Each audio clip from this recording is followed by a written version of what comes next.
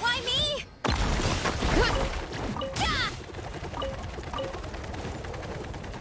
Running late again. Right.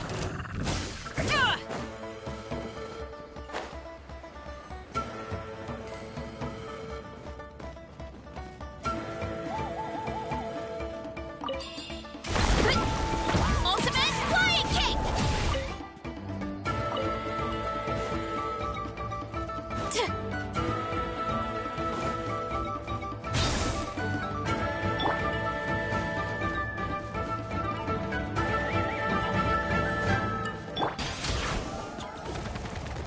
Let's roll!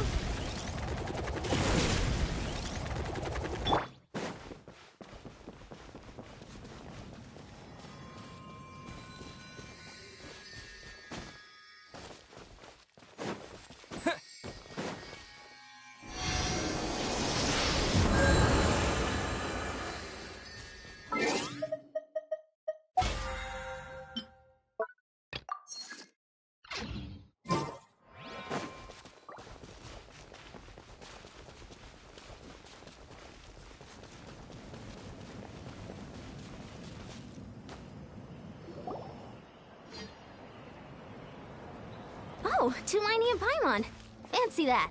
I didn't expect to run into you two here. Oh, hey, Coach Yan-san. What are you doing here all by yourself? Just so you know, Paimon didn't come here to train. Paimon's not looking to sign up for any diet plan or bodybuilding class right now. All right, got it. But seriously, what do you take me for? Some coach from hell? I'd never force a student into something they didn't want to do. That being said, a little aerobic exercise would probably do you some good. You could take over my patrol for a while. That would count. Yeah, all jokes aside, you're right. I'm looking for some help. The Collective of Plenty is holding a bodybuilding competition soon, and so many people have been busy squeezing in their last-minute workouts that we run out of staff for patrols. Oh, so you've stepped in to cover their work. But don't you have a last-minute workout to do, too? I'm good. For one thing, I believe peak conditioning can only be achieved through consistent training over a long time span. Cramming in a workout at the last minute does next to nothing for you. But more pertinently, well, as you can probably imagine, I'm not able to compete in any of the most popular weight classes, and there's no real competition in my own weight class.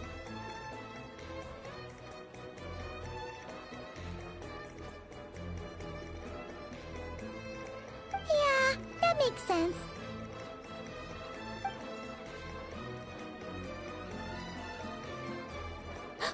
Oh no! Don't look at Paimon like that. We are not the same weight class, and no way is Paimon competing against you! Traveler, let's just help with the patrol, alright? Otherwise, Yan-san's gonna make Paimon enter a bodybuilding competition! Perfect. I managed to get you on board with just one look. Thank you both. It should be pretty routine. Just keep your eyes peeled and make sure nothing strange is going on in the area. That'll free me up to check the other section. Let's meet back at the settlement when we're both done.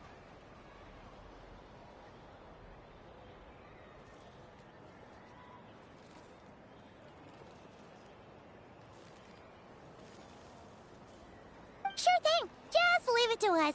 We're experts at strolling and patrolling, don't you worry.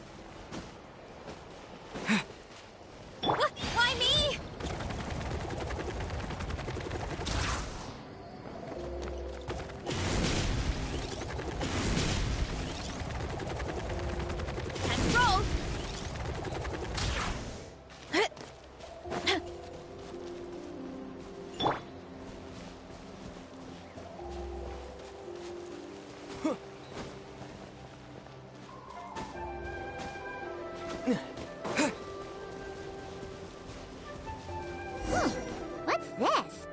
Was there always a cave here? We should go take a look, right?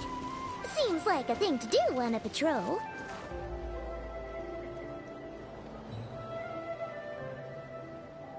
Hey, there's a hilichurl here. Is it sleeping? Doesn't look very hostile.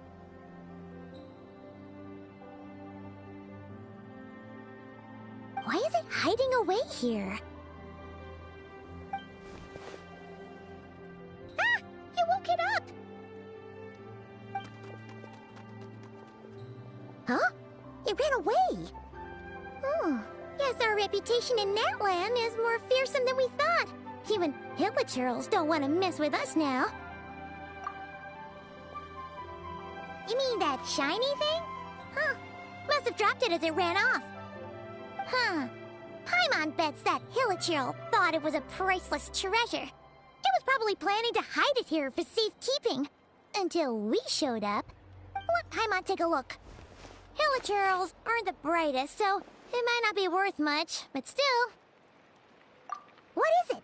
You look so serious all of a sudden. Isn't this just a regular old key? The style is unusual, though. Doesn't look Natlanese. Where do you think it's from?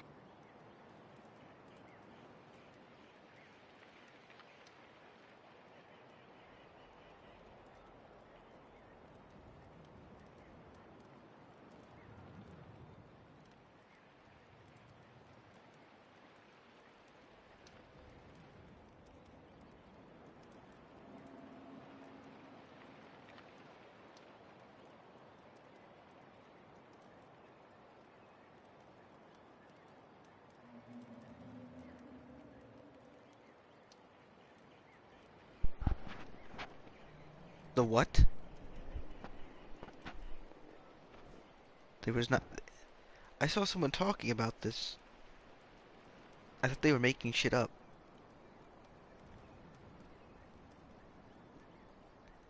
From what I remember in the opening, we came here through a portal, not through a spaceship, but okay. I could be misremembering something, but,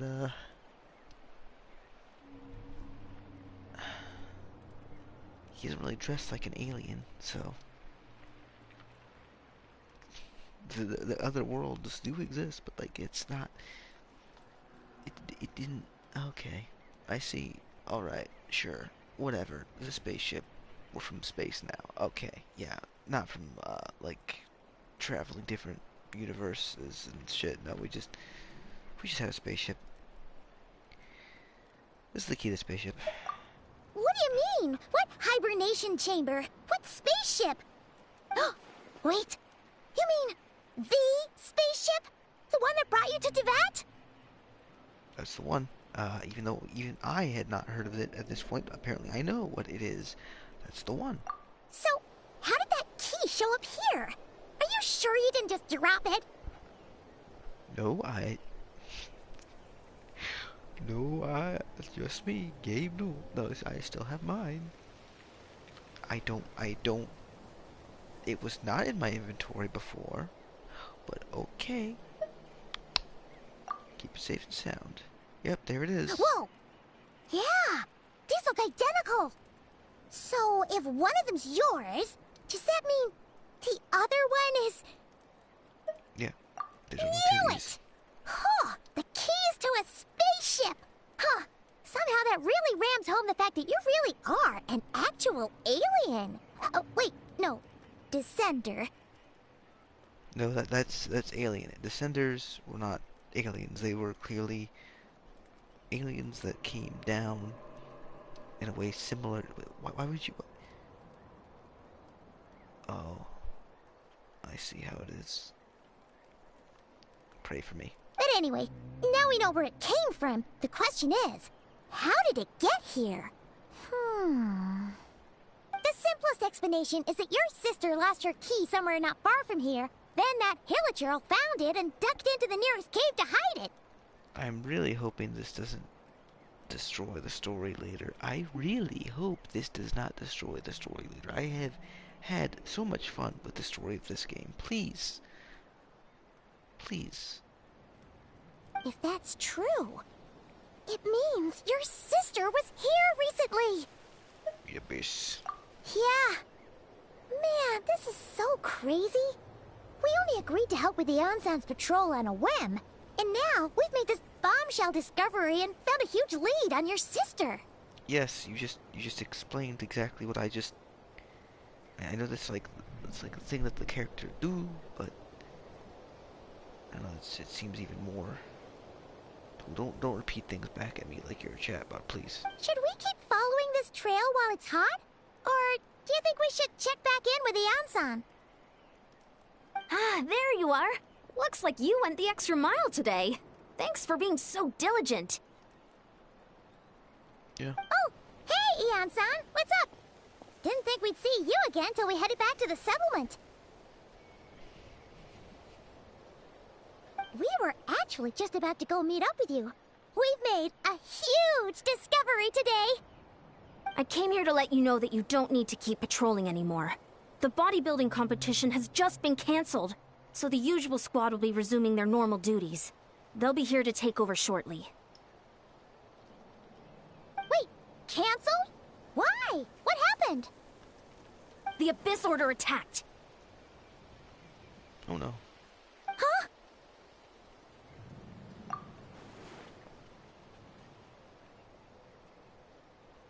Move again. I've heard of the Abyss Order, but this is the first time I've known them to take organized action on such a large scale. What about that other time? What about that other time?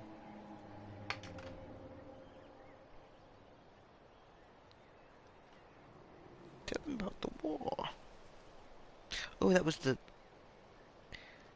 shoulder pad that fell. Don't mind me. It's like they're preparing to go to war against our entire nation. Like they already did? One little sect versus the entire nation of war? How are they expecting to pull that off? Based on everything we've seen from them so far, they usually prefer to act in the shadows. So, what's different about it this time? What could they be after? No clue. All we know is that they've attacked our tribe, but that doesn't tell us much. Our defenses are holding strong so far, so I'm gonna head to the Stadium of the Sacred Flame and see what Mawika knows. If there's any information out there, she's the one people report to. Oh, want to come with me? I'm sure everyone will feel better knowing that the hero of Natlan is on the case. Yeah. Great, then let's head over together. So we're gonna ignore the fact that the Abyss Ward mages were already working alongside the primordial Abyss stuff earlier. We're just gonna forget that. The key to the hibernation chamber. Yep. Yep, the one that we clearly had the whole time. This is the one time I've plugged in my microphone even when voices aren't muted because I am afraid. Okay.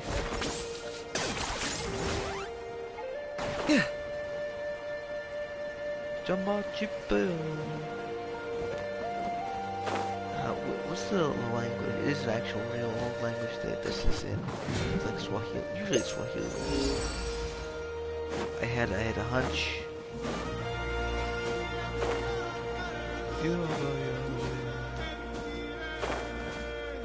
There's a lot of languages I really wish I could speak.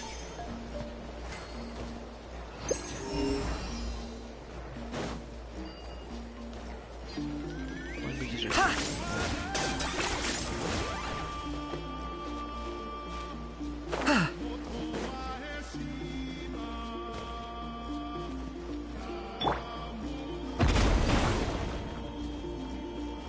There's nothing there.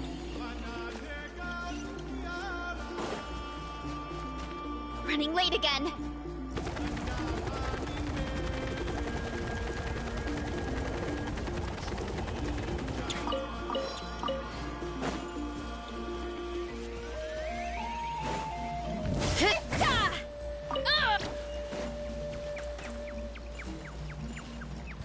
they going?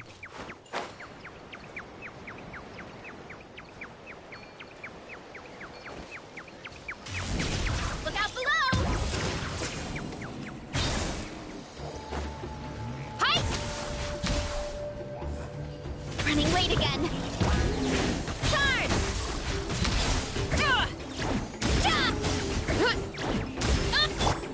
Yeah! I got him cornered!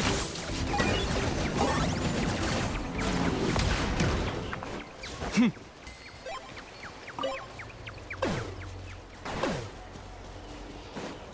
to go to the speaker's chamber and, turkey.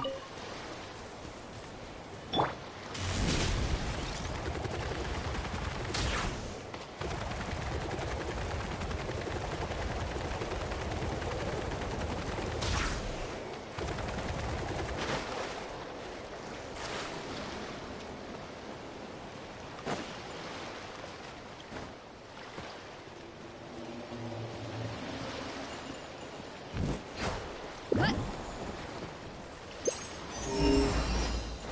Really nothing in the area?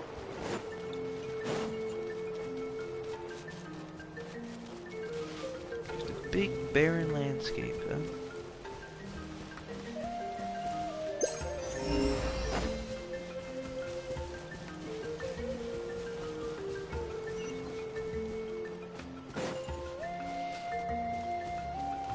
Time to roll! What?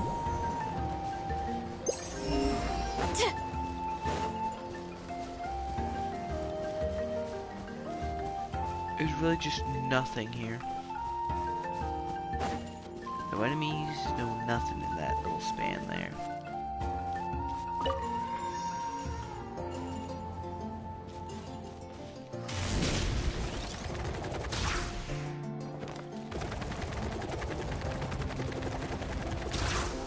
Okay.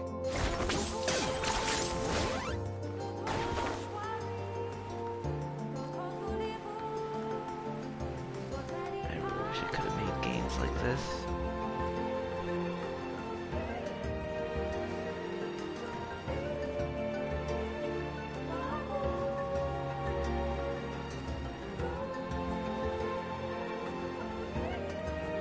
It would have been faster to teleport, but I feel it's important to take it in sometimes.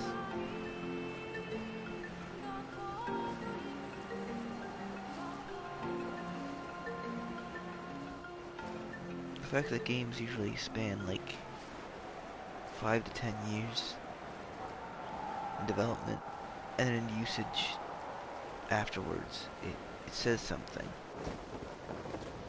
I'm not sure what, but something. Oh my goodness, is this? This is one of these.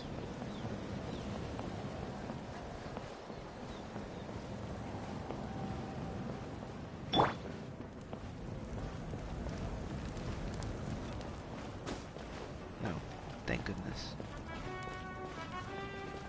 I really should stop talking.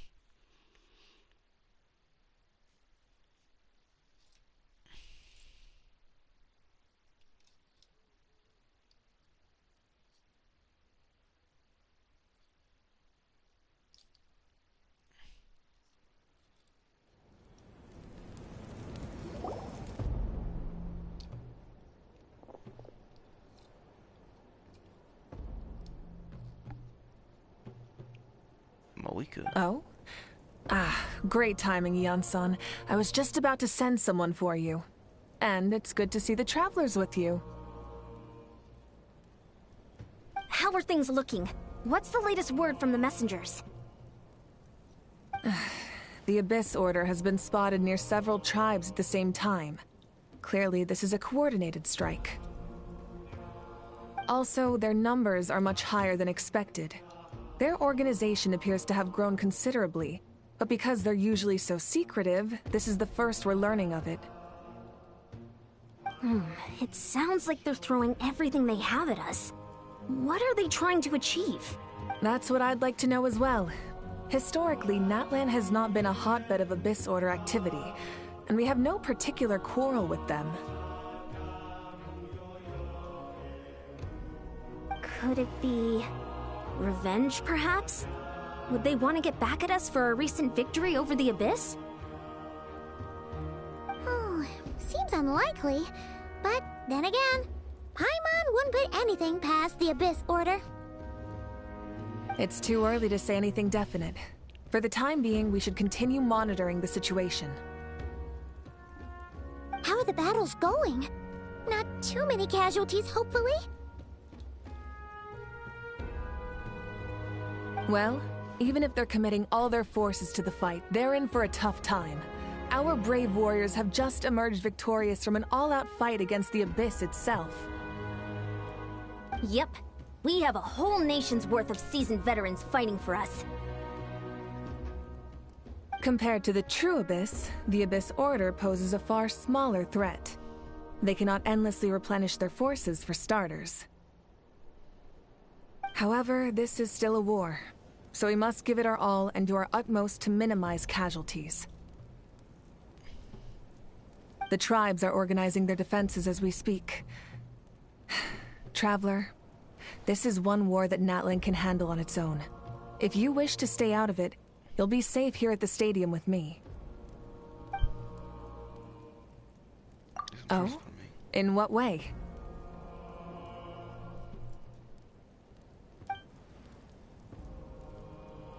Miss Wars, my sister.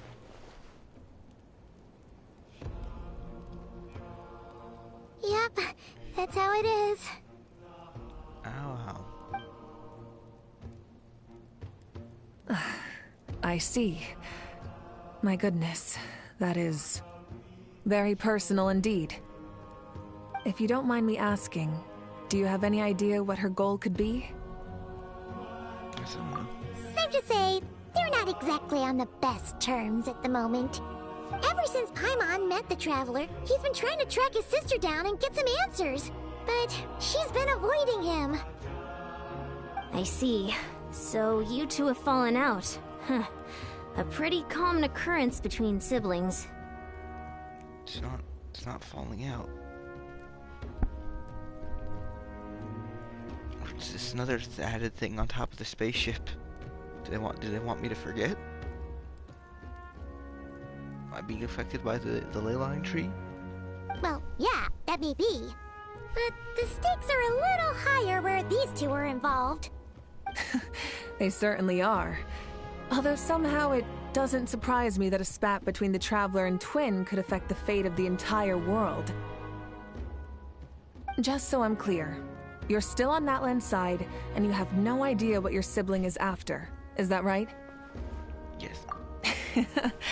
Well, that's a relief. When you first mentioned your sibling, I was worried we were about to be thrust into an impossible position.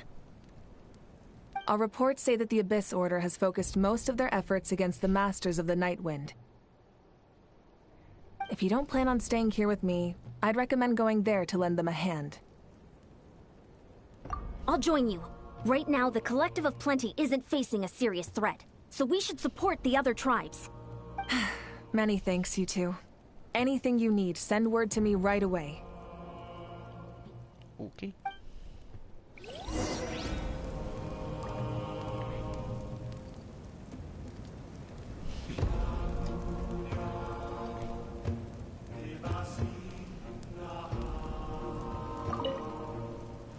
And don't worry, you're still Natlan's hero. I'm not gonna blame you for something your sibling has done. Still, if we manage to find your sister, you wouldn't mind if I gave her a good punch to teach her a lesson, would you? I wouldn't mind, yes. I would. Okay? Keep your hands. Keep your hands off me, please. I'll kill you. I'll do it. I will do it. Okay? Okay, do not even... I'm gonna kill you. Right? Okay? I'm going to the Nightwind. Don't you leave. Don't you do it. Don't you touch her. Okay, I'm gonna have to unplug my headphones. Oh wait, is my guy still muted though? Oh, yeah, I probably should keep it.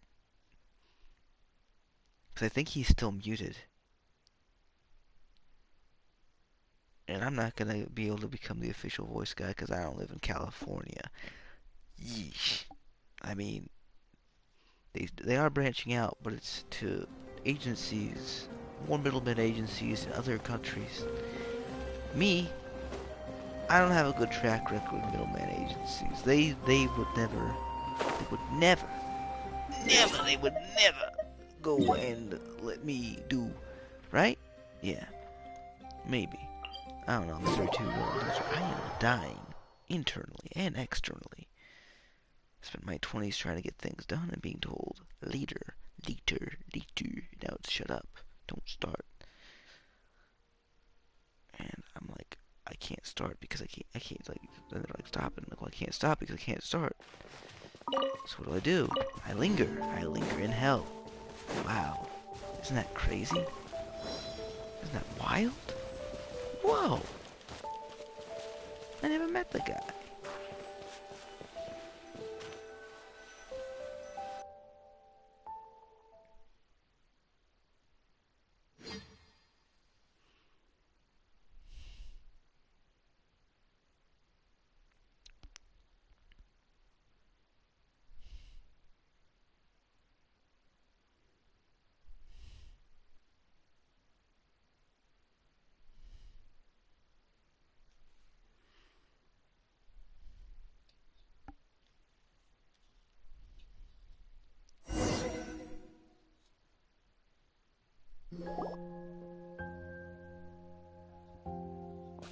Look, it's Eulalie.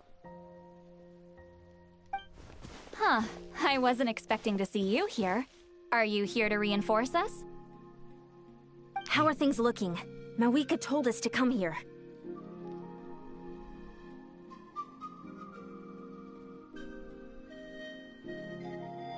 Oh, the situation must be pretty dire if it's managed to get Eulalie out of the house. Dire? No, I wouldn't go that far. It's mostly just irritating. I heard we're being hit the hardest out of all the tribes. What are they trying to imply? They just think we're pushovers or something? Yes. The more I thought about it, the angrier I got. I couldn't exactly concentrate on my novel after that, so... well, here I am. So, that's how they earned the ire of Granny Eatsley, huh? They call themselves the Abyss Order, yes? Ugh, so tasteless. It's exactly the kind of two-dimensional name a clueless writer picks because they don't trust the rest of their writing to persuade the reader of who the real villains are. Hey! She's saying your sister has poor taste.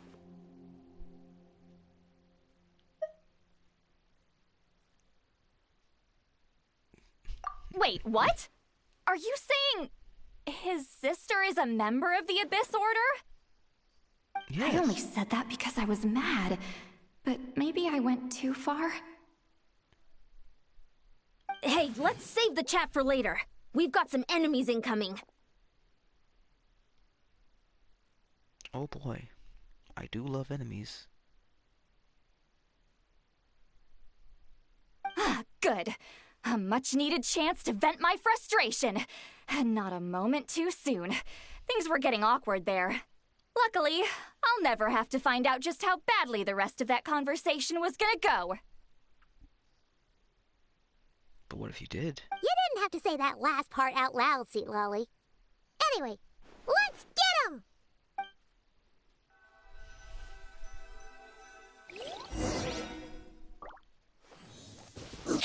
Get to work! Sha! Ha! Sha!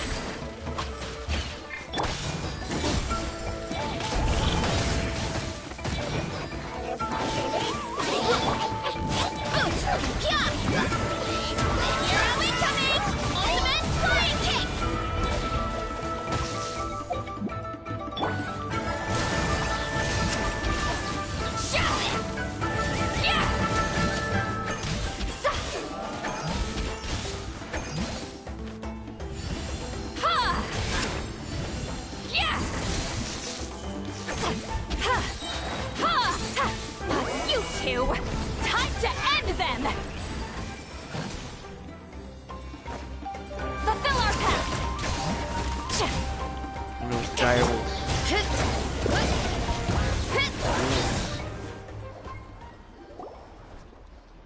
Phew, much better.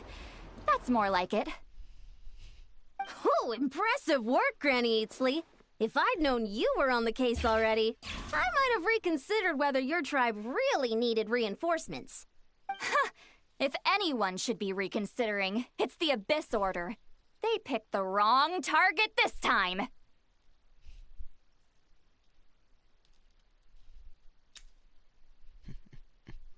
Experience says that if we head in the direction they were attacking from, we should find their stronghold.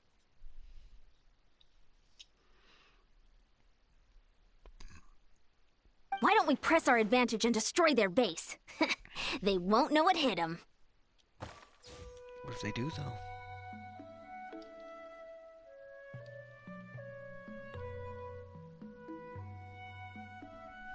Hey, was there a battle here just now? Need any help? No, because they're dead. The warriors from the Masters of the Nightwind are here!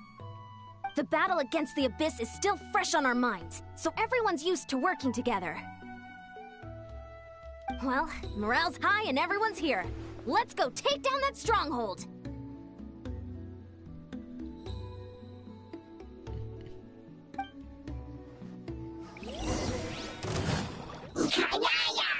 Show no mercy!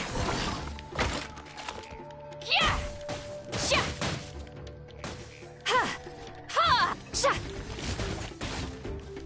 Sha! Sha!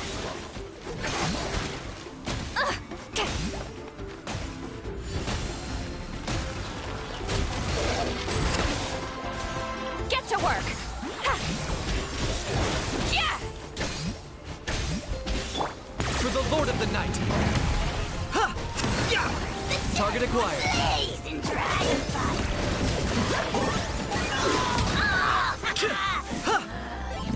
Forward! Crush them!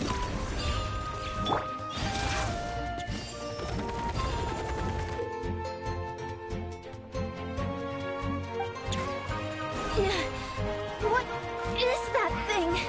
It's like it's draining strength right from my body. Find a way to destroy it! The Abyss Order's resistance is faltering. Now's our chance!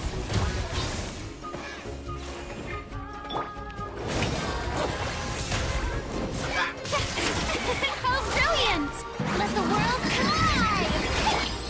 Ow, ow, ow! Fulfill our pact! Lolene, East Papa, get him!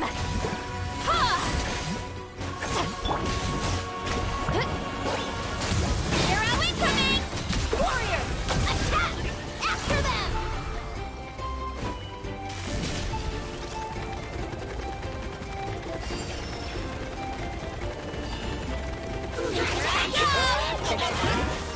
Ow, ow, ow! Running late again. Ultimate flying kick! You must be the boss here. Time to show you what happens when you mess with the Masters of the Nightwind! Resist the Abyss will pay the price! Yeah! Ha! Yeah!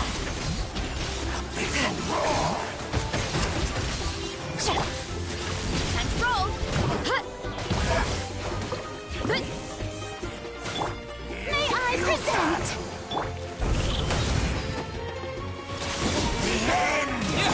Show no mercy! Yeah! Ha! Ha! Yeah!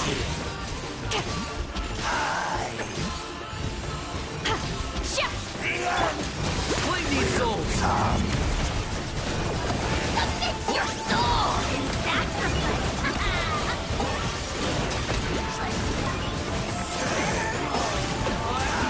Yeah!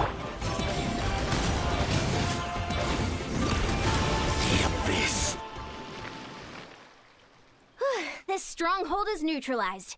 Good work, everyone. Huh! The Abyss Order's all bark and no bite. To be honest, this was anticlimactic. was hoping for a personal apology at the very least.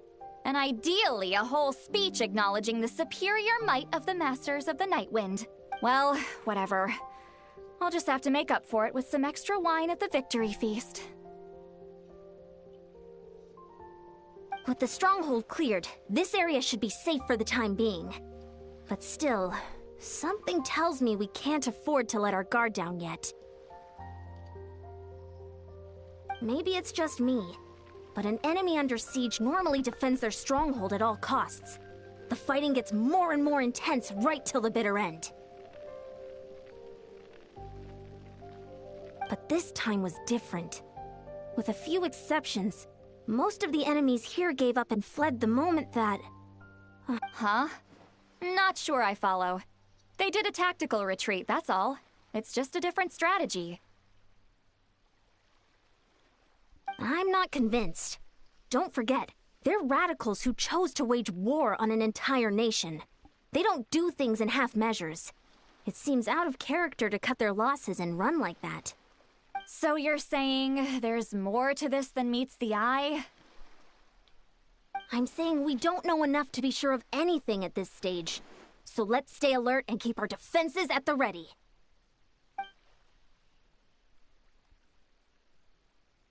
At square one.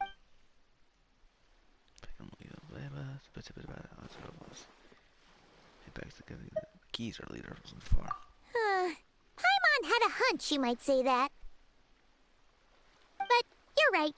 If we can somehow use that key to track down your sibling, maybe we can end this war before things get serious.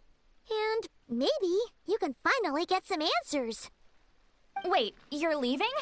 But I was still debating whether to invite you to the first victory feast. Go ahead, you two. Lolly and I will take care of things here. Okay.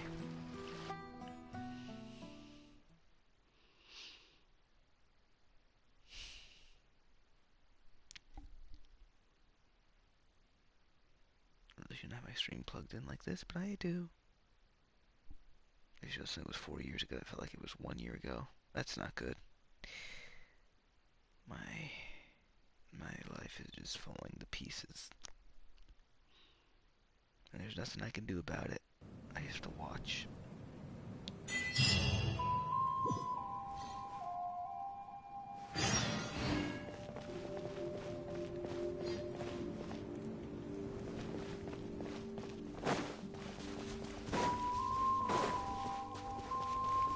Time to go to the spaceship. I don't usually have a microphone plugged in. Unless the characters are muted. I have a feeling my guy is muted still, but I don't have a guarantee on that or not. The SAG people. They are very crafty. Like the Abyss Order, you know? Ah, yeah.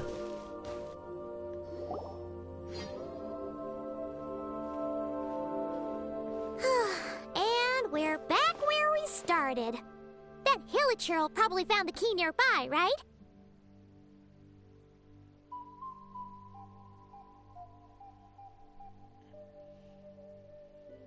Let's look around for clues. There's no time to waste. Beyonsan and Lolly are waiting for us.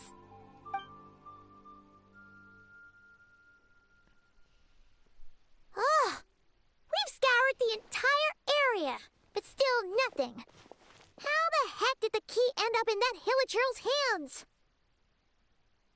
Are we supposed to believe that it just fell out of your sister's pocket as she passed by?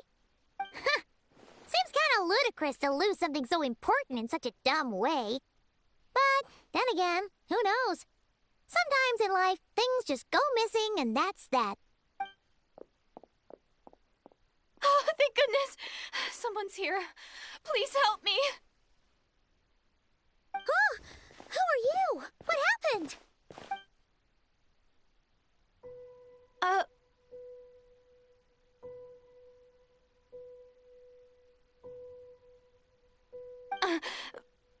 No, now isn't the time. Please, you've got to help me. I'm being chased by monsters and I can't keep running. Can you do something?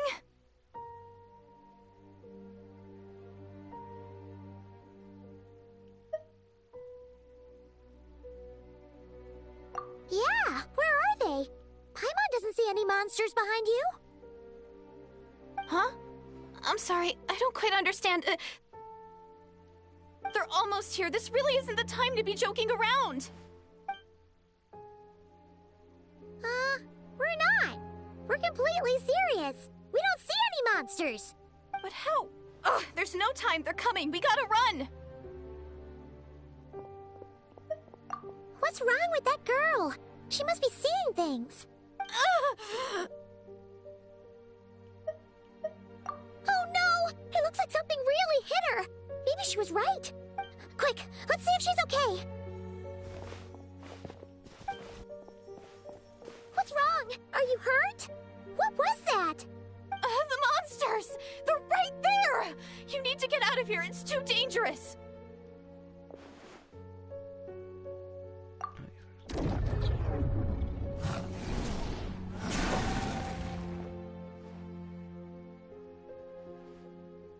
Huh? Oh, now you finally see them. Well, it's about time. I nearly kicked the bucket just now. Great! Thank you, Savior. Savior? Yeah, being saved.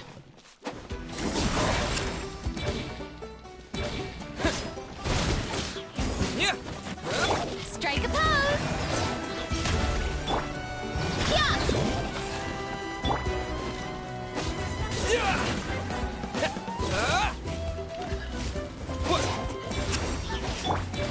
I got him cornered.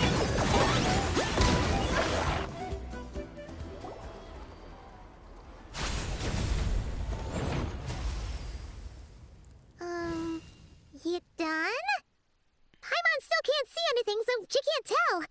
It just looked like you were slicing at thin air. Kinda funny, actually. I can see them. Oh, really?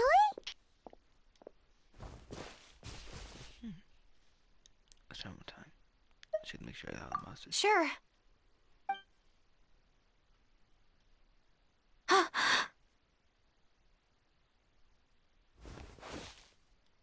What's wrong? It's nothing. It's okay. I can see they're all gone now. No need for you to check. I didn't think much of it when the monsters were breathing down our necks, but now that I've calmed down, holding hands with you like this, I'm just a little shy, that's all. Makes me feel uncomfortable. Huh? Have you never shaken hands with someone before? You sure get flustered easily. Well, anyway, I haven't had the chance to introduce myself yet. I'm Deirdith. Thanks for, saving me just now. I'm really grateful for your help. No worries. Paimon's Paimon, and this is the Traveler. With him around, you'll be safe from any monsters. As long as they're visible. So, what was the deal with those monsters just now, anyway? Your guess is as good as mine. I could see them the whole time, so when you said you couldn't, I thought you were making fun of me. Whoa! That must have been scary. The idea that we'd stand by and laugh while some poor girl was being hunted down by monsters? There's more monsters than monsters. Uh-huh. Never do it. He never would. There's something falling again. Don't worry, we aren't like that. When we say we can't see something, it's because we really can't see it. But more importantly, did the monsters hurt you? How bad is it? It's nothing serious. But I did sprain my ankle back there. I won't be doing any more running for a while. Well, we rest there for now. Good idea. We'll take you.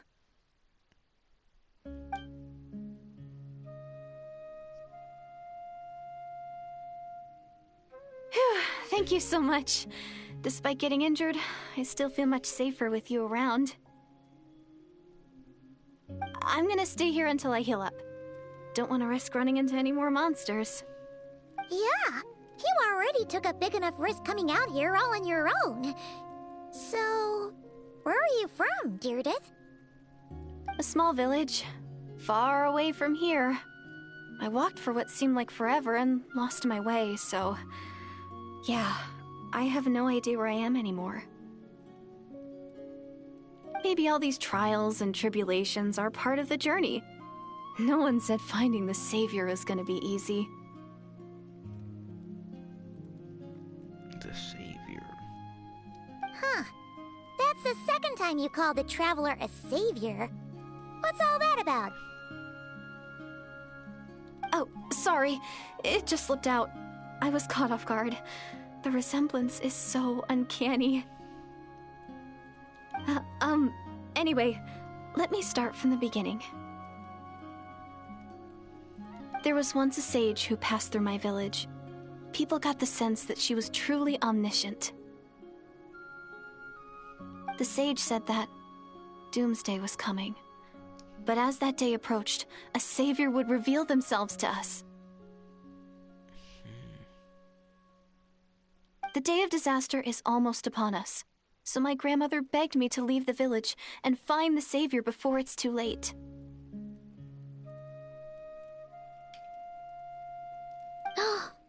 Doomsday? I've heard people talk about the savior since I was a kid. Growing up, it really made an impression on me. The description is practically etched into my mind.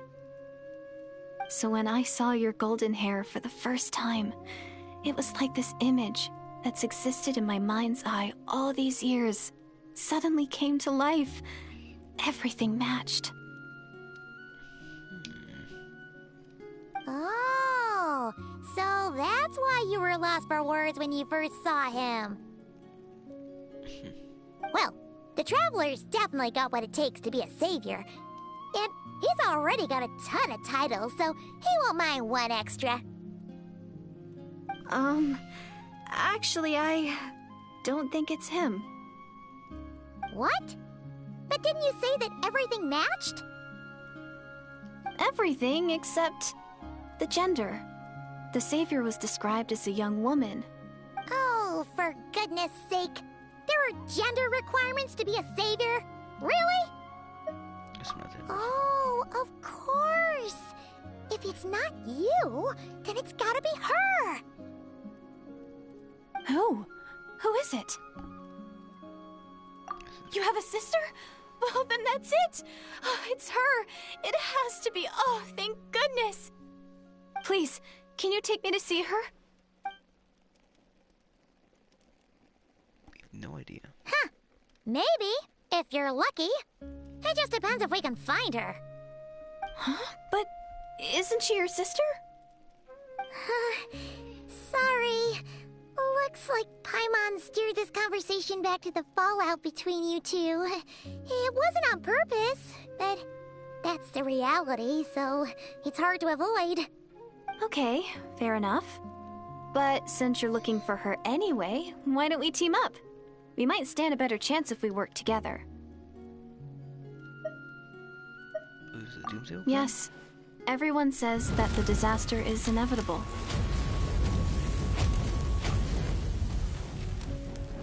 But the Savior will rescue us all from our pain and suffering.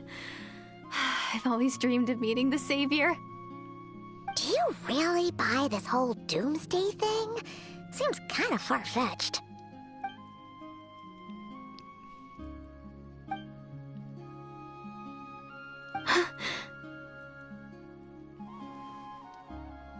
See? She broke eye contact. Sure sign of a guilty conscience. Time to press her for answers. What's wrong, Deirdis? Something's clearly bothering you. You want to tell us what's going through your mind? Oh, I just, how should I put it? The Traveler looks just like the savior of my dreams. And it's not every day that the savior of your dreams swoops in and saves the day in your moment of crisis.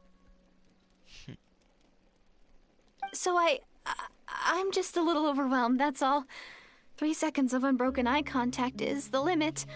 I don't think my mind and body can handle any more than that. What do you mean, limit? What happens after 3 seconds? Just respond to that. I'm sorry. Please forget that I said anything. Let's just leave it there for now. Like I said, I'm going to hide here until I feel well enough to move again.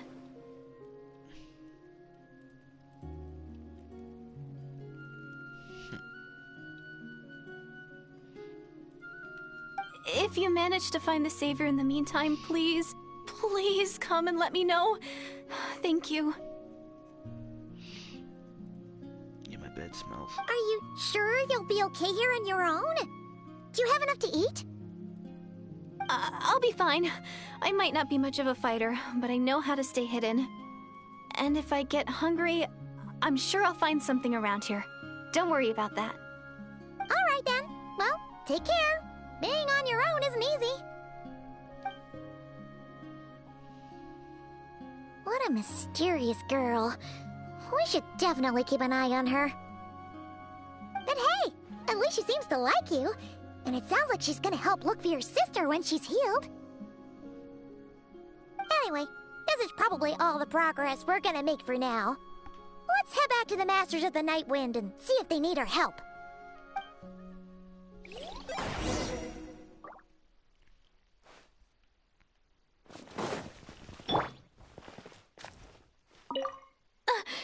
Don't worry, I'm fine.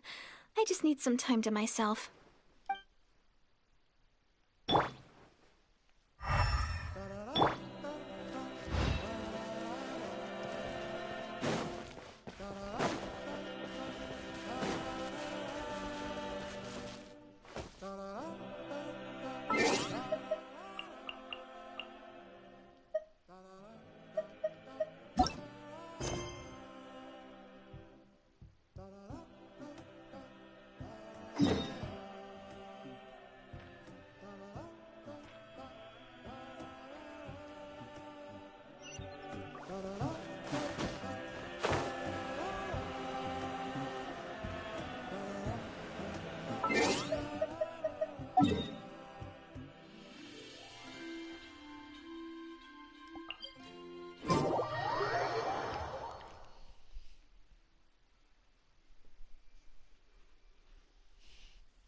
I really need to clean my bed. It smells like ass. I don't have the proper skills. 20 is wanting to get the skills. And no one ever listens. Oh, you're back! How did it go? Find anything? Nothing substantial, unfortunately. But we had the weirdest experience. So I take it that the war's still on? Progress yet. That's okay. I just wasn't sure, because things seemed to be at a standstill while you were gone. The Abyss Order hasn't attacked us, and since we don't know what they're planning, we haven't made a move either. In a word, it's a stalemate. The guards have been keeping watch around the clock, but for everyone else, you wouldn't even know we're at war. Huh. Really makes you wonder what the Abyss Order's thinking. I was wondering, Traveler, if you have the time, could you go and pay a visit to the guards? They've been working a pretty demanding schedule. I was gonna go see them myself, but I'm sure they'd appreciate a visit from the greatest hero of our time. Oh, but you're a great hero too, Yan-san. Seems also. Great. Thanks, you two.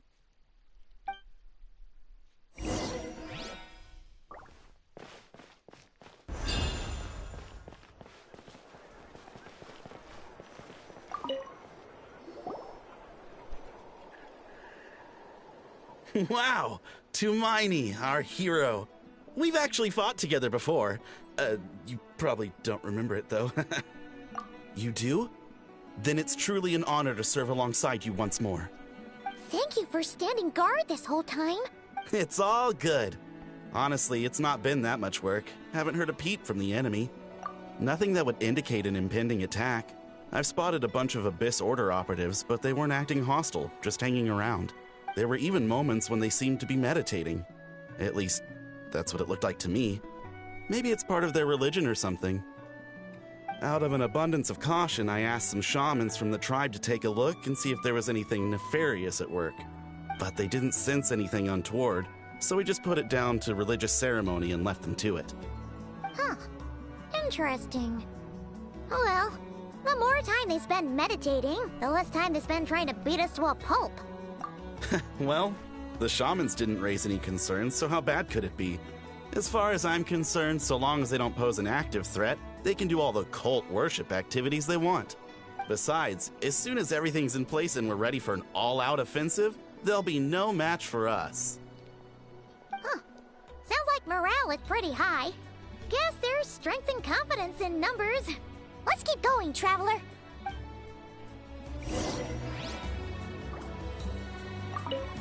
Besides, as soon as everything's... God, you're gonna die.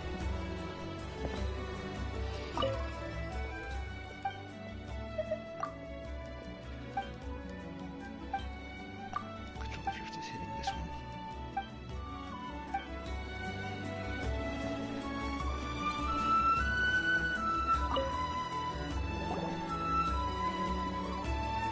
Huh? Is that Tumaini? What brings you here? Is this, like, a meet and greet? I wasn't... I'm so nervous. Hey, come on! You'd march to war without so much as blinking. What's so scary about a chat with a Traveler, huh? It's not the same thing at all. There are plenty of chances to go to war. But a one-on-one chat with our great hero? That could be a once-in-a-lifetime opportunity. How can I not be nervous? What if I say something wrong? Or if my posture's bad? Or if I accidentally make a weird expression with my face? One bad impression can stick for life. No one's here to judge you on your posture or your facial expressions. Relax! All right, then. I'm sorry, great hero, but I have a small favor to ask. What Paimon guess? An autograph, right? That's easy. May I challenge you to a fight? What? How can you be so audacious and so sheepish at the same time? Huh. Paimon's starting to think your nervousness is all just an act. No, of course not. I just figured that if I don't ask now, I'll regret it for the rest of my life. But I am still on patrol, so please, Great Paimon, if you wouldn't mind taking over for me for just a few minutes? Ugh, again with the sheepish audacity. Just pick one or the other, will you?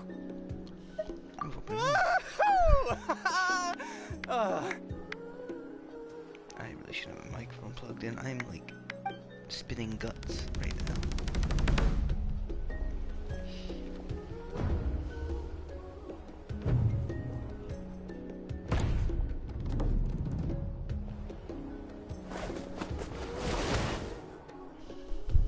Obviously, I never expected to win, but until now, I didn't appreciate just how great the gulf was between us.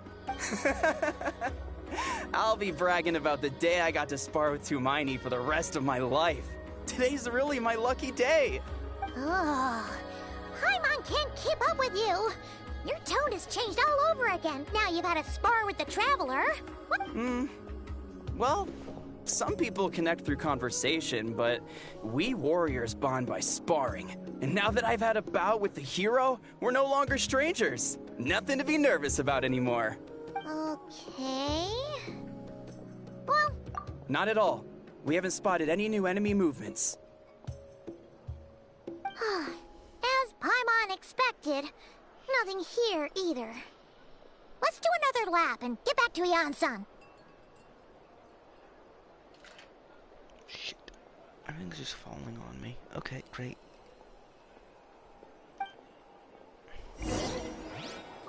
No flat surfaces in this house. You're back. So, did the guards find anything? Nothing much, no. Someone mentioned that the Abyss Order has been doing some kind of meditation or prayer, but apparently it seemed harmless. Paimon wants to lodge a complaint about one of the guards, though. His name's Kentalo.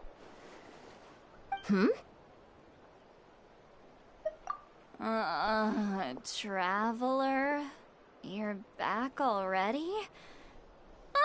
No one thought to wake me up, huh? In fairness, you look pretty hungover. Can't imagine anyone wanting to wake you up in that state. I'll have you know I'm perfectly sober when I'm hungover. Okay.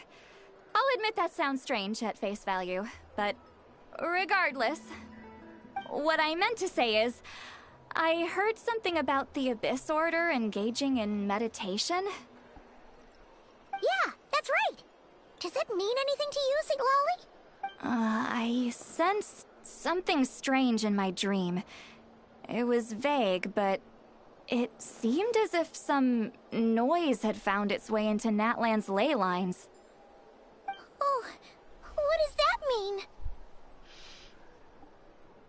Hard to say. I don't think it had any tangible effect on the Night Kingdom or on our ley lines, but still. It's like a signal that exists on a different dimension of reality. It might not interfere with ours or pose any detectable risk, but I just get the sense that something strange is going on. It smells really bad. Oh. So even someone as familiar with the ley lines as you can't tell what's going on. No wonder the shamans that Satura called to the front lines couldn't sense anything. Ian-san, I think we should go talk to the chiefs.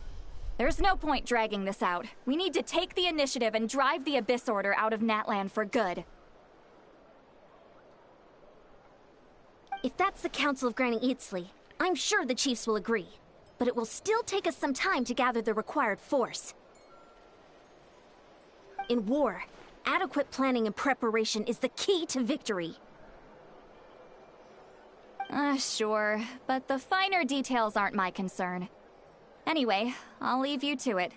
Just remember to come find me when you're ready to talk to the chiefs. Oh? Sure, what is it?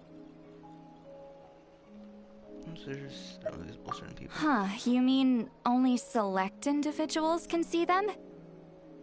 Now that's a strange one. I guess they could be manifestations of a disturbed psyche? Or extreme negativity embodied in physical form? It could also be a simple case of dead monsters whose souls got stuck here somehow. Well, I say simple. Things quickly get confusing when you start looking into monster souls. For starters, trying to figure out which classification system to use is a real pain in the... Alright, we get it. Granny Eatsley's learning and wisdom knows no bounds.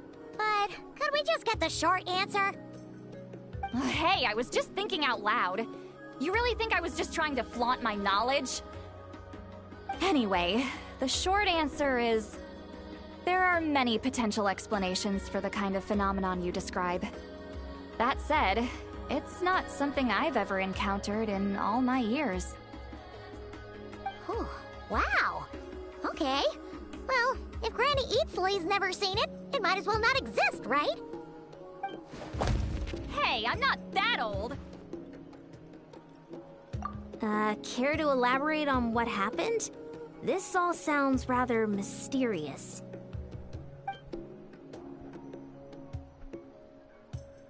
Really? You had to hold her hand to see the monsters? That sounds a little contrived. Huh? That's the part that bothers you? Maybe the point is more that it requires direct physical contact, whether that be hand-holding or otherwise. But that's neither here nor there. What bothers me is, it sounds like she's convinced that your sibling, the leader of the Abyss Order, is a savior. That really makes me question whose side this girl is on, and whether what she told you about her background is actually the truth. Sorry if that comes across as paranoid. It's just hard not to be suspicious of everything when we're in the middle of a war. Actually, Paimon feels like you make a fair point. Whoever this girl is, she sounds like bad news. Okay, well, you're clearly just jumping to conclusions.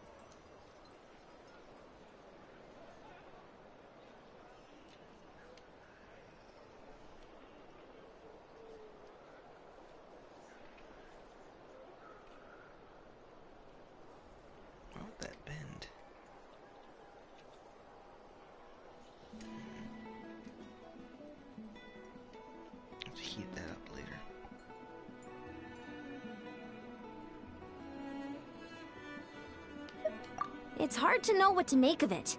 A young lady all by herself, lost in the middle of nowhere, sees monsters that no one else can, calls the leader of the Abyss Order her savior.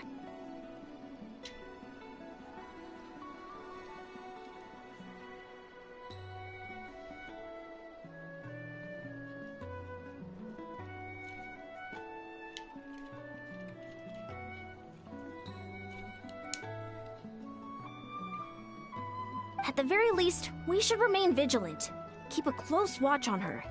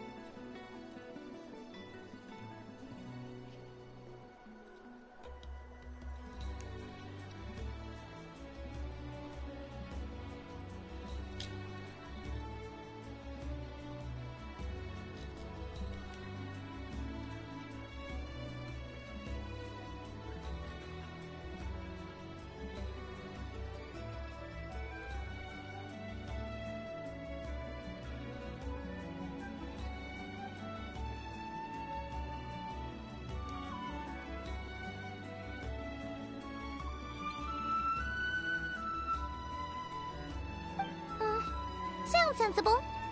On that note, we probably shouldn't have left her by herself in that cave. Yeah, because there's monsters nearby. Can't rest now, there are monsters nearby, that's what they say.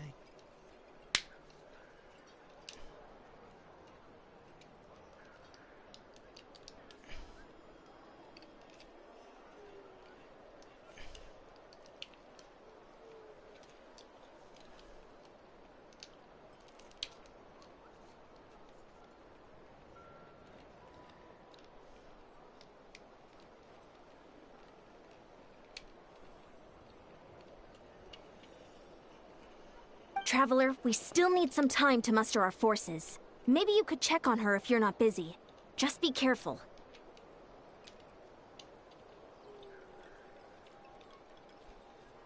Okay. It's settled then. Let's go check on her.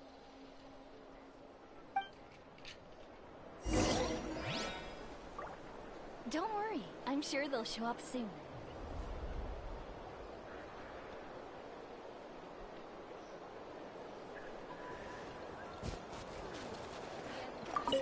Why holding hands? Why that specifically? Why not literally anything else?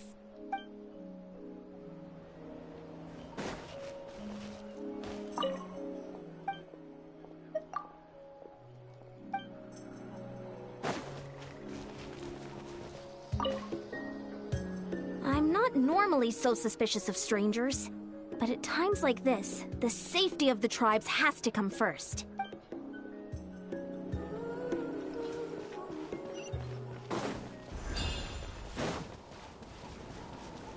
Why me?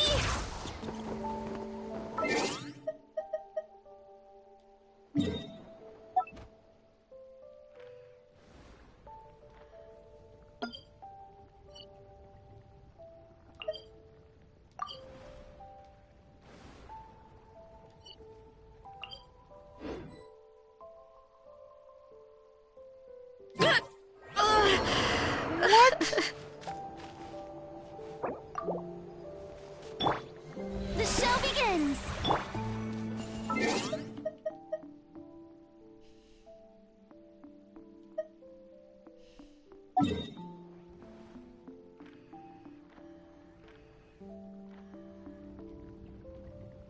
I really shouldn't have made that microphone plugged in at a time like this, you know?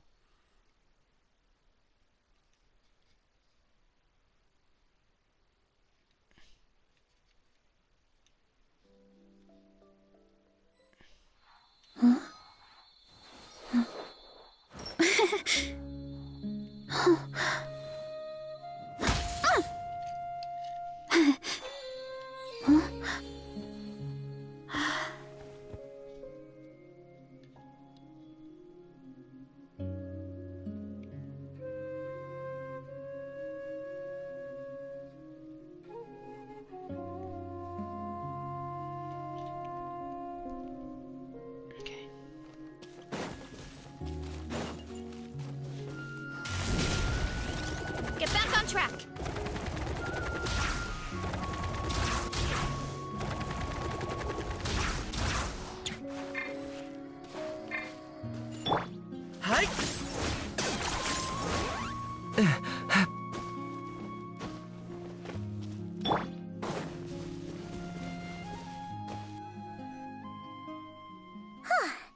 we are. Deardith will still be here, right? Oh, it's so quiet, though. Uh-oh. What if Yan-san was right? Maybe she never intended to stay here at all.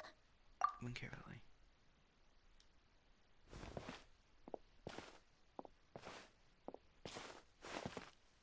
Traveler, watch out!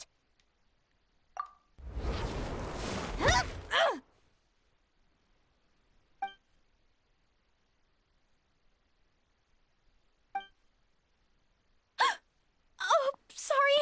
Sorry. I didn't know it was you. I heard a noise and I thought it was the monsters coming to get me. Did I hurt you? Oh, I'm so sorry. I wasn't thinking straight. Better dodge some of her lessons. Phew. That was scary. Paimon thought we'd walked into a trap. Maybe we shouldn't have sneaked in without announcing it. Then you would have known we weren't monsters. To be honest, I've been really on edge since you left. I just have this constant feeling that any second, the monsters are gonna come back and get me.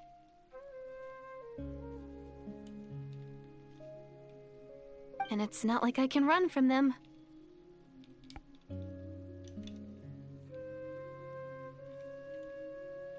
There's also no way to cook here. It's good you got back when you did. Another hour and a half and you probably would have found me starved to death.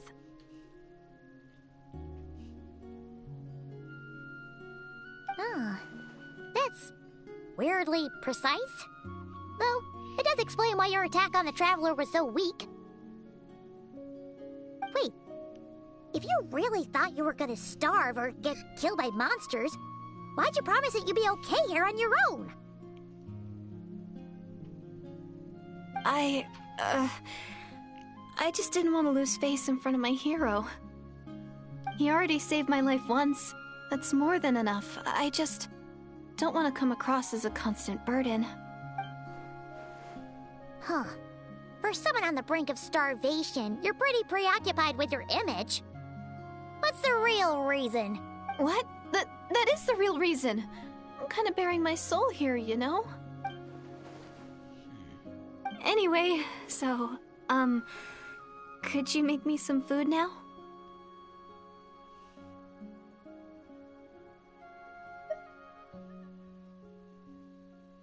Oh, Paimon's getting hungry now, too.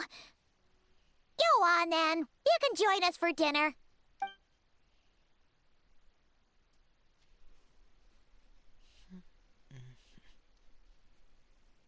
Whew.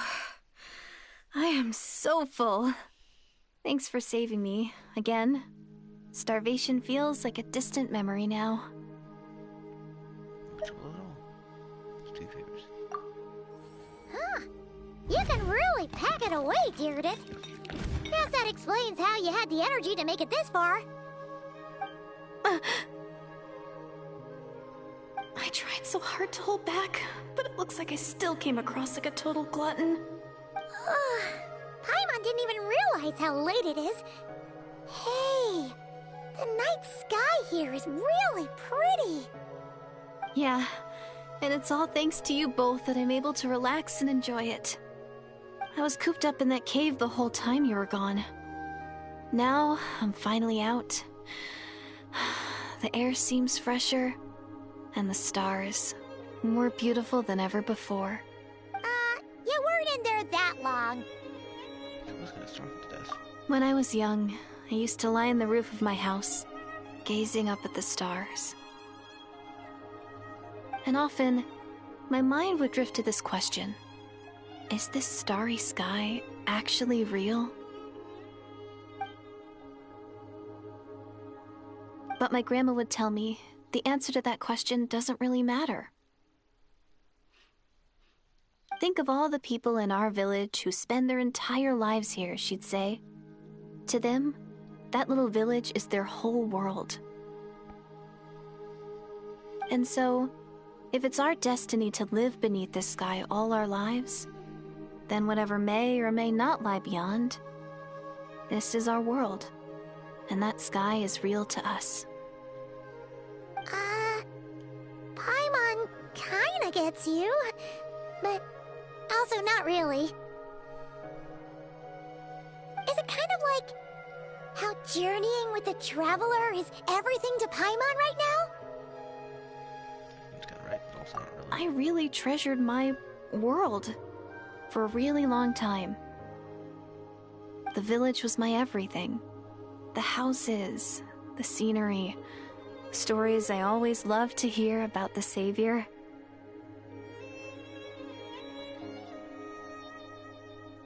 But I could never bring myself to agree with Grandma. Even if the village was my entire world, I still had to know what lay outside its borders. Yeah! Go you! So, I finally ventured out, and set off on my journey to find the Savior. I'm going to make my world bigger, one step at a time. And I'm not going to stop until I've seen what's beyond the stars.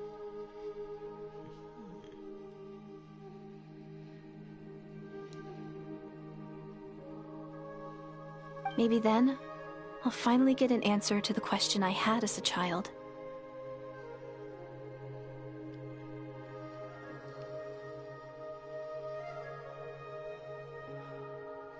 Who knows?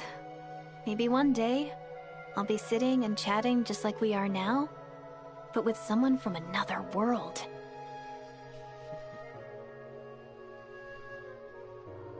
Yeah, one day. Oh, if only we could tell her. But it's probably best not to open that can of worms right now.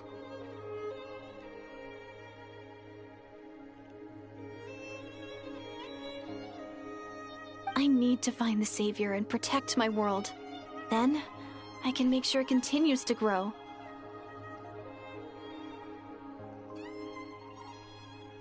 That's the most worthwhile thing I could think of doing, so I've been giving it everything I've got. You know what? That's pretty cool. Paimon kinda wants to root for you now. Sorry. I got a little carried away. I always get chatty after a hearty meal. Just like my grandma.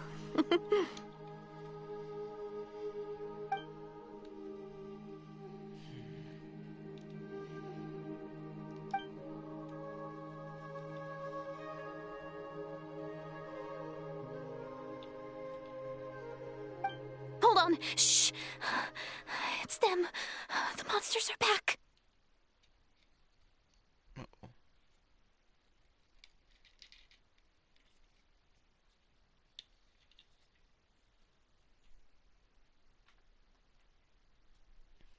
Where? Oh, still invisible, huh?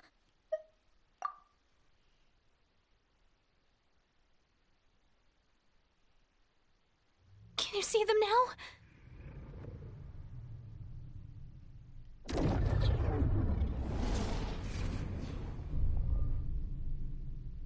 Yeah.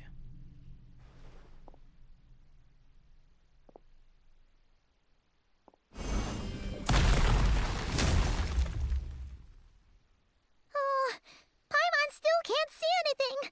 But please, be careful.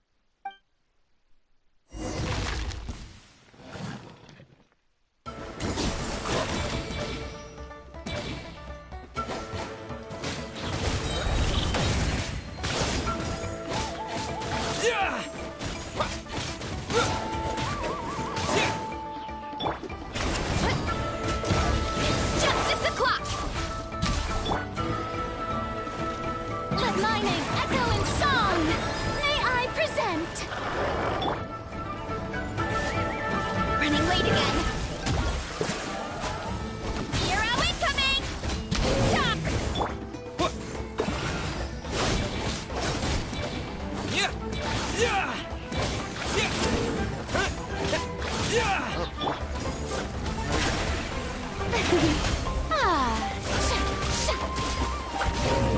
Shower me with praise!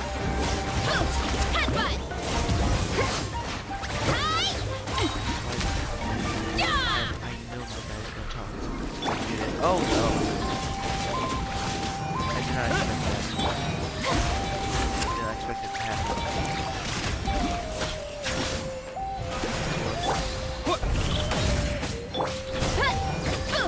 Kapow! Smash down! Huh? Wow, that was fast. Did you get all of them? Oh, Paimon's slowly but surely getting used to the sight of you fighting thin air. You doing all right, Deirdith? Deirdith? Hey, it's okay. There's nothing to be scared of anymore. Oh, I'm fine. I just spaced out there for a moment. You spaced out? That's a pretty bold move under the circumstances. I was just... the image of the Traveler fighting to protect me. I was trying to commit it to memory. Seems like the least I can do. All right. Whatever floats your boat. Anyway, there are no more monsters in the area, and it's getting late. Why don't you stay here tonight? Sounds reasonable to Paimon. What do you think, Traveler?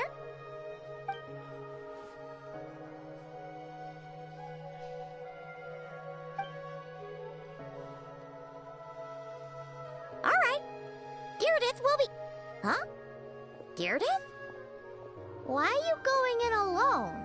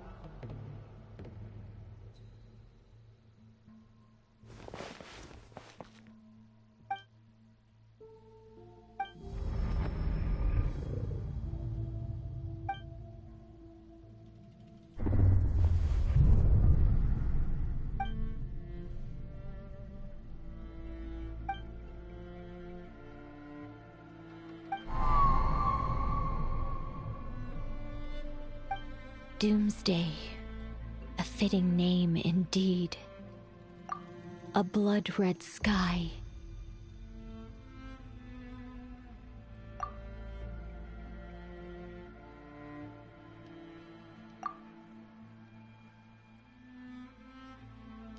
Wild beasts that slaughter all in sight. Endless pain. A terrible curse that cannot be reversed. And the birth of a savior.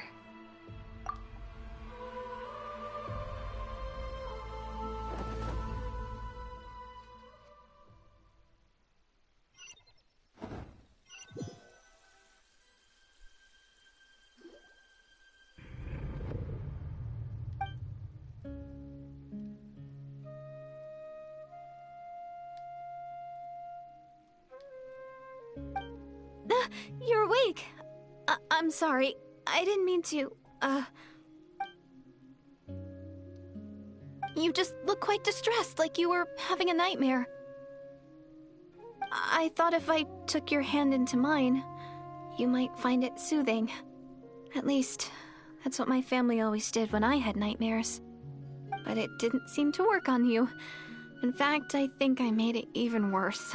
I'm so sorry. Oh, is that right? You better not be trying to pull a fast one on the Traveler. What? Don't be so... I have more self-control than that. Self-control? What does that have to do with it?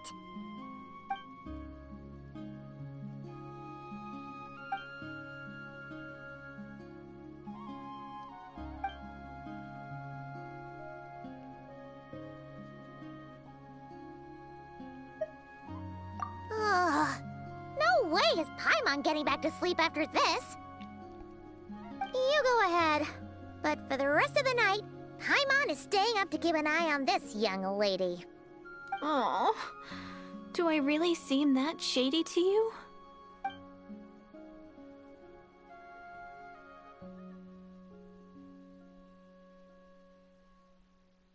Well, Deirdith, there should be enough food for 3 days. Make sure you eat the perishable stuff first, so nothing goes to waste. You can't tell which stuff is perishable, right? Yeah, I can tell from the ingredients. Thank you so much for making all of this for me. 3 days will definitely be enough time for my ankle to heal. Then I'll continue on my journey to find the Savior. All right, then we'll be off. Bye for now, Deirdith. See you? Wait! But if this is goodbye, how am I supposed to find you again? Oh, I mean, what if I find your sibling? How am I supposed to let you know? Ah, that's a good point. We share the same goal, but we're constantly on the road, so we've got no fixed address. How about this? When the time comes, you can just write a letter to Mawika. She'll be able to find us for sure. Mawika? Who's Mawika? Hold on. I guess he's not there. It's the Abyss Order! They're here! But it doesn't look like they're marching to war. More like they're running away? Where? What are you talking about? A bunch of Abyss Order thugs! You don't see them? They're heading right this way! Wait a second. That's strange. I guess it's my turn to not be able to see the monsters. Just let me see them. You're right! I see them now. You weren't joking after all. So this is what it's like. What a weird situation. What is making these monsters invisible? Is it Deirdith? Or the monsters themselves? Or is it us? Well, might as well mow these ones down, just so they can't pose a threat to the tribes.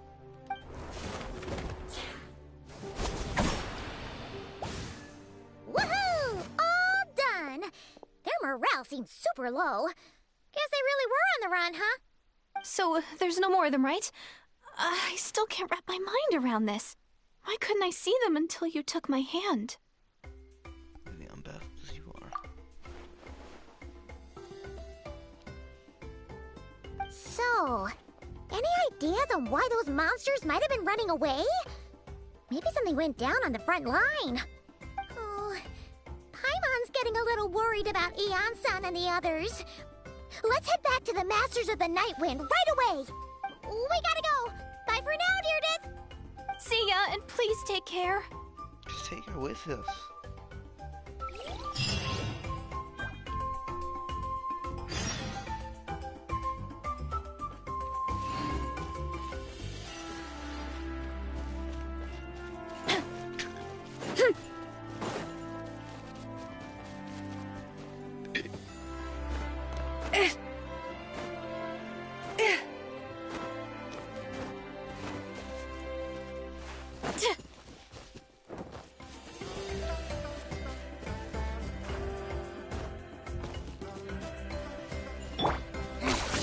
Points for agility.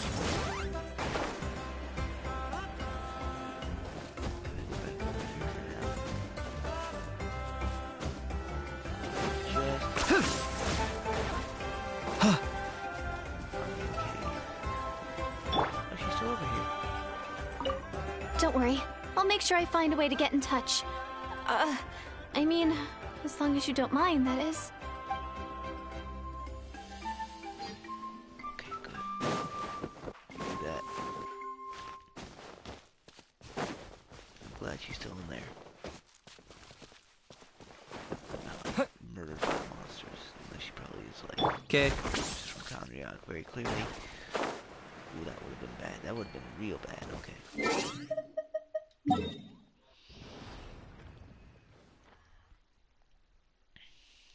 Portal.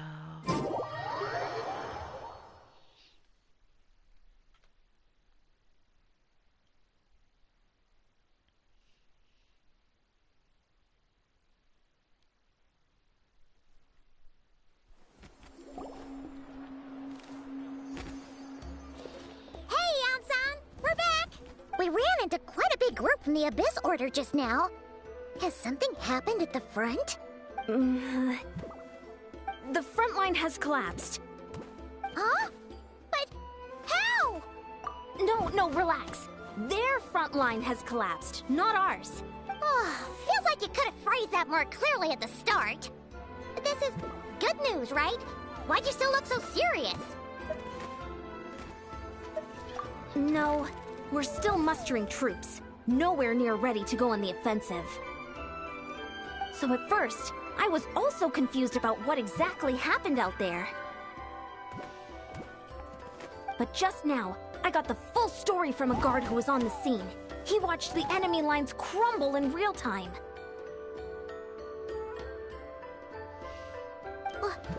What did he see? One person. Just a single individual. They stormed the enemy lines and attacked with a vengeance, cutting them down like paper dolls. They wielded an unknown power and fought with a sword style that no one recognized. The guard who relayed this to me said that before he even had time to react, the enemy was decimated. I'm only recounting what I heard, and I'm sure the guard in question must be exaggerating to some extent. But still, we have to identify this person. And assuming they're a neutral party, we'll need to figure out how to engage with them. Clearly they're a force to be reckoned with, so we don't want to come across as too weak or too hostile. It's quite a diplomatic conundrum.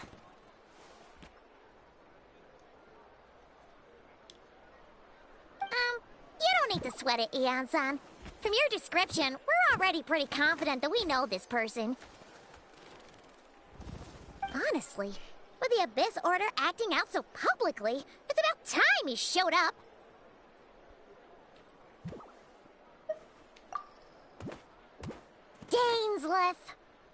Dainsleif. That was a voiced one. That was a voiced one, and I missed it. He is still muted. My guy's still muted. I knew it. Give me the voice and I'll do it. I'll do it for like pennies on the dollar. I'll do it for like cheap. Cheap is free. I need a job. I need a job. Seriously, you can hire me for anything. Anything. Hurry up, Brassa! All I do is commission work. And even then, Here I go! it's not enough.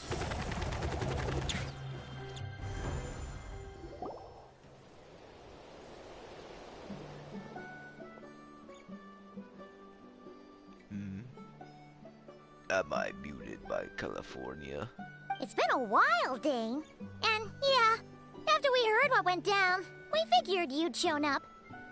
You caused quite a stir, you know. Oh, this is a friend of ours from Natlan. Her name's Eon-san. She insisted on coming here to thank you in person. It is my honor, Mr. Dainsleif. Thank you for breaking the stalemate in our war against the Abyss Order. Natlan is fortunate to share a common enemy with such a mighty warrior as yourself. No need to thank me. I hunt the Abyss Order for my own reasons, and I was right in assuming that the voices were still muted. Please don't mind him, Eon-san.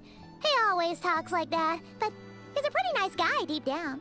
It's quite all right. Uezo Janssen respects those of great power. It's quite clear that he meant no offense, and I am still delighted to make his acquaintance. Anyway, since you're old friends, I'll leave you to catch up for now. Take your time. Sure thing. You probably have plenty of other stuff to do anyway, right? Since this war isn't exactly over. See you later, Eon-san!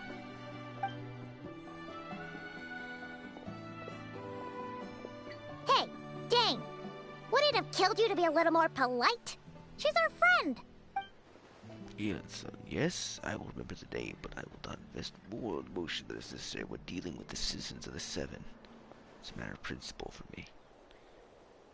Fine, since Jansen was offended, I'll let you off the hook. Ugh, so stubborn.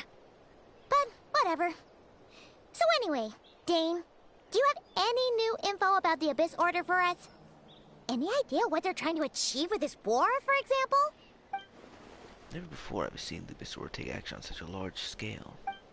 Taken at face value, it seems highly logical. In a war with the Atlanese, the odds are stacked firmly against them. They surely cannot be aware of this, as their true goal must be a deeper one. We thought so too. But it sounds like you're no closer to learning what that goal is than we are. I've been on the case for some time, even captured and interrogated several Abyss Order members, and I'm trying not to make it too loud but not too quiet. Yet still, I'm none the wiser. I can only assume they have gone to great lengths to keep their real operations a secret. My guts are spinning. I've got a bad feeling about this.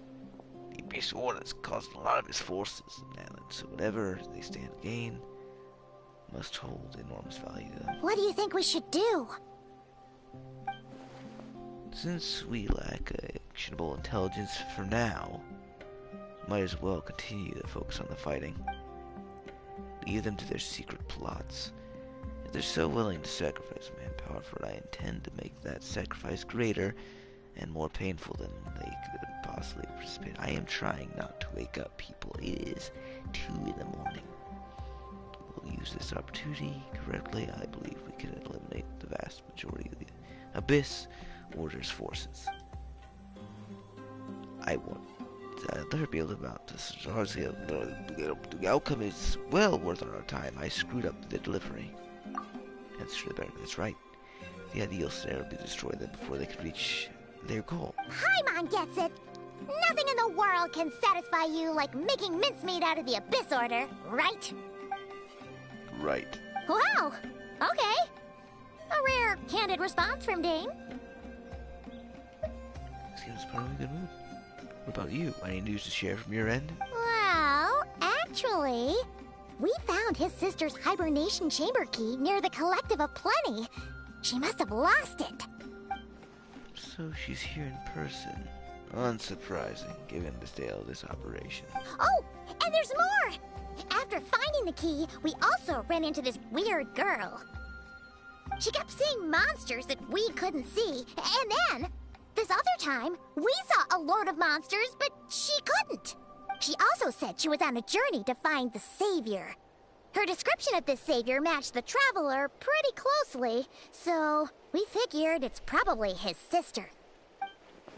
Hold on, that girl called her the Savior. Yeah, that's right. Is something the matter, Dane? Last time I heard the term was before the Cataclysm.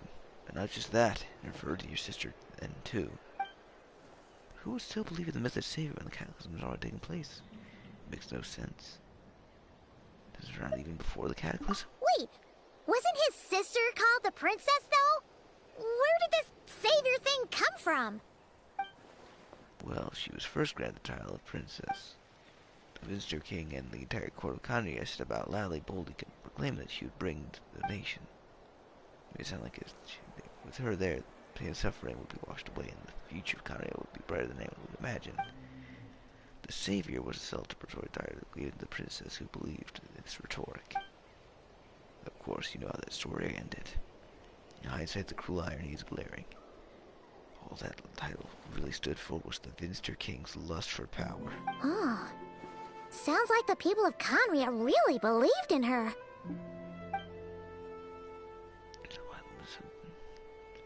Because she thinks... Must be other reasons. As for the girl you met, allow me to offer some speculation.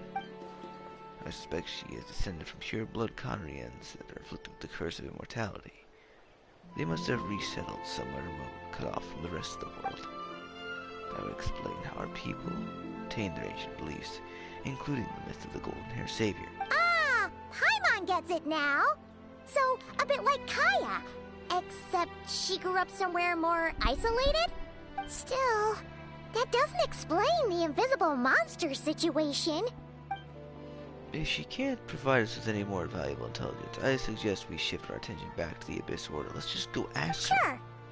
Also, why don't you stay with us at the Masters of the Night Wind for tonight? You must be tired after all that fighting today. Consider it. We must discuss our next steps tomorrow morning. We can't give the Abyss Order any time to regroup.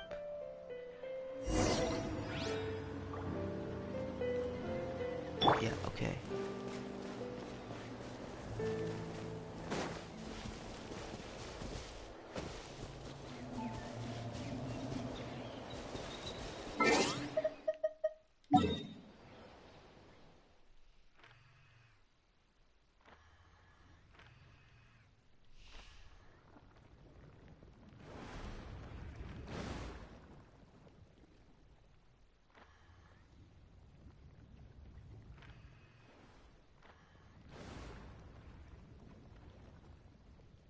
I can't remember. There's a cave over here, over here.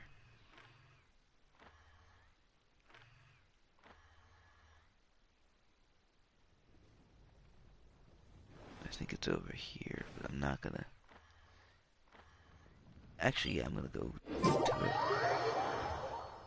Screw it. Let's do it. I got nothing better to do.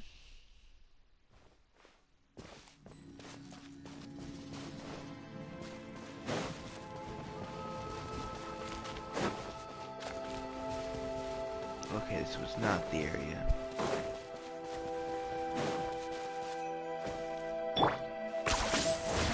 You really are a one-trick pony, you know.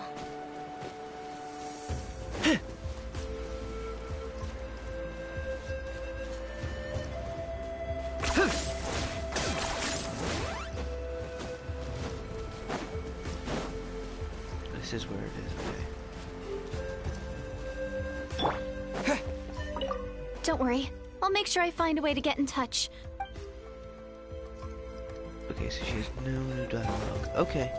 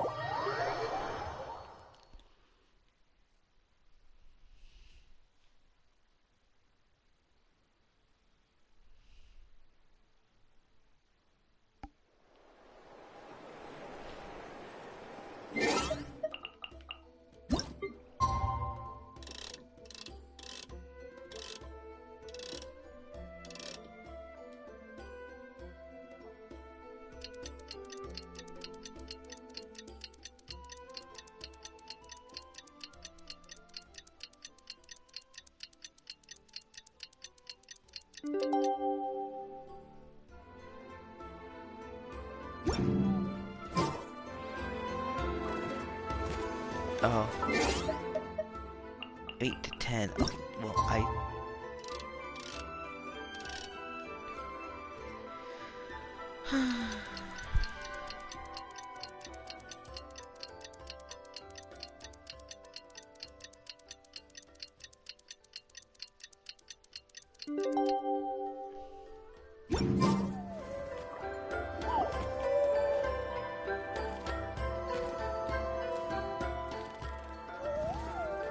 No, we can't give them that much time. Is that Dane and Neon-san discussing strategy together? Huh. Looks like they're getting along just fine.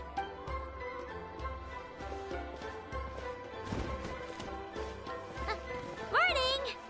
What are you guys talking about? Ah, you're here. I have some good news to share with you. We just got word from the Scions of the Canopy. Their intelligence has reported that they've discovered the Abyss Order's headquarters in Natlan. After their front lines dissolved, the bulk of their forces fell back to that area. It's also where their central command is located. The location? The Cinder City. Cinder City, huh? That tracks. Seems like their kind of place. Hey, this is great! This could be our chance to crush the Abyss Order once and for all! And with any luck, maybe we'll find your sister there too. Yep, our army is almost ready, and we've sent a message to Malwika to let her know the plan. We can't really launch an operation this big without the okay from the Archon. I beg to differ. This is wasting time. You have the intel you need, so act on it. Every second you delay only increases the Abyss Order's odds of survival. I've already explained my reasoning, Mr. Dainsleif. I understand your concern, but an immediate strike is not on the cards for us. Very well. Then I will go there alone. Thank you for the intel, Ian. You're gonna go on your own? Come on, be sensible. Just wait a tiny bit longer, and you'll have a whole army going with you. It's all right. I support your decision, Mr. Dainsleif. Huh? Shouldn't you be talking sense into him? I admire his courage, and I believe he is strong enough to take on the Abyss Order on his own. And even if things don't go to plan, he just needs to bide his time until we arrive with reinforcements. Mr. Dainsleif, I wish you the very best of luck. Thank you. Looks like he's waiting for you to say something, Traveler. Alright, fine, I'm coming. For a second there, Paimon actually thought he was gonna brave it alone. And then he called his own bluff.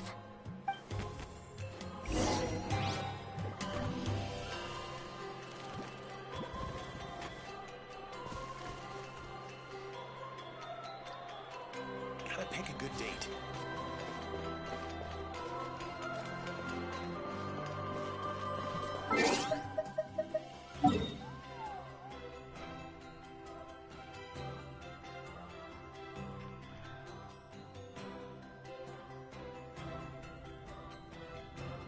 Just want to make sure she's okay, you know?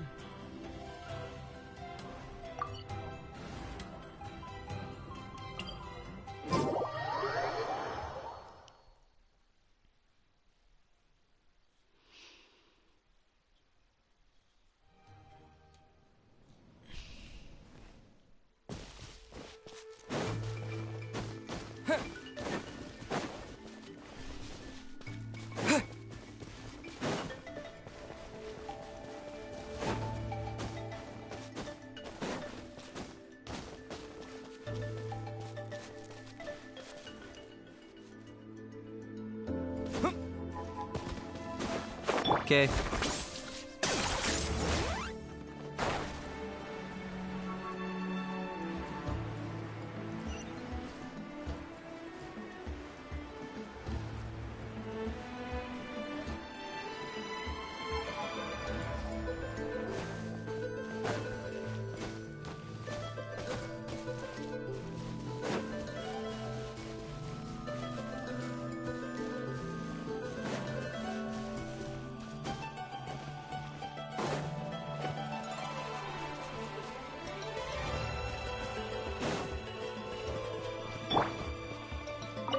Don't worry. I'll make sure I find a way to get in touch. I mean, as long as you don't mind, that is. Not.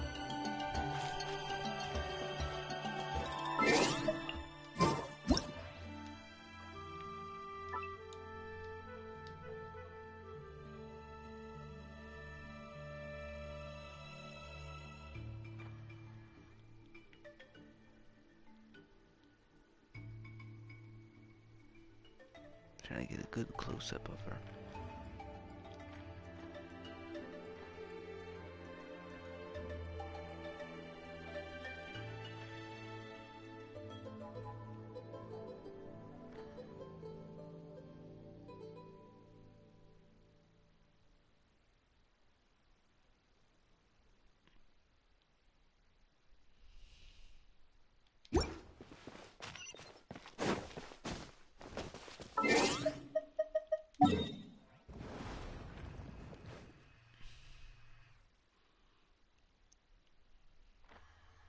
Which cannot land. Here we go.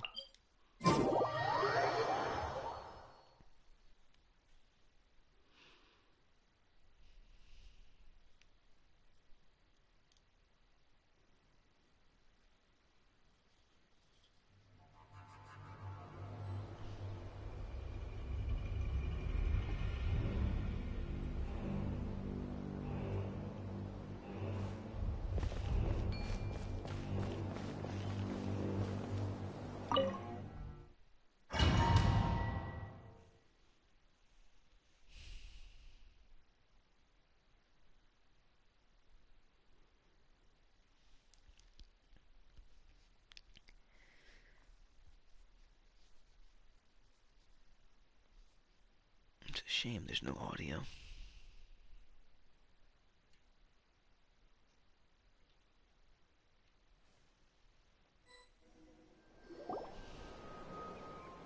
Is this the place? The Abyss Order's hideout in Natlan?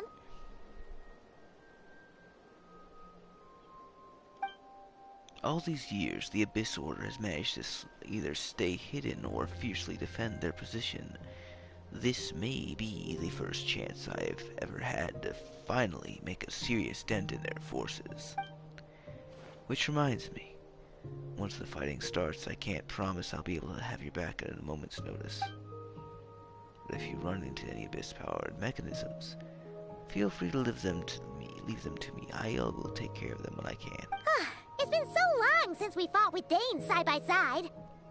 Paimon's confident we can clear this place out long before Eon-san arrives. And if you get to meet your sister again, even better. Let's go!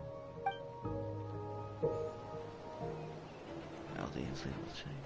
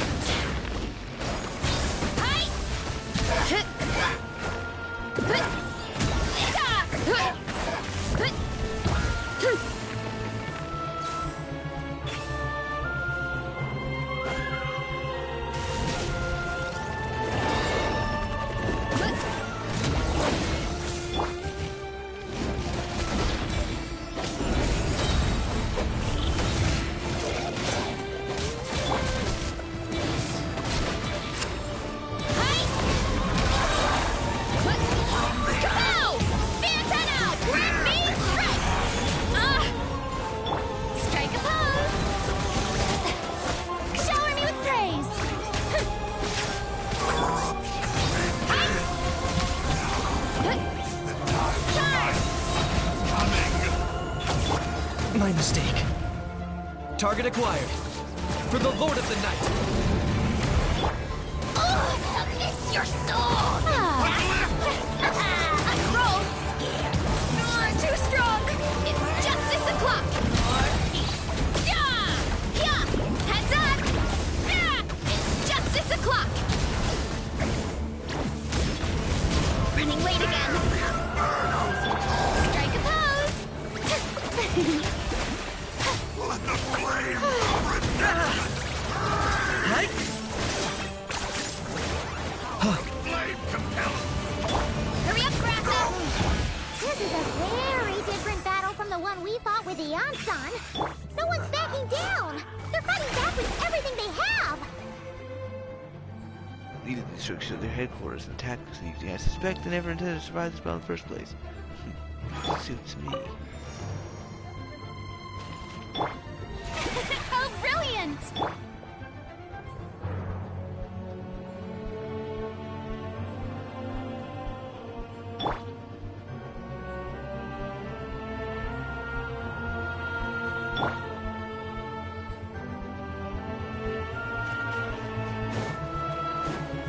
Behold, the abyss has come.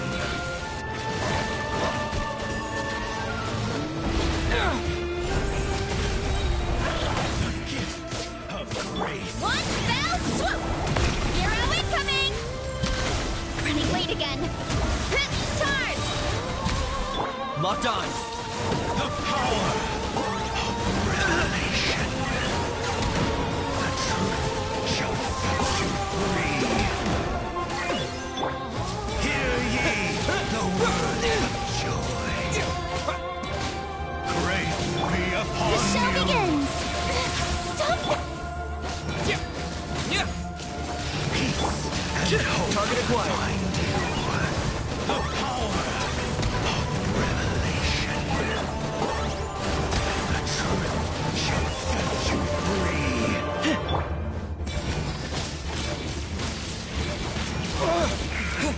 door is opened unto you.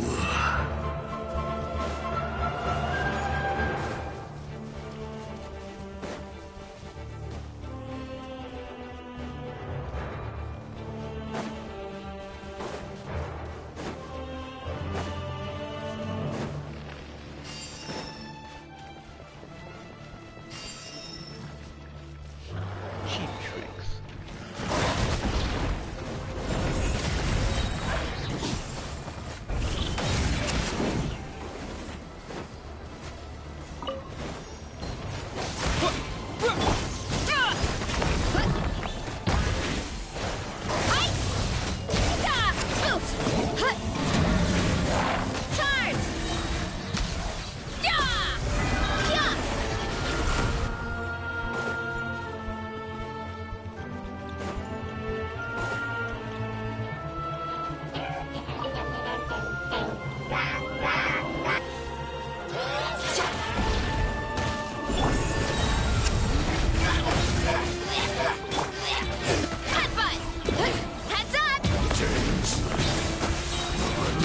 Spectre that haunts us. The abyss is all present. To flee is futile. To resist it, vain.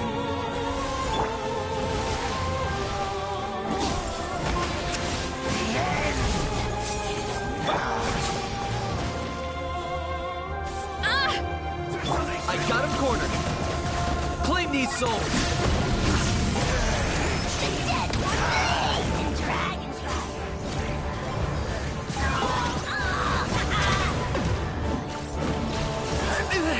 My mistake. Yeah. Oh, brilliant!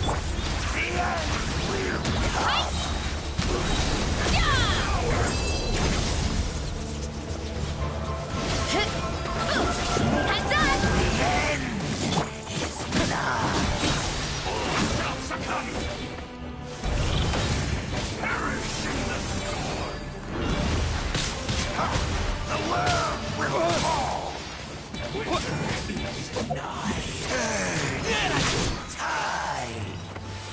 Desolation!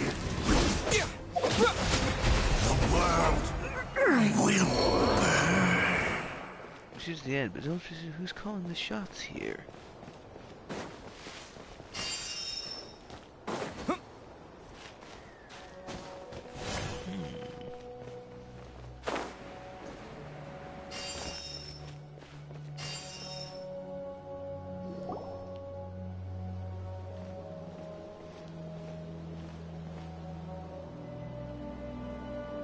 Twilight Sword Dainsleif. Is this really what you want? It is indeed. I will take every opportunity to hunt you down to the last man. So, where's the Traveler's sister then? Or is this guy supposed to be in charge here? So, this is a hunt to you. I must say I pity you, Dainsleif. The death you dole out so readily to others is a luxury you yourself cannot enjoy. But today, that is the least of your worries. Do you realize that all your years of pursuing us are being rendered utterly meaningless, even as we speak? Your riddles tire me. The overwhelming advantage is yours, yet for the moment, you know what that means for you. I'd like to see what that makes you believe you already won. Or that you can turn the tide this way. Then allow me to be frank. As far as we are concerned, our princess has already won by other means. And I do not merely mean this battle. No. Her Highness has achieved something far greater. For today, the Abyss Order's greatest wish has finally been fulfilled. Does that mean? Our Highness quietly infiltrated the Night Kingdom to exploit that realm's past experience with ley line reconstruction. And then used the Loom of Fate to reweave the ley lines of Khaenri'ah. What? She used the Loom of Fate? Wait, does this mean the attack on the Masters of the Night Wind was all a smokescreen to give her some cover? Oh no, this makes too much sense. Correct. As of now, our homeland has been revived. And all of my comrades that you have slain, Dainsleif, they shall forget the struggles that have beset them these past 500 years, and begin their lives anew in a Khaenri'ah restored to life. What a load of drivel. Your falsehoods are riddled with flaws. My ears tire of your tedium. Isn't there more to revive home than just reviewing the ley lines? Right! You still need a few steps after that, such as finding a place to host the ley lines you just re-wove. Plus, if it was really so easy, Moeka and the captain would have had a way easier time during the war. I have one simple question. If Khaenri'ah has indeed been revived as you claim, then where is it? Oh, you poor fools. Clinging to delusions, even after the truth has been plainly revealed to you. Think back on the past few days. Have you truly not noticed anything amiss since the start of the war? Anything amiss? It sounds like a mist. I sensed something strange in my dream. It was vague, but it seemed as if some noise had found its way into Natlan's ley lines. Oh, what does that mean? Hard to say. I don't think it had any tangible effect on the Night Kingdom or on our ley lines, but still. It's like a signal that exists on a different dimension of reality. It might not interfere with ours or pose any detectable risk, but I just get the sense that something strange is going on. So we've seen the Night Kingdom facing the Lord of the Night. Wait, that's not it. There's other signs as well.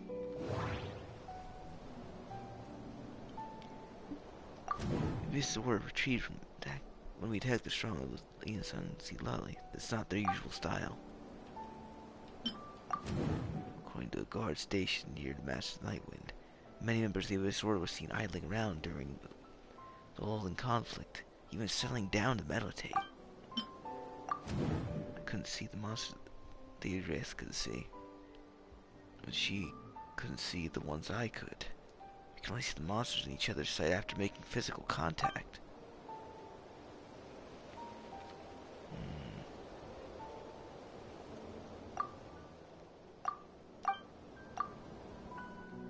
He's right, that there's no possibility. Another possibility arises. Even in a different time and space from Deirdre'ith. If she's Khaenri'ah and, like Dane, suspects, then that means the survived Khaenri'ah they speak of might actually exist.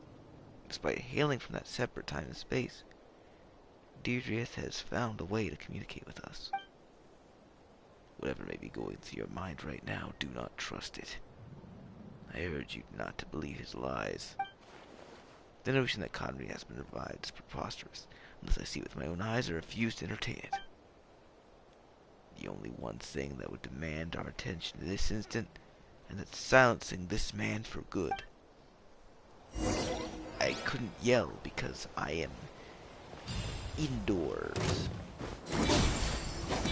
Yeah. Give in to the embrace of the abyss and be baptized! Why me? Target acquired. May I present? Ow. Do you still understand? Let the You world buried come!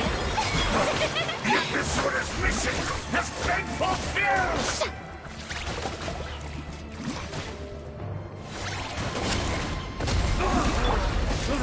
My body is failing, but I will not bring shame to the name of the Abyss!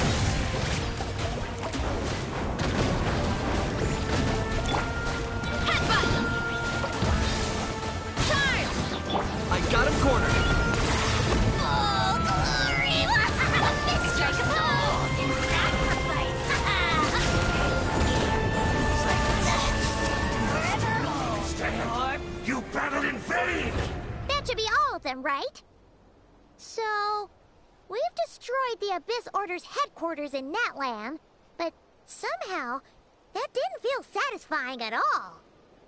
Are you still thinking about what that guy said? You look really worried. I think we should talk to her about this. I understand. You think she might be from the revived Conria, yes? I've said my piece. I doubt Conria could be revived so easily. But it will give you some peace of mind. You should talk to her and test her theory. I will stay here and do some post-battle cleanup. Perhaps there are some clues left to be found.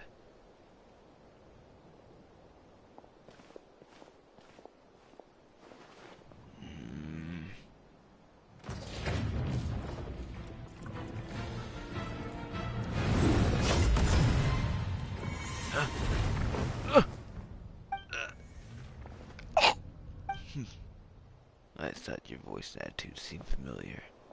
My mistake. I should have made sure you were dead earlier.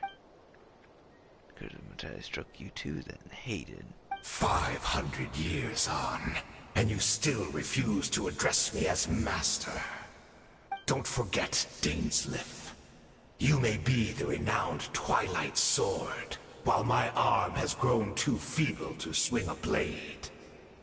But I taught you everything you know about wielding a blade.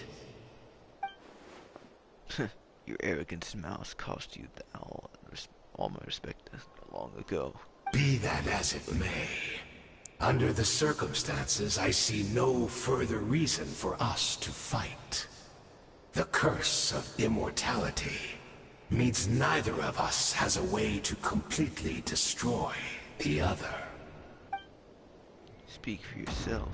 I intend to kill you 100 times over.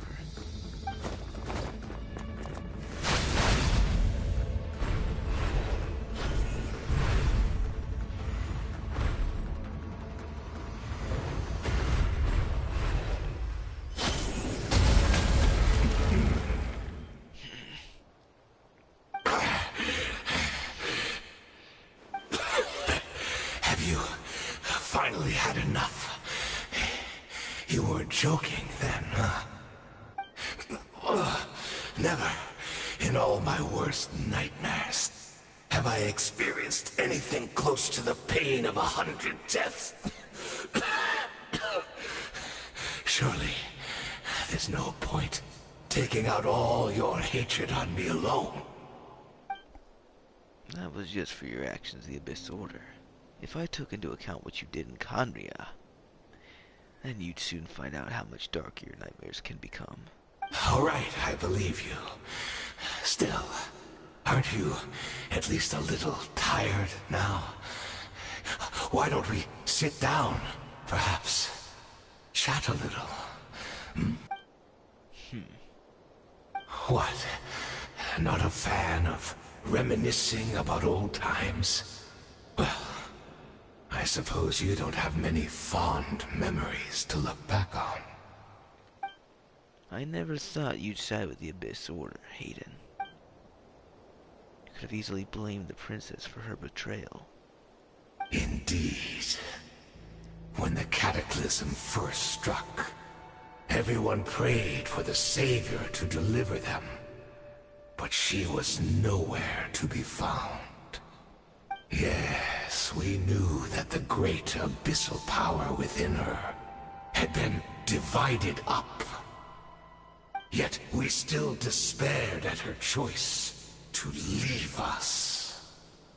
Still, I believe that everything she's doing now, including her regret over what happened, comes from a genuine place in her heart. And besides, who else can we place our faith in? We are proud Conrians, are we not? I mean, we can hardly turn to the gods. I suppose you have changed a lot over the past 500 years. Otherwise, I've never expected you to forgive her. That you've been so generous during your time at the Knight Academy as my instructor of Black Serpent Blade work, I might have not come to loathe you so much. Is that so? All my good deeds were clearly in the spirit of the Academy's code of chivalry, yet I perceived corporeal punishment for being restless and brash. And as much as it pains me to bring this up his name, even my co-student, Sertoloi, was prosecuted for following the spirit of knighthood. He even lost limbs over it.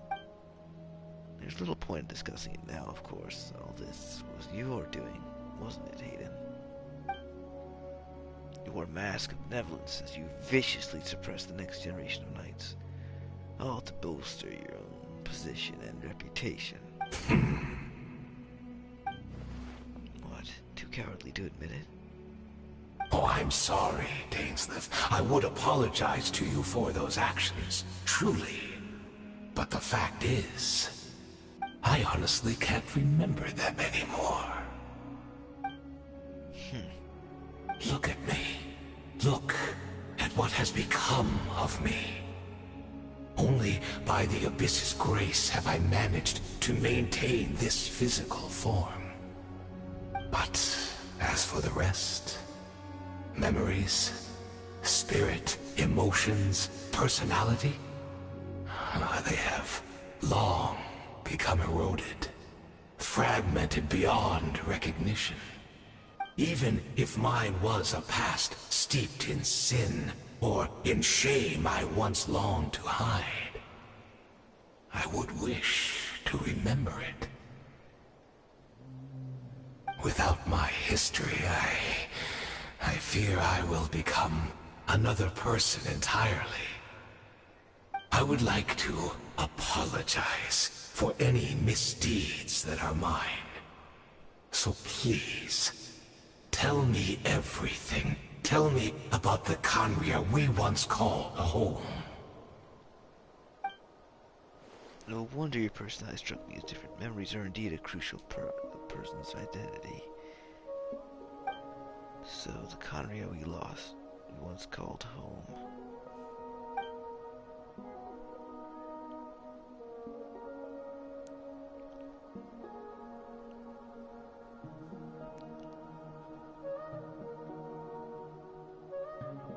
You seem to remember much. Could you tell me more about it? About our golden age? I'm not interested. I have neither the time nor the sympathy. Is that so? What a pity. But this will be quite sufficient, as long as the loom of fate heard what I could not. Loom of fate? What have you done? Tell me. I'm afraid I owe you yet another apology, Dainsleif. You were right. I lied to you earlier. Your wits are too sharp to be fooled by me.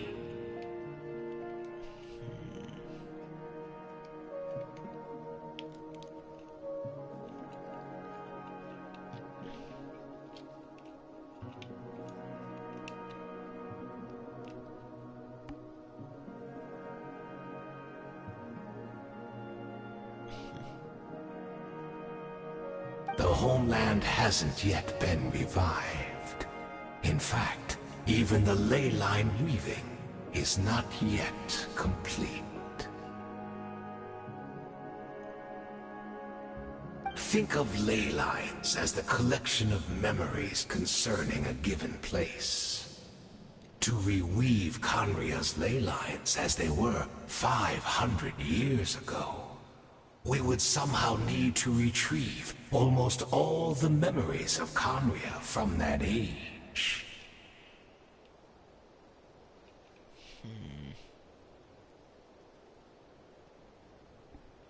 The loom of fate cannot weave without an abundant supply of memories. And so, we relied on everyone in the Abyss Order to provide what they could, even though fragments are all that remain in most cases. The more we all share, the more that can be restored. So the Luma phase is running as we speak, and the so-called meditation your members have performing its purpose to simply supply the Loom with memories, wasn't it? Indeed. We are people in exile, stranded 500 years in the future. We'll weave our homeland anew and bring the nation of our dreams back into the real world. Ah, what a glorious undertaking. What a shame it had to take this long. After 500 years, most of our memories have faded, and a world woven from broken memories shall itself be broken. So that's where I'm supposed to come in? You look for assistance from your mortal enemy who has sworn to hunt you down? Precisely. For you possess a ring left to you by your elder brother, which continuously resets your body's condition. Of course, your memories are susceptible to erosion just like ours. But of all Conrians who remain, you are sure to remember the most. We had to obtain the memories in your mind, whatever the price. Even if it meant sacrificing our entire army as bait. Such a true goal to lure me here to guide me to a state of meditation and then access my memories. So be it. A few of my fading memories for your entire army? That strikes me as a trade. I appreciate your generosity. You're gambling everything you have on Loom of Fate.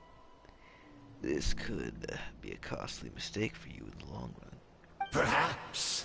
But that is the gamble our Highness has chosen to make. And thanks to you, the Loom of Fate has now finished weaving the ley lines. New Conria is complete! Enough about your beloved leader. You said you would pay any price for my memories, did you not? In that case, prepare to be slain another 100 times for your deception. I hope it was worth it.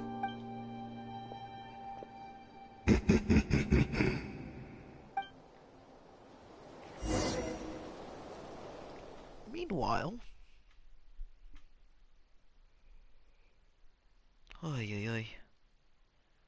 I got my gut spinning, and it probably was really quiet on the actual stream's end because my mic's always quiet when I'm trying to actually talk. That's what I hate. But you can probably hear me pretty well with this silence here. My guts are doing weird things.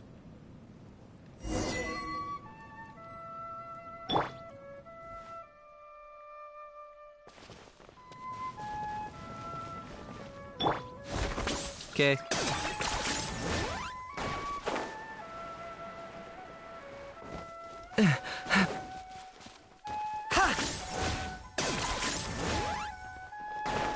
It's Judith!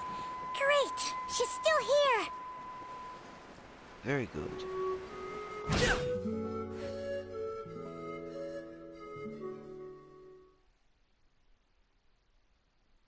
I just downed myself.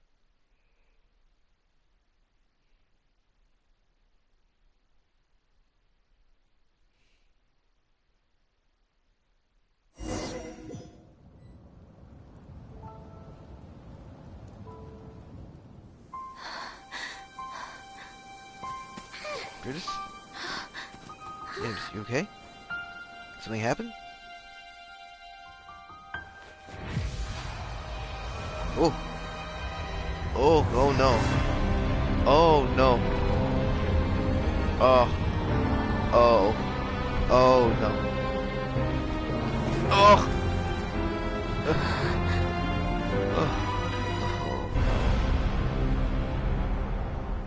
Oh no. Could this be the cataclysm? Is this Deirdre is right now? So she really is. We're not from the same world, are we? No, I come from your future.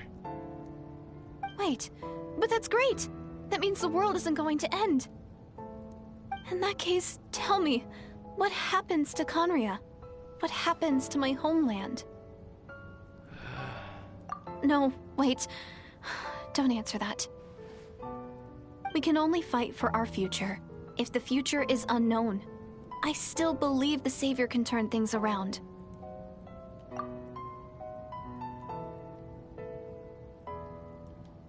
I'll carry on looking for her, even if you're not there to protect me.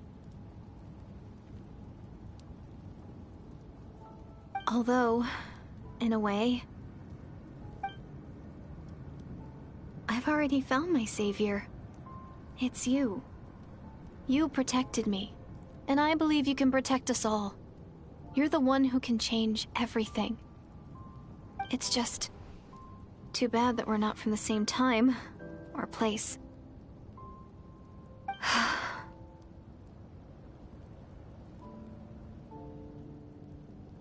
Oh, one last thing before I forget. I know how much you want to find your sister. Surely she must be desperate to find you too. So, is there anything you can give me as a memento? Proof that we met? That way when I do find her, I can convince her that you're also searching for her. Memento?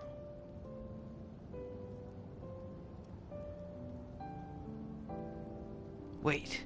Huh? What is it?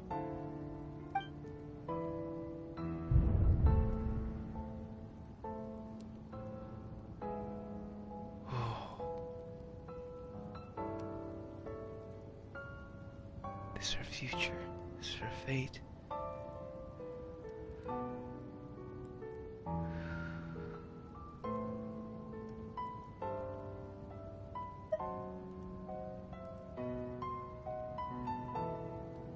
Oh my goodness.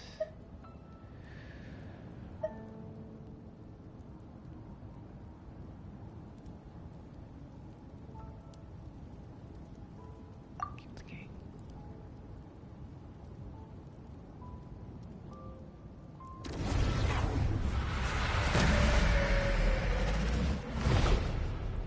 What?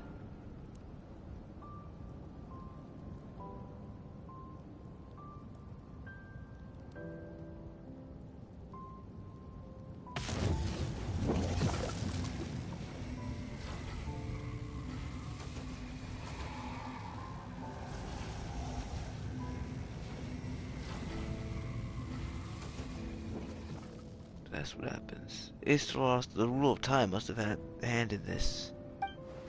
There's no other way that this meeting could have taken place.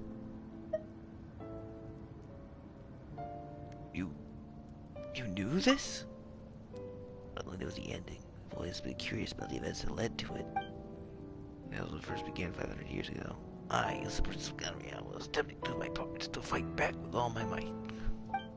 But then this girl, Deirdre, she found me. The irony was that even then I desperately begged me to save the world. She brought me news of you. I was stunned. I was suspicious of her claim that you were searching for me. Then, she took the key to the hibernation chamber, so she actually did it? I've been separate ever since I awakened into that. Searched the whole planet and found no trace of you anywhere. She brought me the news at the worst possible moment. Things seemed a difficult decision. I desperately wanted to see you again, but Conria was equally desperate for needed my help. I didn't know where to do this with it.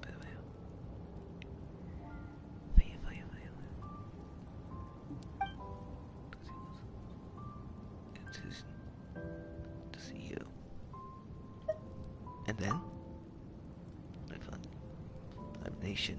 Even if the key to the chamber was still secure in your person. So you're saying 3 keys existed in that moment?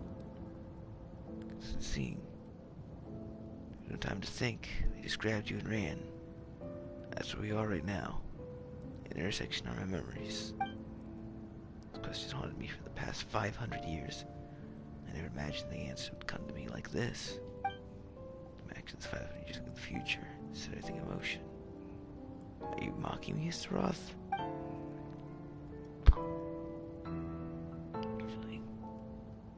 This version was 500 years apart. The Savior was a risky Kanye, so the entire world was instead. The news she brought led the Savior to make the complete opposite decision. How awful. Is this her fate? Has the storm must end? Has Kanye really been revived? Not yet. Two of her dead. Complete. But this latest block by heavenly principles. No more can be added, and the existing ones cannot be replaced. But then, the Natlan's Night Kingdom appeared to be an exception to the rule. It's intrigued me ever since. So I did a sort of feign attack on Natlan, by me sometime into the Night Kingdom and negotiate with the Lord of the Night. Fortunately, for other reasons, even the Night Kingdom cannot host any ley lines. The most I can get was some room to carry out the weaving process. I did say something before. She can only reconstruct Natlan's ley lines, so probably for the same reason. Still, I received one night's permission and activated the Loom of Fate. Using it as a base, I was able to grow a realm based on Kanye 500 years ago, superimposing it over present-day Natlan space-time. No superimposition was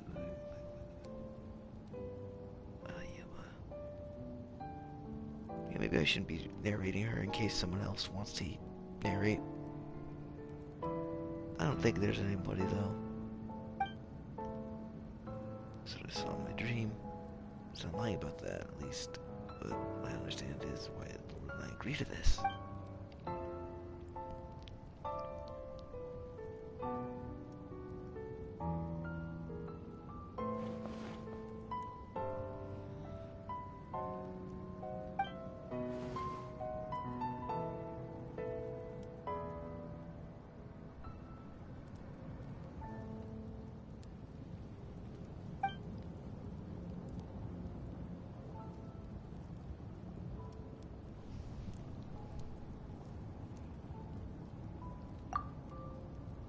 Atlas of the New World, huh? This is the product of the Loom of Fate, holding within it the entire network of Conria's ley lines. With this, the nation, once known as Conria, can rise again! One day, I will find a suitable host location for it. Why is it reviving Conria important to you?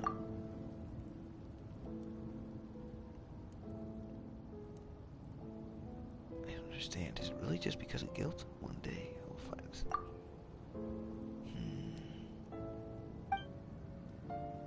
First read the Kanye 500 years ago. My memory was completely blank. It was only after I had served as a princess for many years that I slowly began to remember everything, including you. What? Your memories were erased? Recovering old memories really didn't help erase the part of my life I spent in Conria. I still see it as my second home. It weighs swiftly on me, even so. That only constitutes part of my motive. More importantly, I can speak with the heavenly principles of the in the might of an entire world behind me.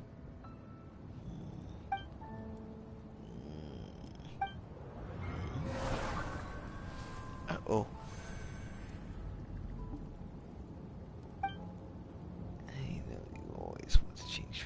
Both do. But this time I won't let you succeed. I will pass, no matter what.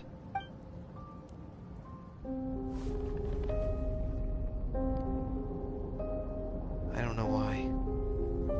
The way you're talking. It just doesn't sound like you at all. I mean, this whole time, your plan. What does it have to do with us?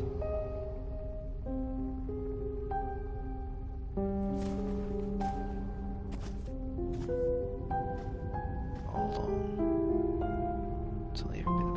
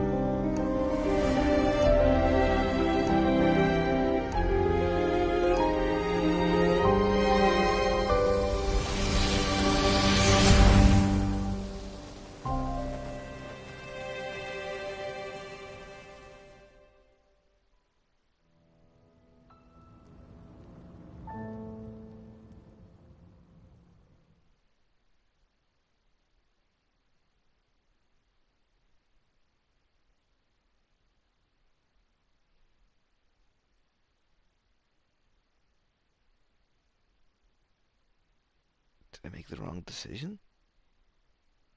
I sure hope not. Only time will tell. I'm nearing my 50s when this game is done. I'm nearing my 40s soon. Oh God, help me. Our hero is back! Everyone's been waiting for you! The Abyss Order made a full retreat before our forces even arrived on the scene. All thanks to your efforts, no doubt. Oh, and Mr. Dainsliff's, of course. What's wrong? You look upset. Paimon doesn't know the details either. The Traveler just disappeared after taking Deirdre's hand. It was like they got sucked into another world. Paimon was looking all over for him, and then he suddenly reappeared, right back in the same spot, but looking a lot more glum.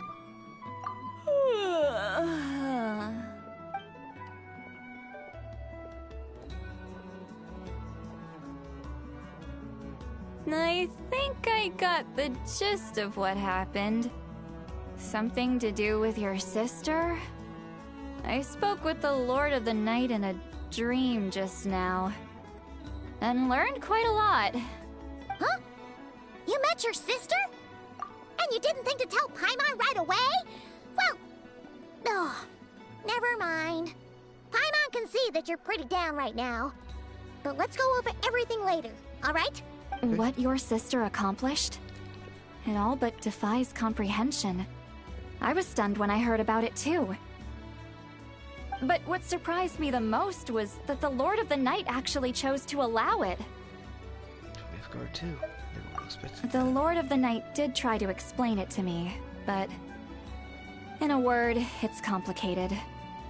During the war with the Abyss, Mawika had an argument with the captain. Mawika believed that we should fight to protect our culture and memories, while the captain believed the preservation of the ley lines should come before all else. So, the Lord of the Night was very intrigued when presented with the Loom of Fate, and informed of its ability to weave ley lines. She saw your sister's actions as a potential third option, namely to preserve an entire nation in the form of an atlas. Preserve a nation? You've definitely lost me now. You're not the only one. Paimon's got no idea what's going on either. With that in mind, the Lord of the Night gave the go-ahead once she was satisfied that the Loom of Fate wouldn't have any real effect on Natlan. However, I believe she imposed an additional condition of her own. An additional condition? Did she ask for something in return? No idea. She wouldn't tell me what it was. Huh. Alright, well, let's not overthink this for now. We just won a war! Time for a well-earned drink to celebrate. I trust the Lord of the Night unreservedly. I'm sure she only involved herself to take a problem off our hands, so it's one less thing for us to worry about. Don't you agree, Traveler? Got a point. I still feel like a mess though. Come on, let's head back to the Collective of Plenty. Oh, Veressa should be there too. We'll treat you to a real feast. I'm sorry, but there's something I need to go first. Huh?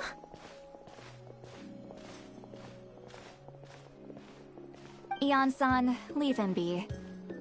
This might be hard to understand for an extrovert like you, but some people need alone time to recharge every once in a while. Traveler?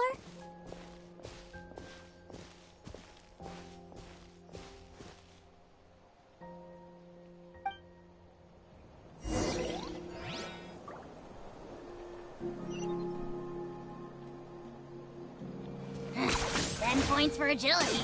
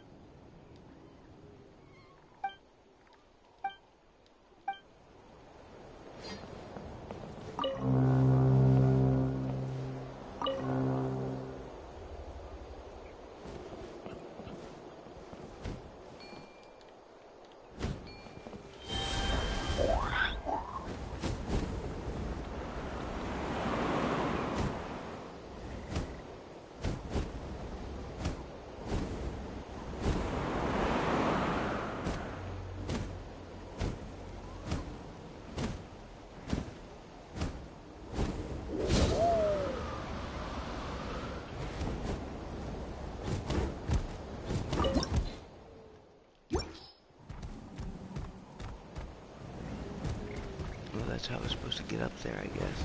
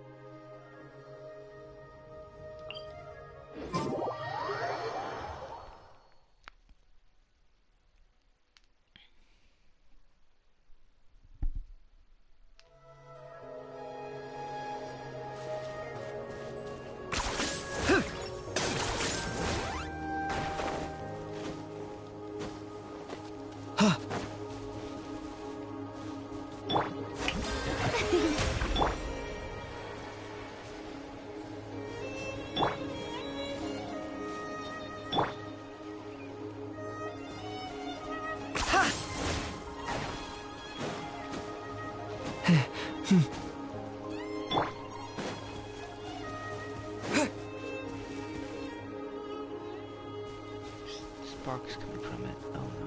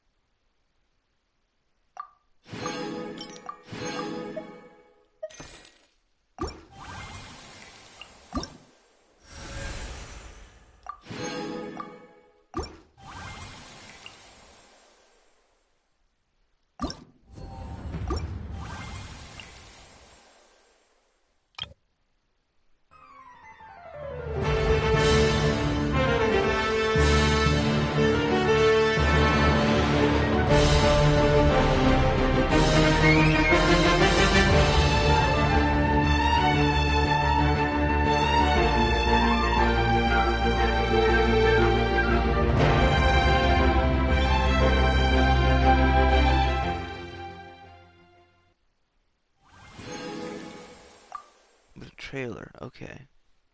For the new update, I didn't realize that was a thing. Now I know.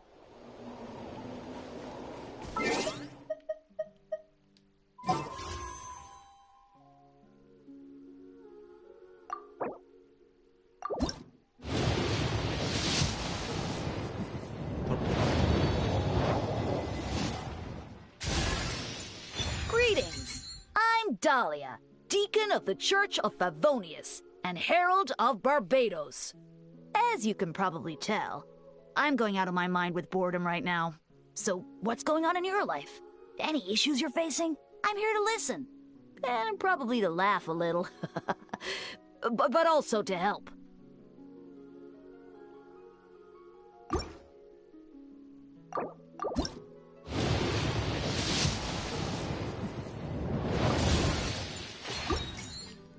Nothing.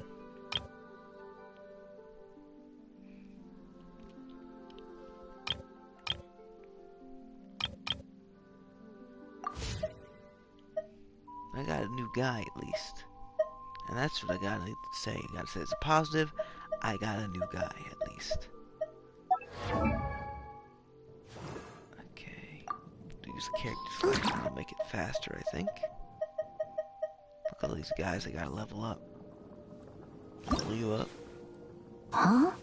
Ooh.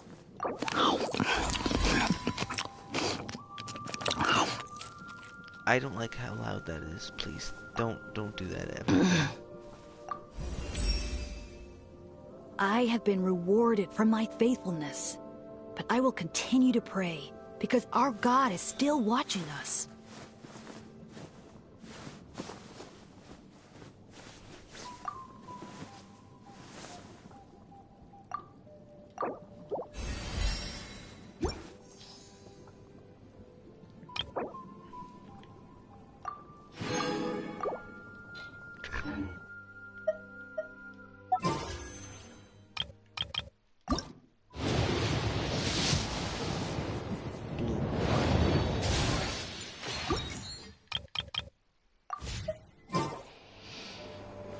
Okay.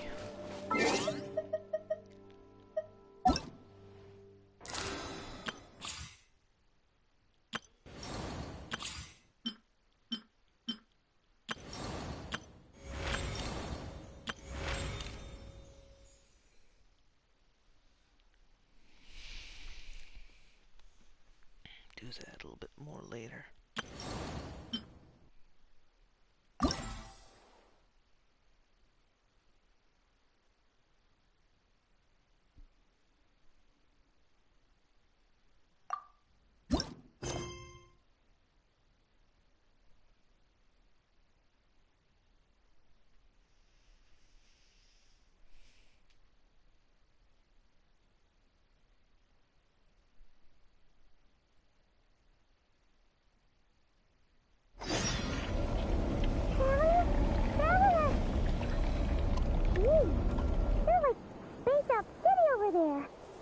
Today. It's been so far away. You feeling okay? We've been traveling all over lately, so maybe you've come down with something. That's it. We're getting Baiju to check you over. Really? That's really far away, but okay. Alright. You know, this is probably gonna be really weird, structurally, I think. In terms of, character, because, like, you can do these character quests whenever. Skirk showing up was, like, a big deal a little bit ago. I guess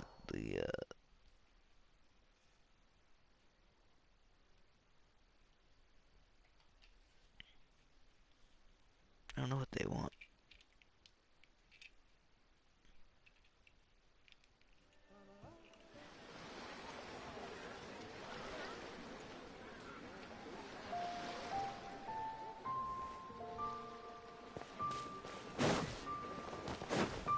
Let's go see the white snake.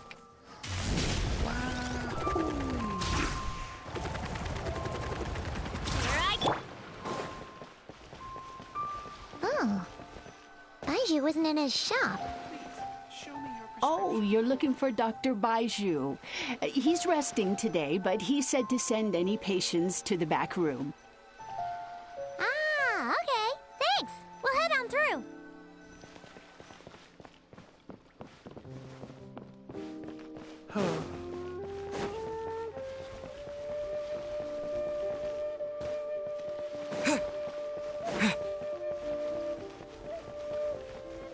Please, show me your prescription.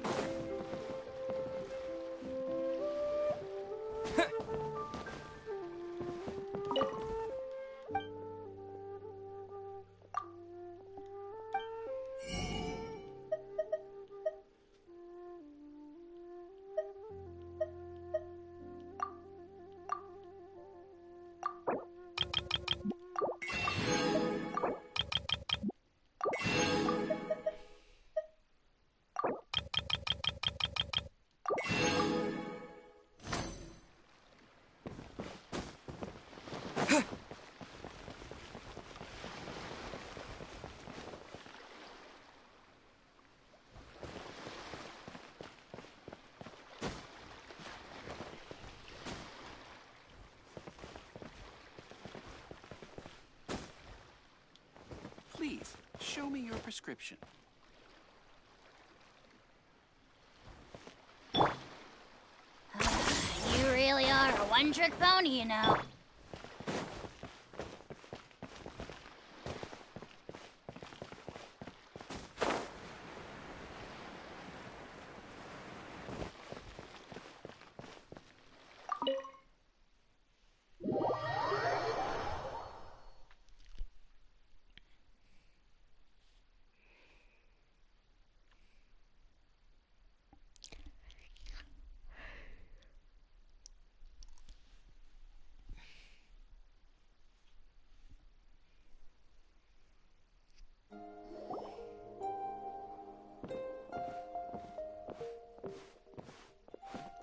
It looks like we got special events unmuted because California. Traveler, Paimon, welcome. What can I do for you? It's the Traveler. He looks absolutely beat these days. He has these huge dark circles around his eyes, like he hasn't slept a wink. And he keeps spacing out. You have to call his name several times before he snaps out of it. What do you think it is? Is he sick? Sickness, I find this surprising. Sure. Very peculiar. In all the time we've been acquainted, this is the first time you've come to me with a health complaint. Come, let me take a look at you. Yeah.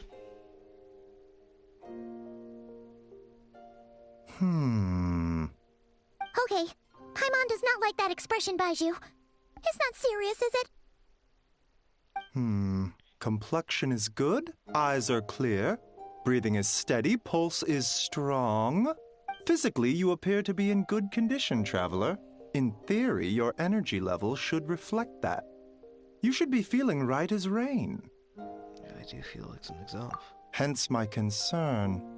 A clean bill of health is usually a good thing, but in this case, it likely means your situation is more complicated. Physical illnesses come with detectable symptoms that can be used to diagnose, medicate, and cure the condition.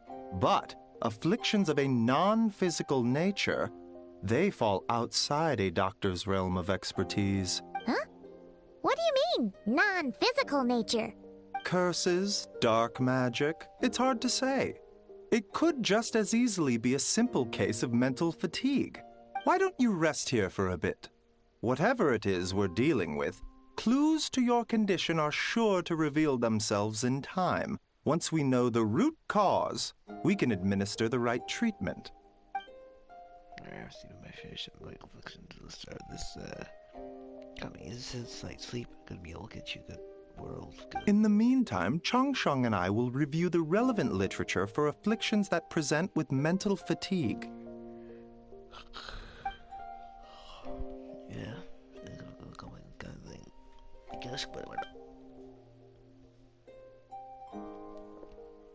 Oh, must be a rare condition if not even Baiju and Changsheng have seen it before. Well, all we can do is take their advice. You look like you're about to collapse anyway. Just get some rest. Paimon will be right here by your side. Fingers crossed you'll be all better when you wake up.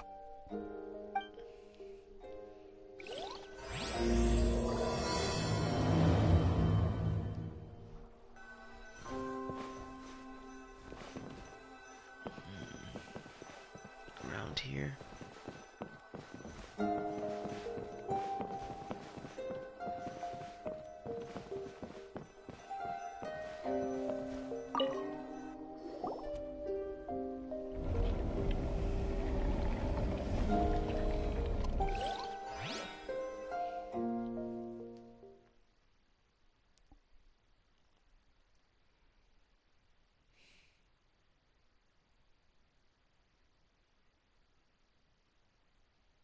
I know. I look pretty out of it. Where am I? I'll come in my field of vision.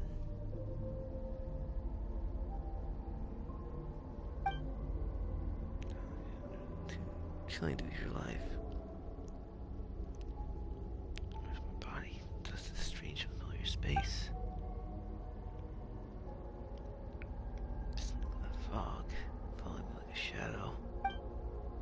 Even more ways I'll make up.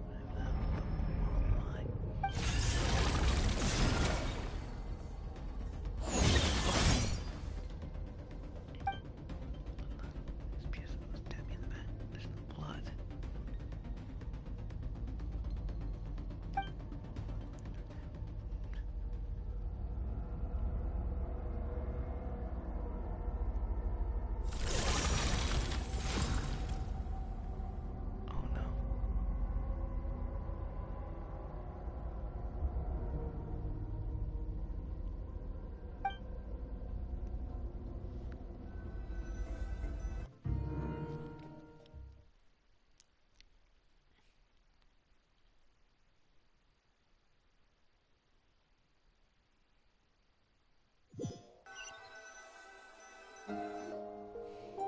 Traveler! Rise and shine! Time to wake up! For once, you're making Paimon look like an early riser. It's already afternoon. Hopefully all that sleep did you some good. Feeling any better? You should see there's a cut on my back. A cut? What? Did you scratch yourself in your sleep? All right, let Paimon take a look.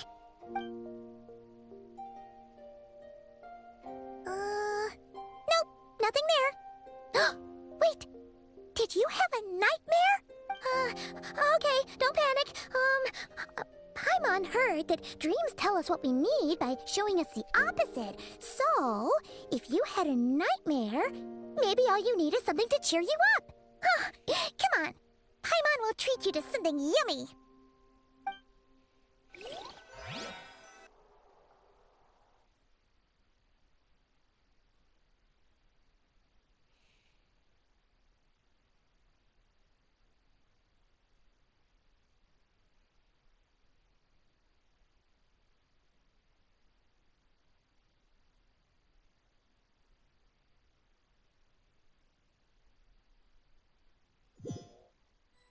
I just realized that was only 9 years ago. Oh god.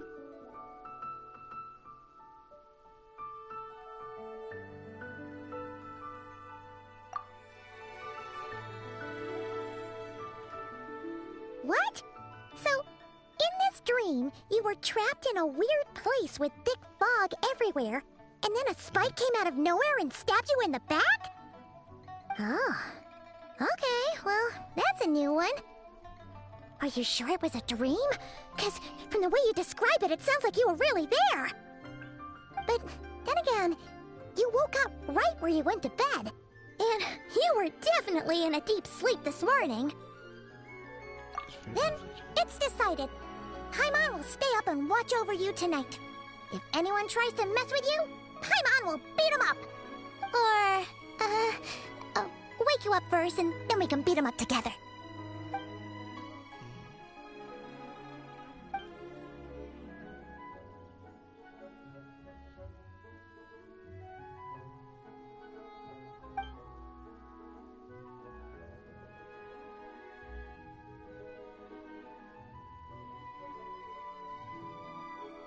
Something is missing.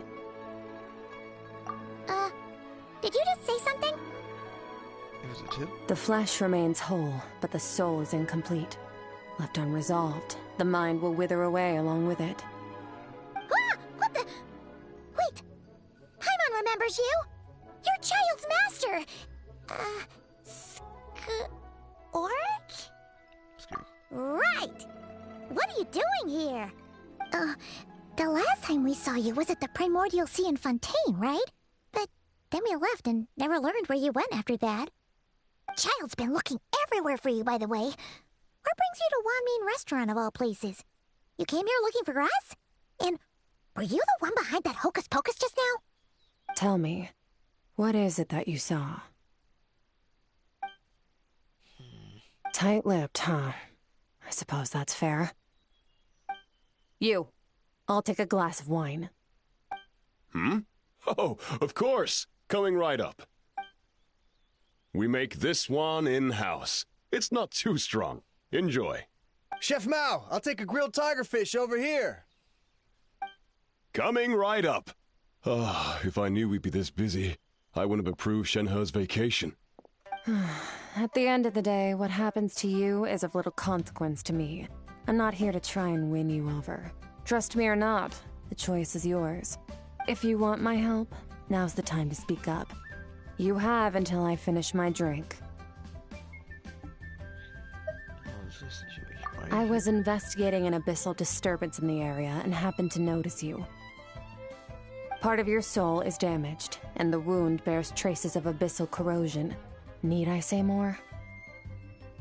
Neither of those things sound good.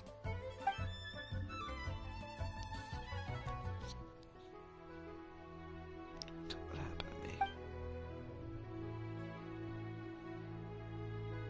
Well, should we trust her? She mentioned an abyssal disturbance. Maybe that has something to do with what's going on with you. But we could always find a different expert on the abyss to help us out. Yeah, and that thing she said about your soul being damaged is scaring, Paimon. Definitely something we should fix sooner rather than later. Skirk's an interesting one, that's for sure. But from what Child's told us, she doesn't seem evil, at least. 1, 2, 7, 10. That'll do. Well, have you made up your mind?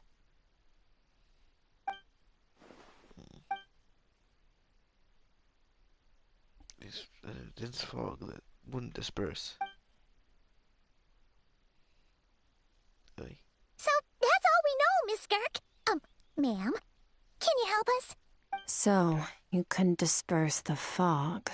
I understand. Come find me in the Guili Plains when you're done here. Oh, and I left cash for the drink on the table. Settle the bill for me, will you? Oh, okay. Huh? She disappeared!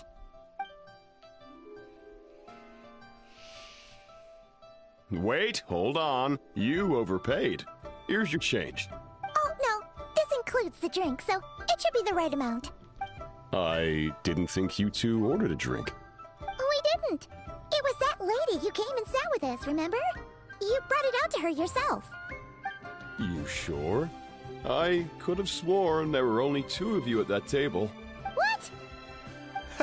What'd you put in their dish, Chef Mao? Some kind of hallucinogenic mushroom? You got them seeing things. Seeing things? Wait, so neither of you noticed her? Young lady? About this tall? Wearing a purple dress? She ordered a glass of wine! Oh, now you mention it, that vaguely rings a bell. And it looks like I did open the wine jar, so it must have just slipped my mind. In any case, that settles your bill. Come again soon. Well, chick, please. Coming! Okay, what was going on there? It's like they didn't remember Skirk being there at all. Even Paimon was half convinced we hallucinated the whole thing. But that Mora she left for us was definitely real. Oh, this whole situation is giving Paimon the creeps.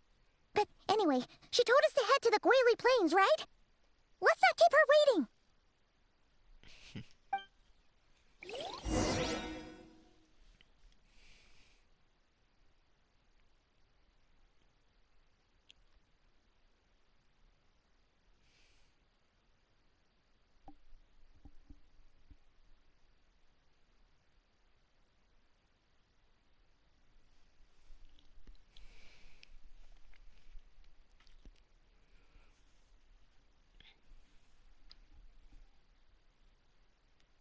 I really want to clean things.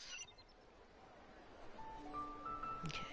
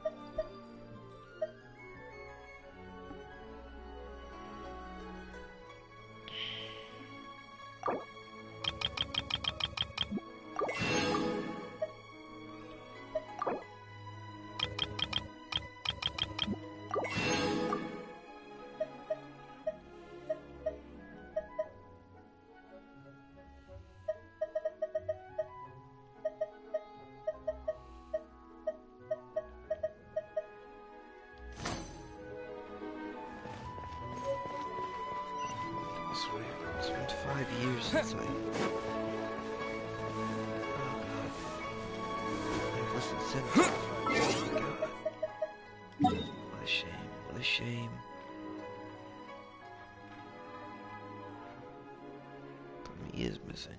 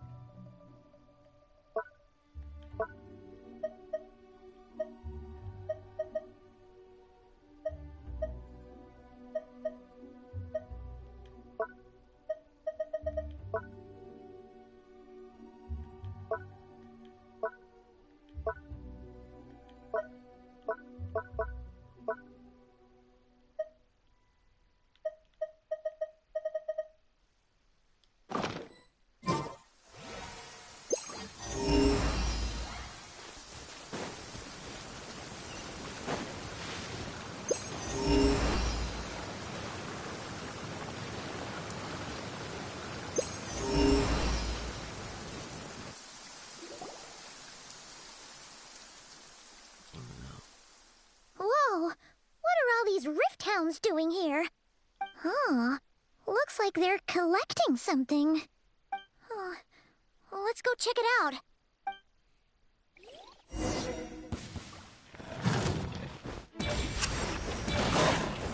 You ought to stand down! Hi! Yeah! Hi!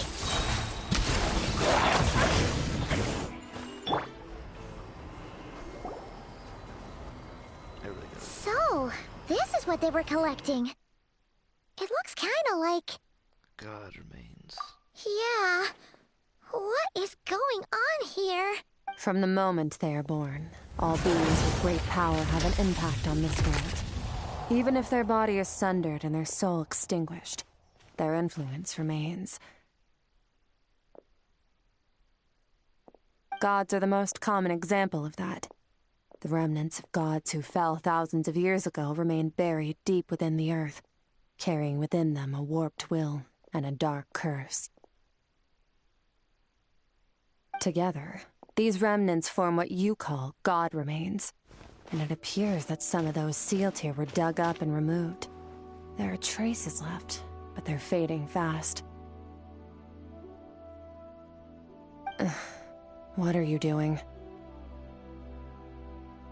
Nothing! Just wanted to make sure you were, real? She's definitely not a ghost traveler. Paimon poked her, and she's solid. I see less announcements. The other divers actually were never there. Your life hangs in the balance, and that's what you're fixated on?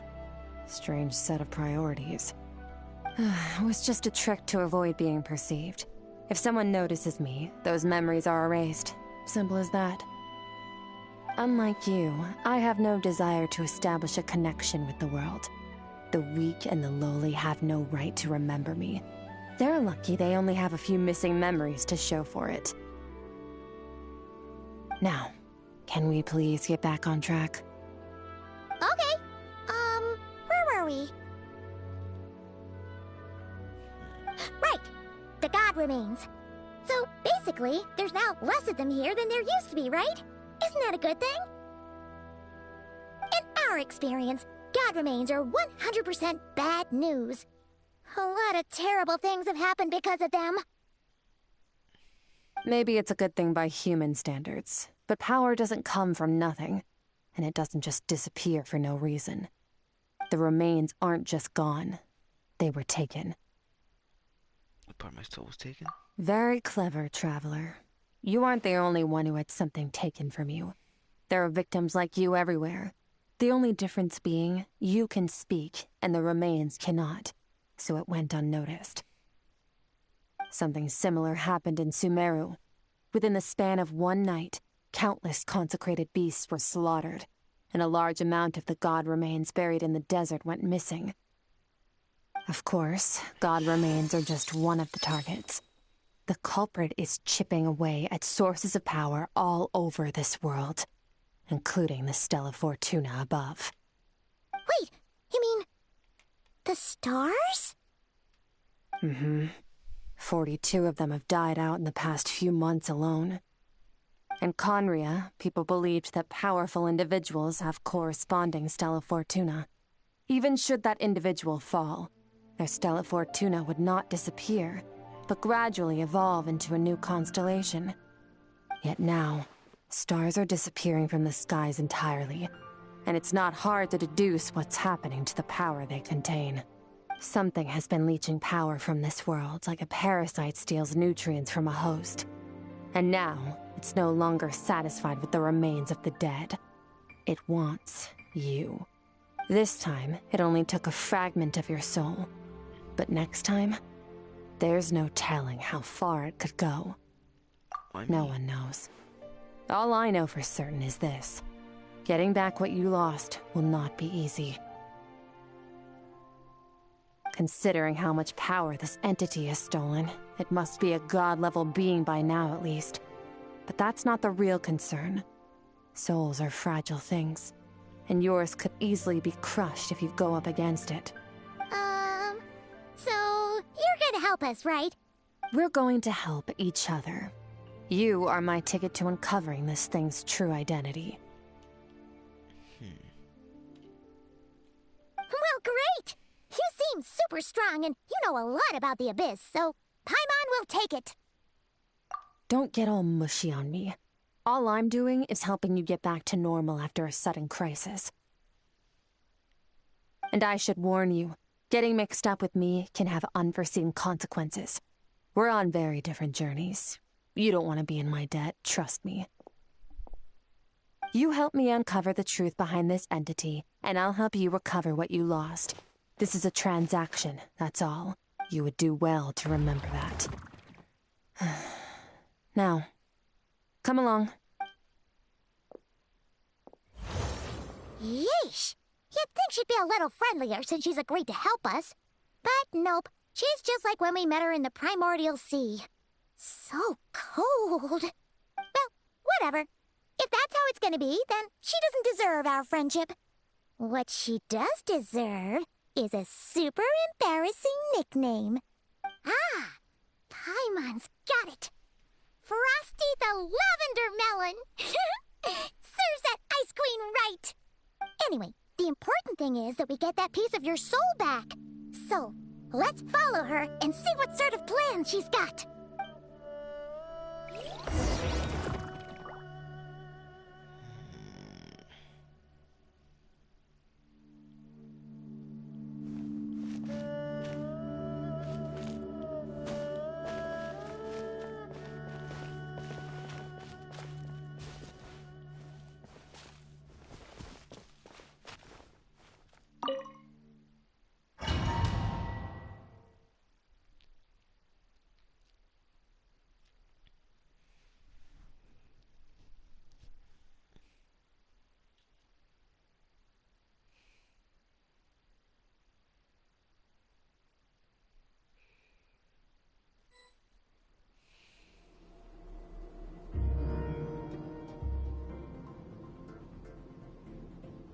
Whoa! This place is way bigger than Paimon expected. Where are we? This is where I live. I suppose it's the closest thing I have to a home here. Seems somewhere in the abyss? It is. I brought you here because time flows differently in this place. I don't know how much Ajax has told you, but when he fell into this space, I mentored him for 3 months. In that time, only 3 days passed in the outside world. Ajax? Oh, right! That's Child's real name! Yeah, Paimon remembers him mentioning something like that. So, a month here is equivalent to 1 day in the outside world?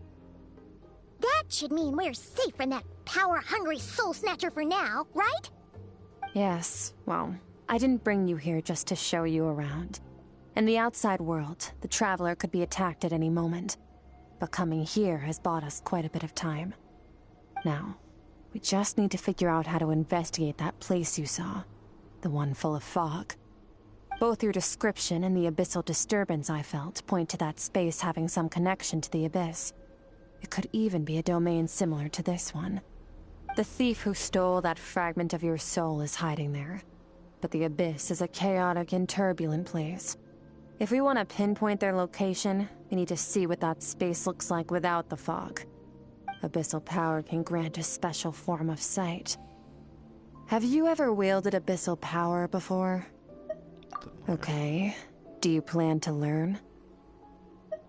That tracks. All the information you have suggests the abyss is something sinister, and that abyssal power is a wild and dangerous force that always spells disaster. And you're saying that's not true? Depends on your perspective. Floods and hurricanes take countless lives too.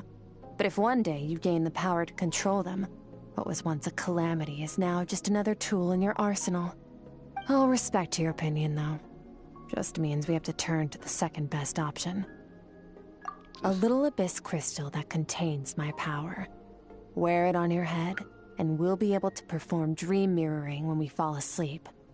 Dream mirroring? It means experiencing whatever the other person is dreaming. Everything they see, think, and feel.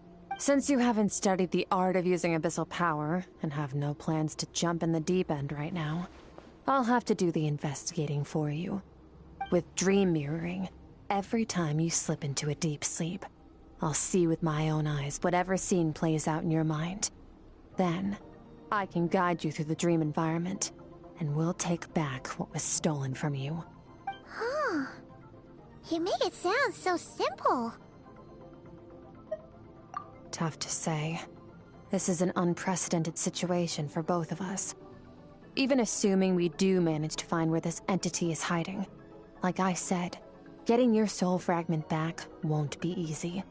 to play it safe, I need to give you some special training first. Wait, you're gonna teach him some of your martial arts? Does that mean the next time we see Child, we have to treat him like our senior? Do as you want. For my part, I don't see you as my disciples. You're already a pretty good fighter. All I'm planning to do is build on your current skills and train you for the specific scenarios that I think we might face. But that's enough talk. If you're ready to do this, then come with me. Time might be more lenient here, but that's no excuse to waste it.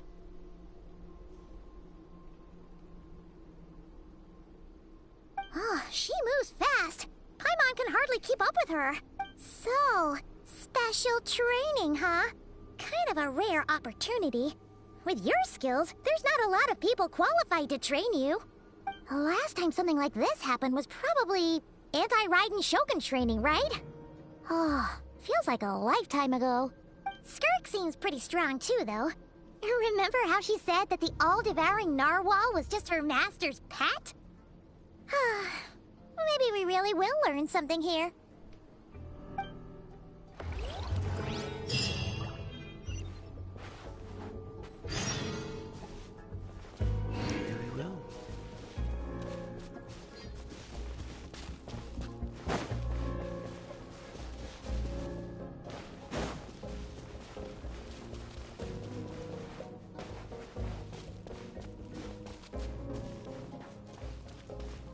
Supposedly the abyss, but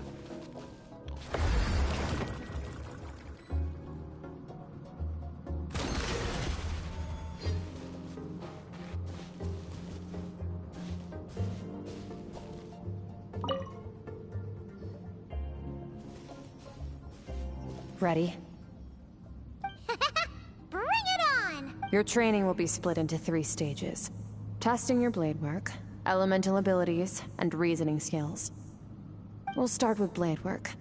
You're no rookie in this area, so I won't bore you with the basics. During your long journey, you've no doubt sparred with a lot of talented sword fighters. You bet! There's Kaya, Master Jean, Kuching... Oh, and Kazuha, Ayaka... Yeah, we've met sword masters like you in every nation we've been through. You sparred with a bunch of them too, right? Nice to know it's all gonna come in handy now. Don't get too smug. In sword fighting, techniques alone are not enough. You need a cohesive system to bring it all together. A style or school of fighting. To use the human body as an analogy, your style is your skeleton, the foundation, the framework. Techniques are the muscles and other flesh attached to the bones. This is where your strength comes from. Improving your sword fighting is like growing that body. If your frame got bigger and taller, but you didn't add any muscle mass, you'd be weak and flimsy. Then again, if you packed on pounds of flesh without a big enough frame to support it, you'd end up bloated and unwieldy. You need to do some introspection. Take a good, hard look at your past experiences, and figure out which parts of what you've learned are just techniques, and which parts can be used to form your own system of blade work. Only then will you get the full utility out of all your thoughts and observations along the way. Only then will every strike you deliver make perfect sense. Wait, is that it? Paimon thought you were gonna teach him some cool new moves. Like when you went swoosh and opened a tunnel to another place. One day, you'll reach a new level of power where you realize that even that's as basic a trick as any other. But right now, our sword styles are so wildly different that teaching you mere techniques is pointless. There are no shortcuts in the pursuit of power. Failure is your best teacher, and rigor is your coursework.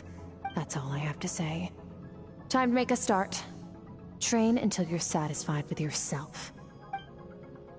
Now focus. Destroy the crystal columns as swiftly as you can.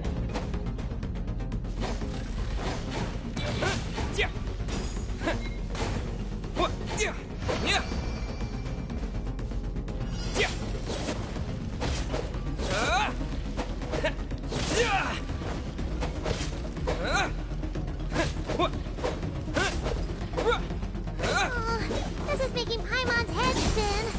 Hang in there, Traveler!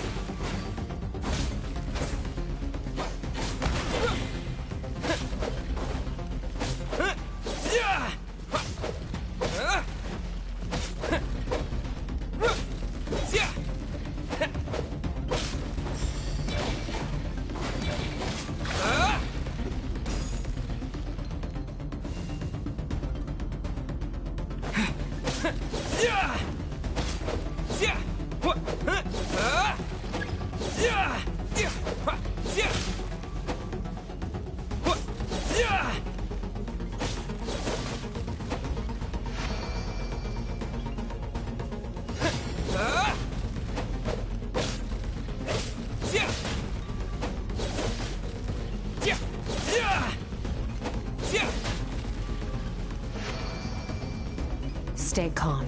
Use your head. You have to keep it together.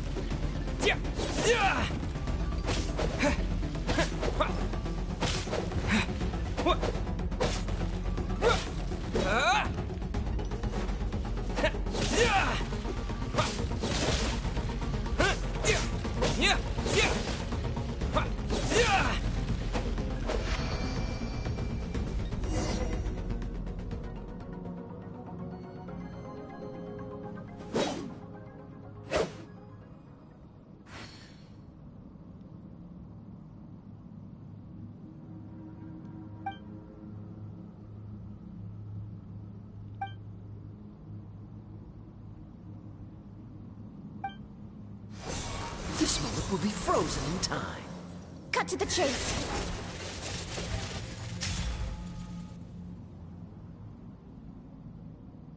Consider a moment of true mastery that you've witnessed in another person, and ask yourself, what lies beneath the surface? What's their guiding philosophy? What's their state of mind as they maneuver their weapon? Now take that and practice it right away with speed, skill, and strength, over and over, until your hand is one with your mind. This is the only path to true growth. Step on up. Dance with the waves. Also, many years believes thus. This will flash and ask question of the ages. Why am I muted by California?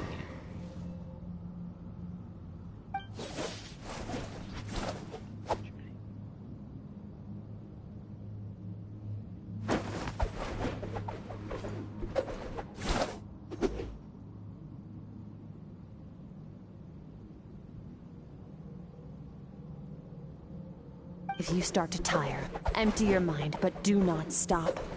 Stay in that frame of mind as you keep up the fight. Get rid of all redundant movements. Imagine your sword is an extension of your own body. Wield it just as you wield your arms, hands, and fingers. 'Twas on a deserted, moonlit night that the hero approached the vile dragon's limpid lair. Rain Cutter! Feathers fleeting wet, the white heron treads water. A sight without flaw. Master of Inazuma Kamisato art Tachijutsu.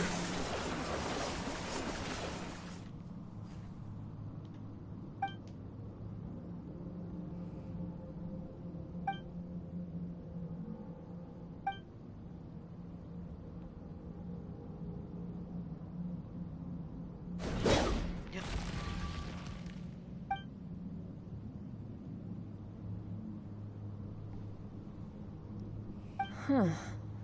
Looks like you've made some real progress. That concludes your training session. Awesome!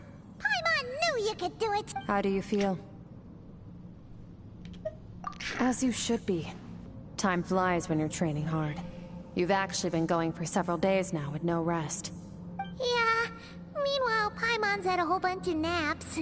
But you were so focused, she didn't want to interrupt you. Go get some sleep. I'll be doing the same very soon. Let's hope you see that foggy place in your dream, so I can get this investigation over and done with.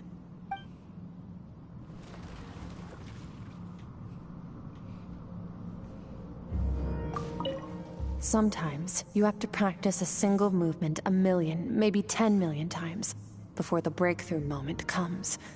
Nothing in the outside world can help you in this process. The most important thing is to remain patient.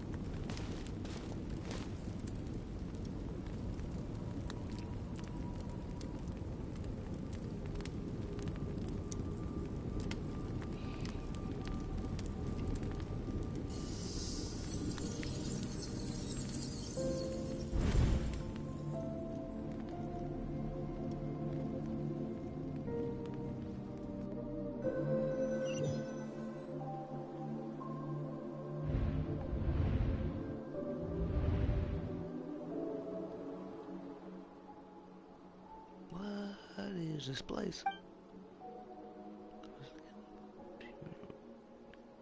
Why am I back here? There's the chilling fog that my hair stayed on end. Hold on.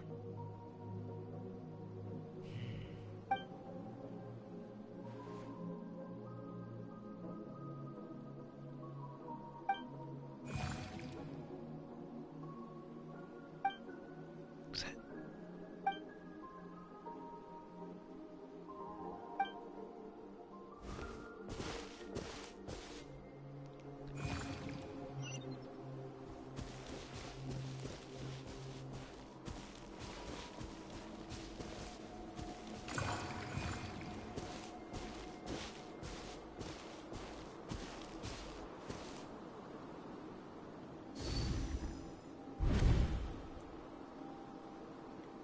Skirk, why are you skipping classes again? We've talked about this. 'Cause he's a crabby old man, and he's a boring old man. I don't like going to his classes. Excuse me. You shouldn't talk about your teacher like that. It's very disrespectful. All right, let's not get into a big fight about this. Skirk's learned what she needs. There's no point forcing her to sit through more classes if she doesn't want to be there. But I'd still love to hear about what you got up to yesterday. Why don't you tell your dad all about it? I went diving, and I saw this huge fish. I never knew they could get that big. It looked kind of dumb, though, with that stupid big fat head. I tried to shake its fin, but it just spat water at me. Oh, and today, I'm gonna go to that prairie up north. There's supposed to be this giant bird there that can spit fire. I bet if I climbed on its back, it could fly me all the way to the stars. Then I suppose your old dad should get one as a pet too. Otherwise, how are you gonna hear me call you for dinner up there in the stars? When it's time to eat, I'll come back on my own, Zilly. Anyway, gotta go. Bye, Mom. Bye, Dad. Wait! Put on a coat at least. You'll catch a cold. I'm talking to you, young lady. You spoil that child, you know. Ever since that merchant ship arrived, she practically lives outside. Always going on about exploring the beyond one day, whatever that means. Ah, let the kid do what makes her happy.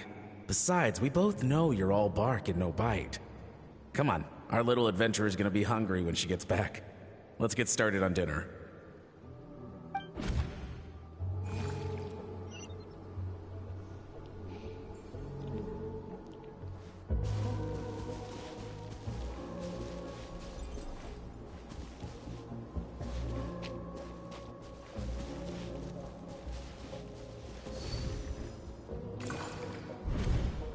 The stars shimmer high above. But what lies beyond the stars? Mountains as far as the eye can see? An endless snowy plain? Or maybe buildings taller than the sky, like the people from the merchant ship said. I can't be the only one asking these questions. The universe is fascinating. If only I could meet some other people like me. We could set sail together and explore every corner of the world. I'm sick of being a kid. There's so many amazing things out there, and I'm ready to see them all. But for now, I'm starving. Better get back.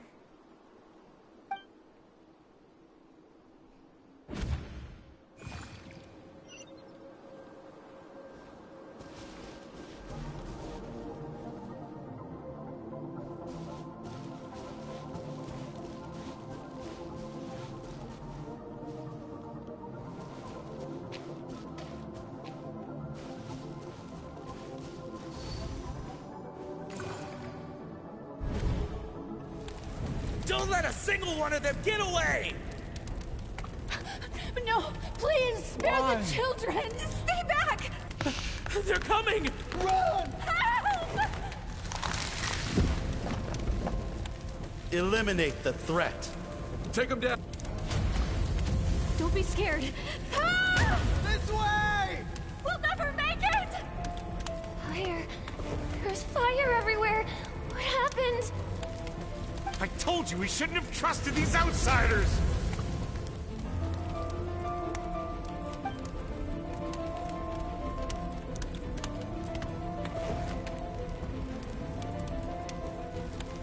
Why are you doing this? What did we do to deserve this? We welcomed you with our finest food and drink, showed you the best our home has to offer, gifted you cloth dyed by our own hands. And this is how you treat us? Run! Save yourselves! Captain, Zone 3 is clear and we have Zone 2 surrounded. Begin extermination. Remember the orders from upper command. No one is to be left alive. Rest assured, sir. We have enough munitions to annihilate these savages and burn their entire civilization to the ground. Good. The only ones who put up a real fight are that man and his wife, correct? What's their status? We shot the man in the ankles and the wife broke her wrist attempting to fight back. They won't be doing much more fighting. They're holed up in their home for now, but they won't last long. To prevent them from making some kind of last stand, we're planning to clear out the other zones first so we can send a bigger squadron to surround them. Well, well. Turns out some of these beasts do know how to use their claws. Now the threat these savages pose will be undeniable. Let them cling to what's left of their lives for a little longer. Once the other zones are cleared, I'll cut off their heads myself.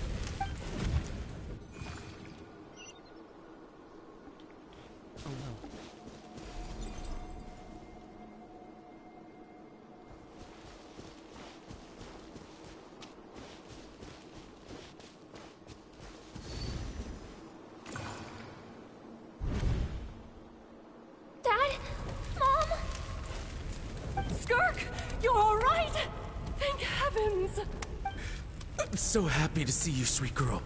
But you need to go. It isn't safe here. They'll be back any second. What happened? You're bleeding a lot. Dad, This is the place. Alert all units. Prepare to surround. Run, Skirk! Run as far away as you can! Don't trust anyone! Your dad and I, we're not afraid to stare death in the face, but we need you to survive. My clever girl, so curious. You're already so brave. I know you're going to grow up to be such a positive light in this world. Whenever you miss us, just play this song. Remember, life is a gift. Don't let darkness claim it. Break down the door! Look what we have here. A savage that can pluck a tune. Well, the show's over.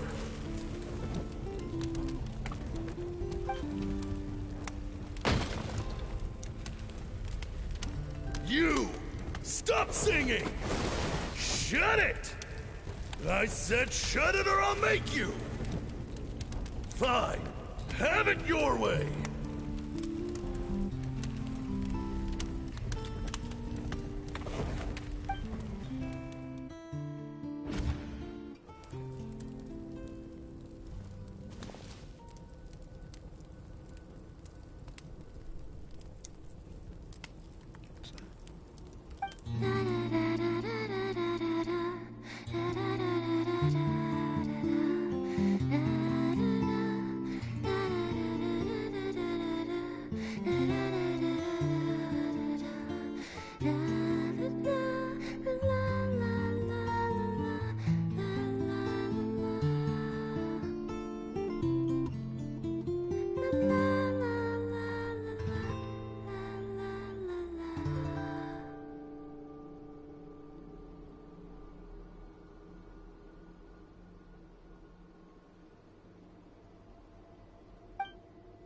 Oh, you're awake? I found a few clues while you were asleep, but it's only a start. Now, time for the second stage of your training. This time, the focus is elemental energy. Come find me when you're ready to begin.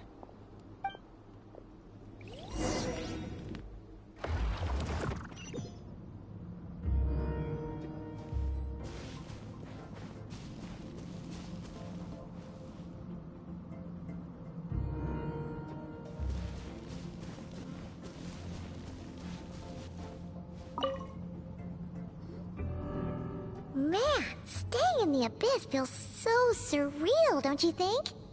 No day and no night. It's like time hardly exists. If we weren't careful to keep track, it feels like we'd have no idea how long we've even been here. Well, except for the fact that Paimon still gets hungry like clockwork. You go do your training. Paimon's gonna grab a bite.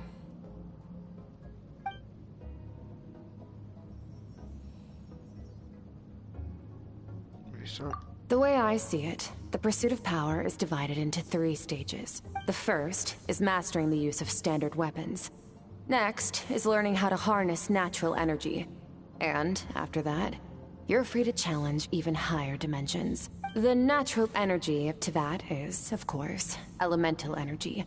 But that's not my area of expertise. I draw from a different source of power. Abyssal power, yes. Also known as the power of the Void Realm.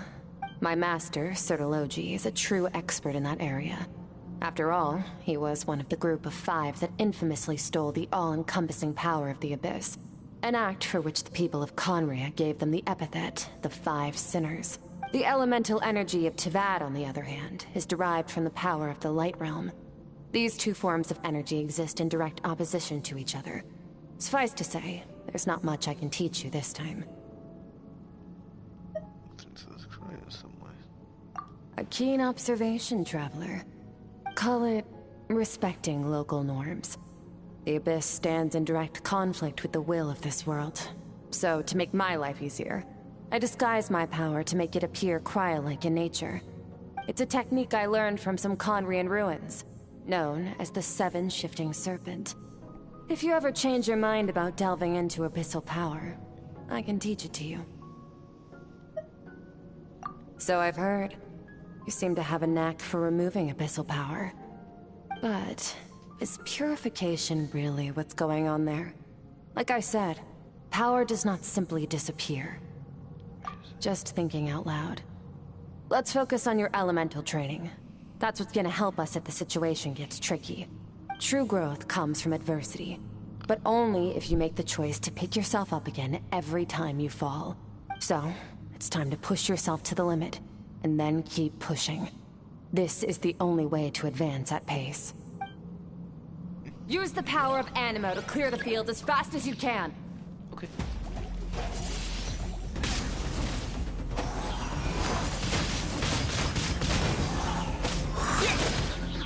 Windblade! Windblade!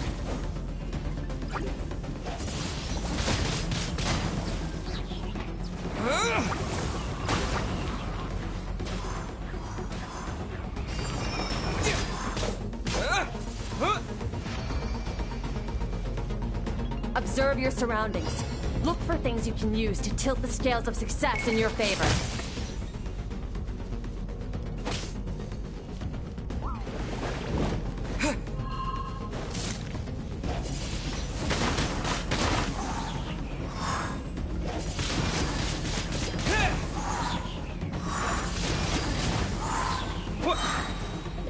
With the wind!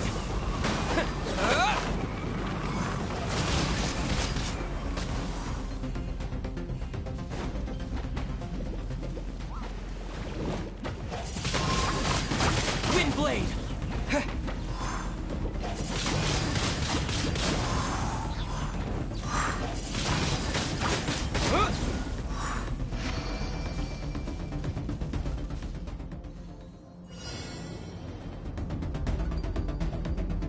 Use the power of Hydro to destroy the spikes.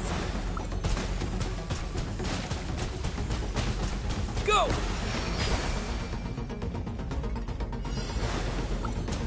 Faster. Don't give them a chance to strike you. You need to be quicker than you were in your dream. You can't afford another injury like that.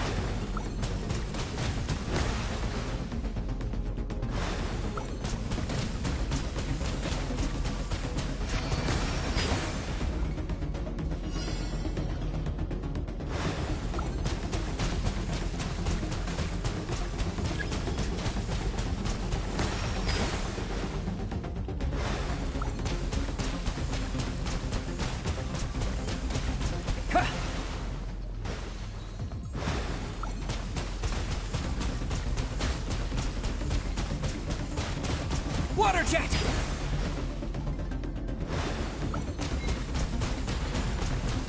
Go!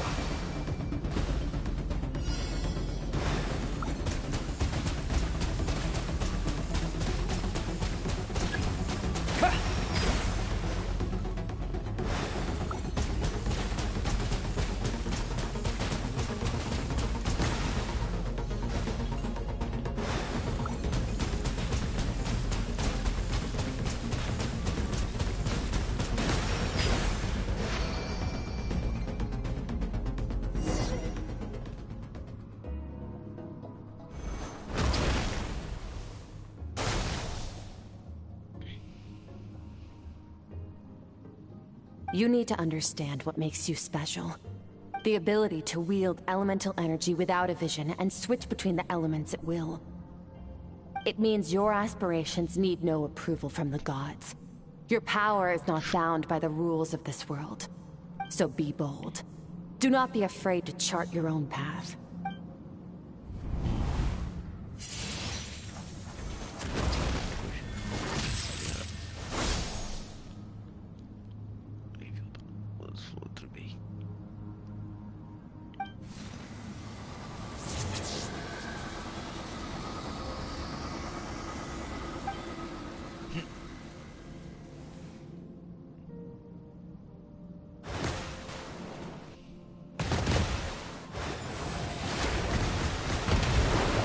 Very good. It seems you've reached a deeper level of connection with the elements. Long enough for you to lose yourself in your training, which is a good sign. Relentless practice with the elements has drained all your strength, but it's also what allowed you to make progress. Get some rest. When you wake up, we'll proceed to the final stage of your training.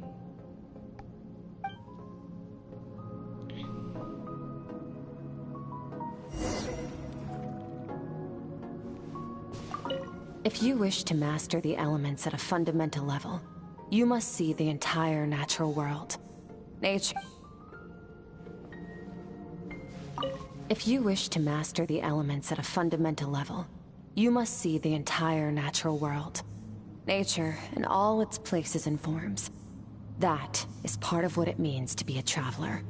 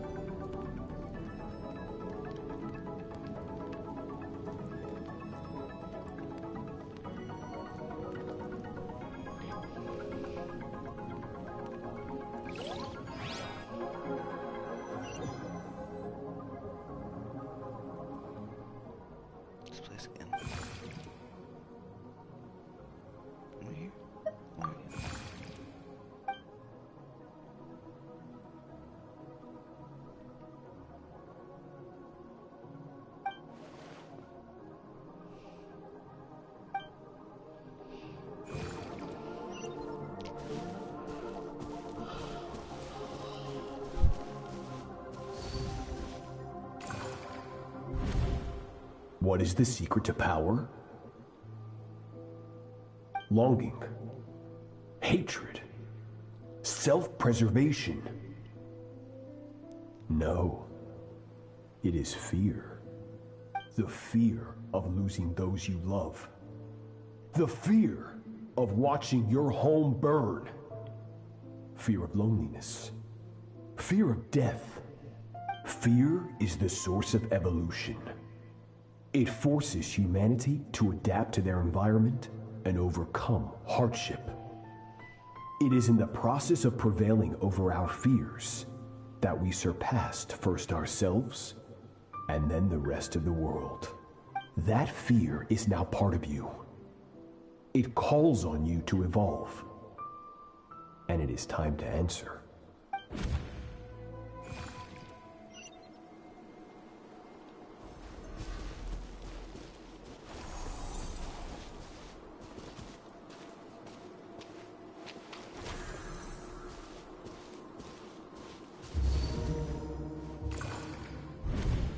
Any minute spent missing home is a minute wasted.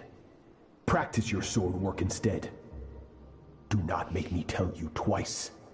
But, Master, I can barely lift the sword anymore. If I keep going, I feel like my wrist is going to break.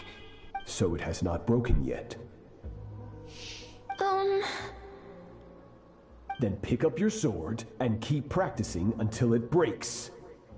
I want to hear the cracking and splintering of bone. After all, bones can always be reset.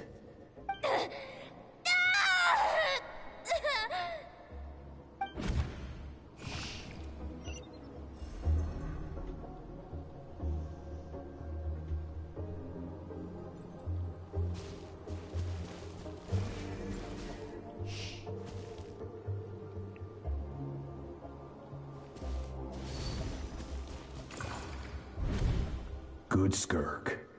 Once again, you survived. How do you feel? Cold and pain. These are signs that you are adapting to the abyss. Each time the flesh is torn and the spirit crushed, each time you claw back from the brink of death, you become stronger. I now understand why these people sought to destroy your homeland. Your potential goes beyond even what I could have anticipated. But you still have much to learn in your pursuit of strength. Your mind is rife with distractions. From now on, I shall show no mercy in your training. You must learn to shut out all the pointless emotion, crush the self that makes you weak, and become master over your physical form. Get up, Skirk. Wipe the blood off your face. Cut away the rotten parts of your flesh. And mend what is broken. Then take up your sword. Yes, Master.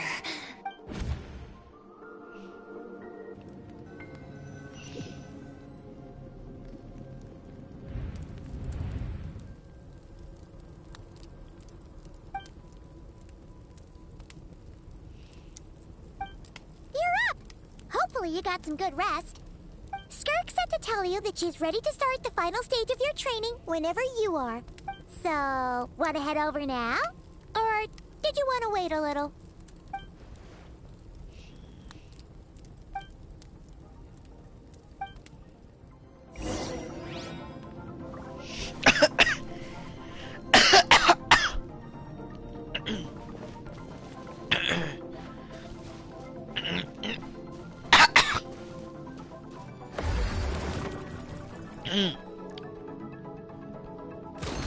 Sorry. I hate them alone.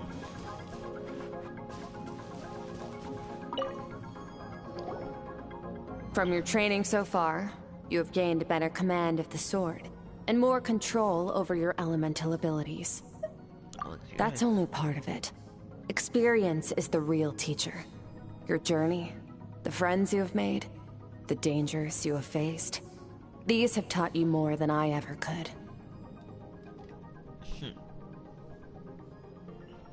Now, it's time to focus on how you react under pressure.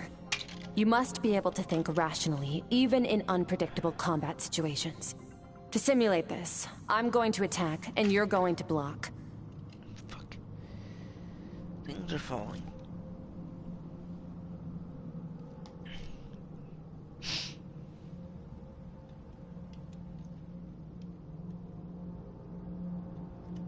This is not good. Okay. Well, I'll have to figure out how to fix that. Ready?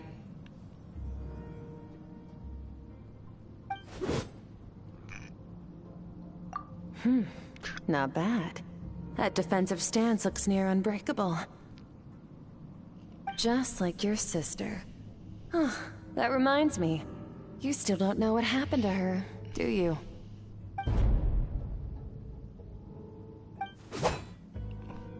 Hey, no fair! That's cheating! You think every opponent has the same moral code as you? You can denounce their deplorable methods all you want, but only if you live to tell the tale. The dead don't get to complain. Strong emotions will always arise in combat. Anxiety, anger, fear. But a true warrior is never at their whim. Only when you are free from the influence of emotion can you make the right choice, no matter the situation.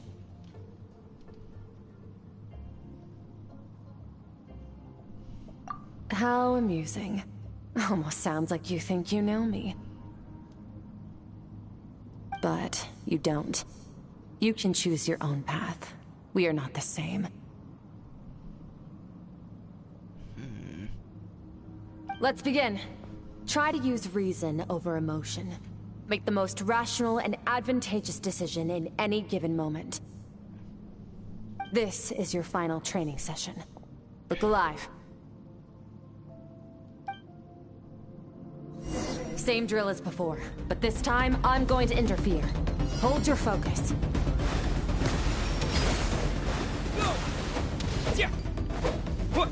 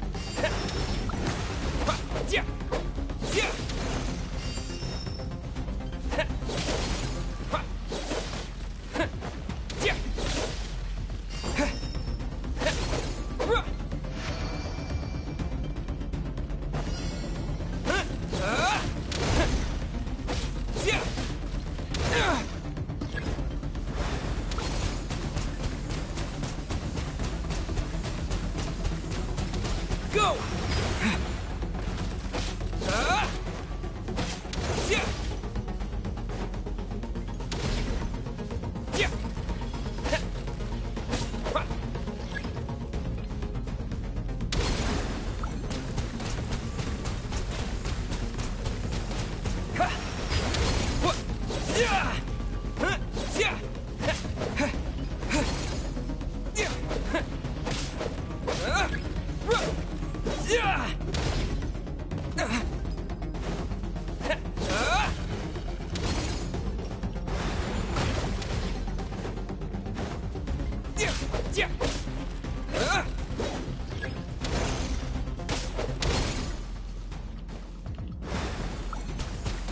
Not bad. Better than I expected.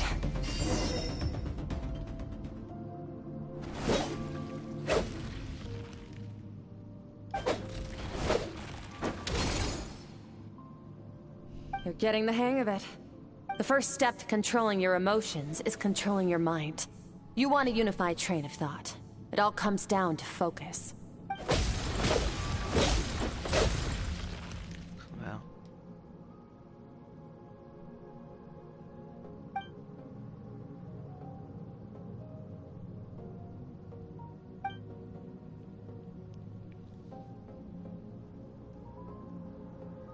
Your mind is rife with distractions. From now on, I shall show no mercy in your training. You must learn to shut out all the pointless emotion, crush the self that makes you weak, and become master over your physical form. That's what he said.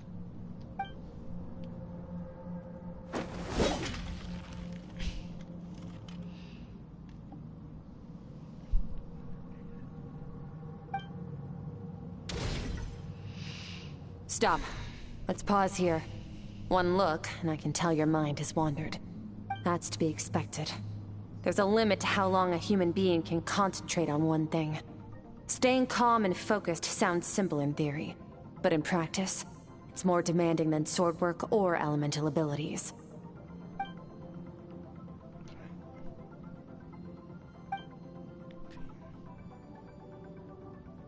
Get some rest. No point training further if you're already dead on your feet. Like I said at the beginning, the only goal of this training is for you to reach a point that you're satisfied with. You managed to push past your limits, which is a good start. You can be proud of that, and sleep well knowing that you've earned it.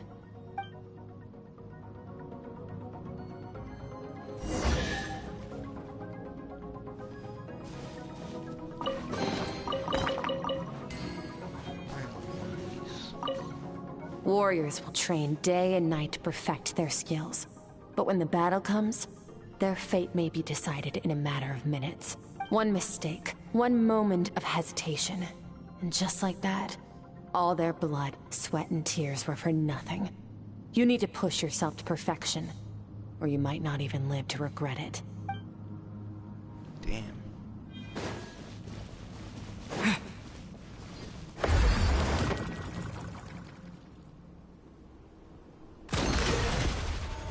Make sure something's been sitting on the table for 5 years. These last 5 years really just been nothing.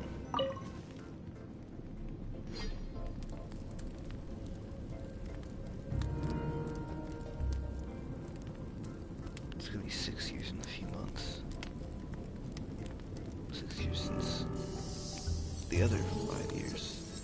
Oh god, time is not on my side.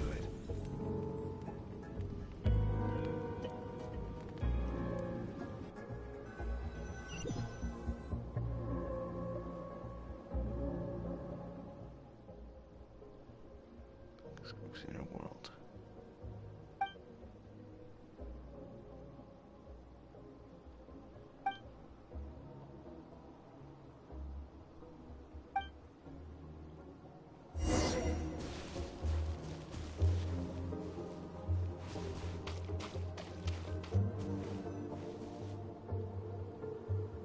Skirk is amazing. She faced down that terrifying giant and cut its head clean off. Oh, she got hurt though, didn't she? I heard it was pretty bad. Yeah, well, that's a given. But the moment she was on the mend, she got right back to practicing her sword work. I heard Master suffered a grave injury once too. Lost an arm and a leg and still came back stronger than ever. Skirk's becoming more like him by the day. Oh, incredible. I wonder if I'll ever reach their level. They're always so resolute, so unshakable.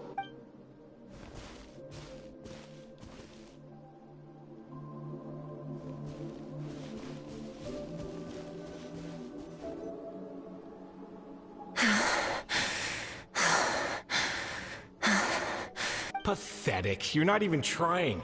You're so much weaker than you think. Skirk, have you become a positive light in this world?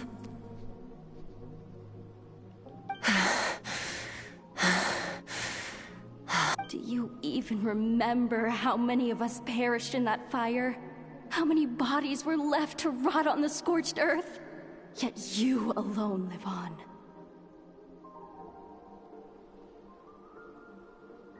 Keep your gaze fixed on your blade. You don't deserve to rest. I have so many questions. I just want to jump in a spaceship, explore the whole universe, and get answers from the stars. I just need to wait till I'm grown up. Then, I can do anything.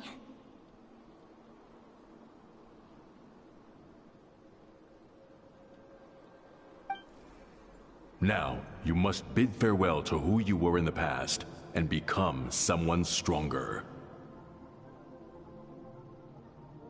Run, Skirk, run! Only death awaits us here. Keep running, and don't ever look back.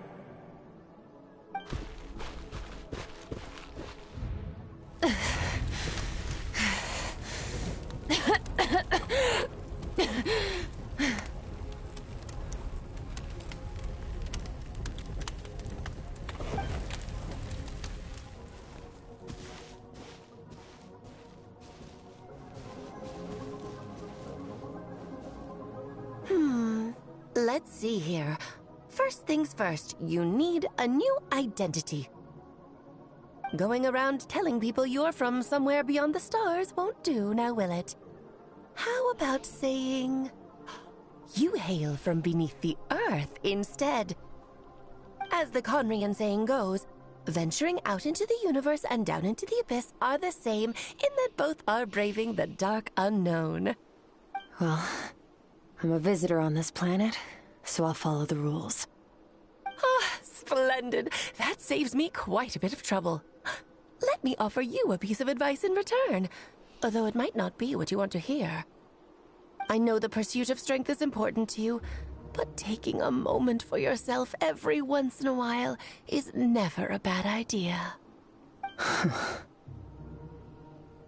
Ignore her existence for too long, and there will come a day when you can no longer hear her voice.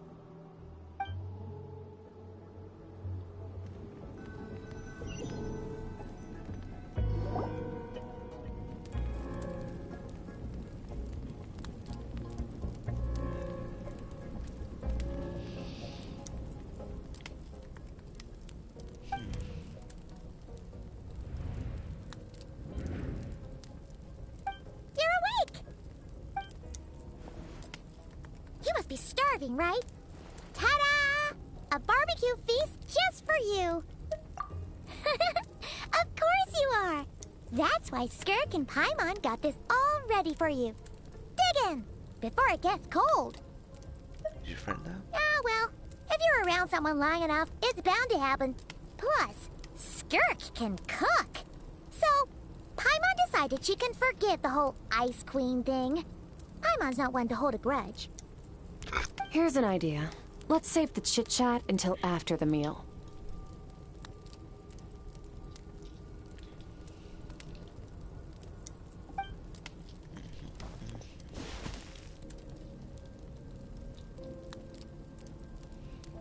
Ugh, so full.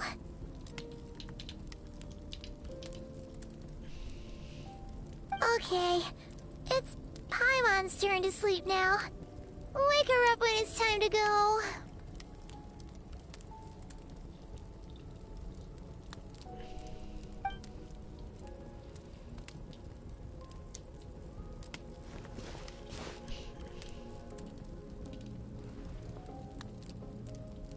I have good news.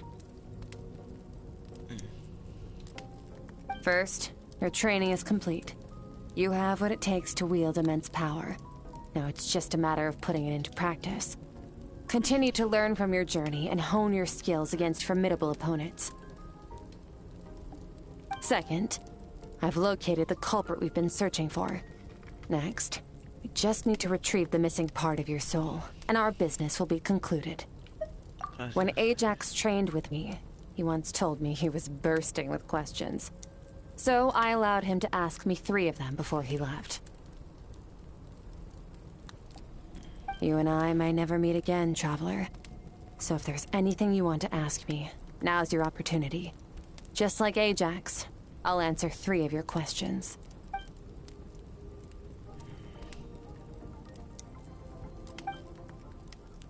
Are you really from Tibet? Okay, not the angle I was expecting. What makes you ask that? Sorry I didn't tell you earlier, but while we were dream mirroring, I think I saw your memories. This is the first time seeing buddy. I knew that was a possible side effect. Closed off my mind to you for that exact reason. Even with the dream mirroring, you should have seen nothing but endless darkness.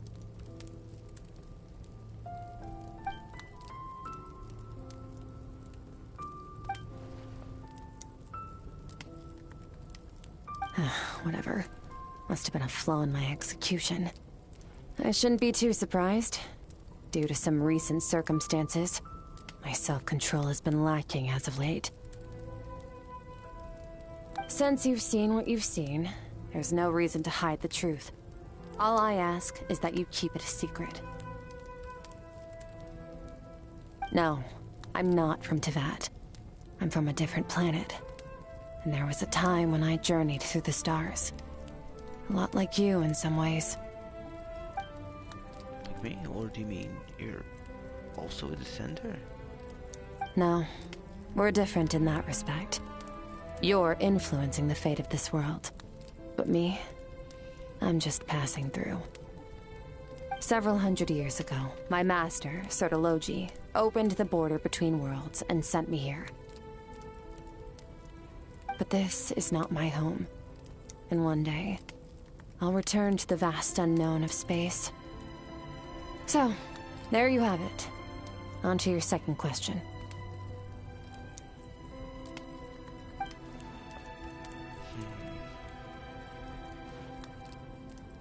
What was your goal in coming here?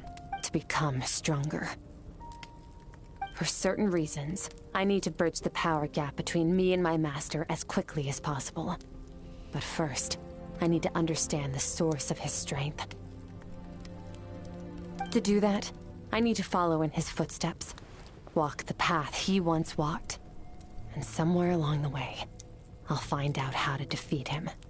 That is my sole focus and purpose. Okay. You have one question remaining.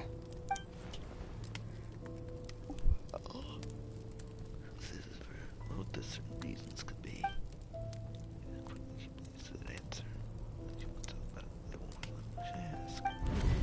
You make it sound so easy. Ever since the incident I experienced there, I've never stopped searching for Master Skirk and that unknown abyss. But it's been years now, and I've still found nothing.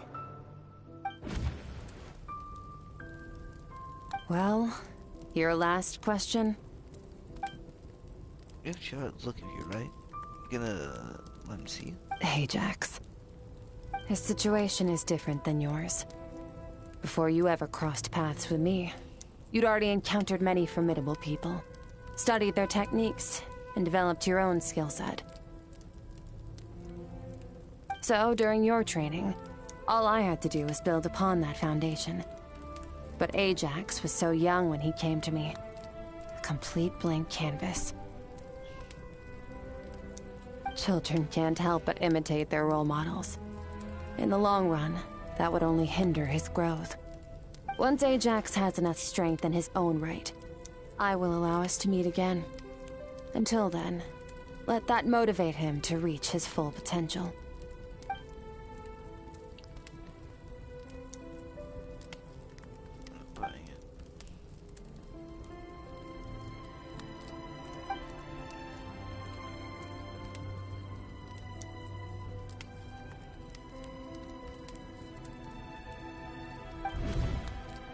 Unlike you, I have no desire to establish a connection with the world. The weak and the lowly have no right to remember me. They're lucky they only have a few missing memories to show for it.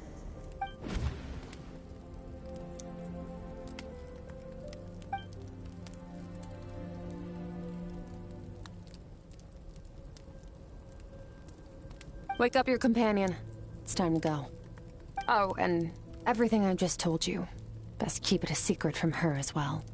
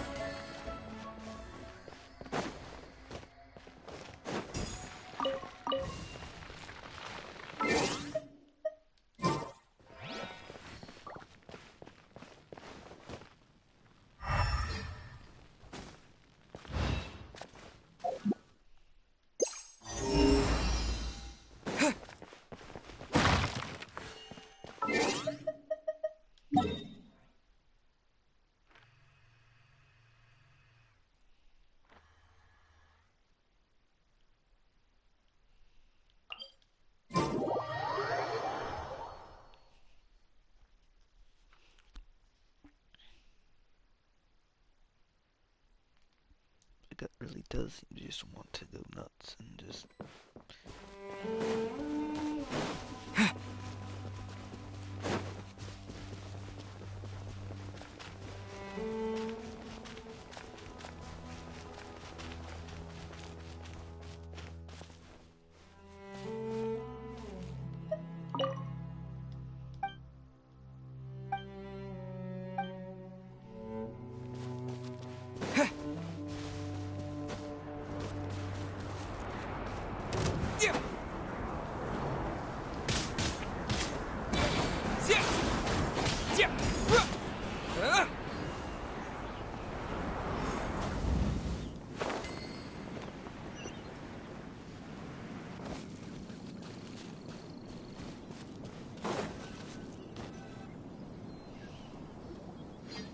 Wait, this is near the chasm, right?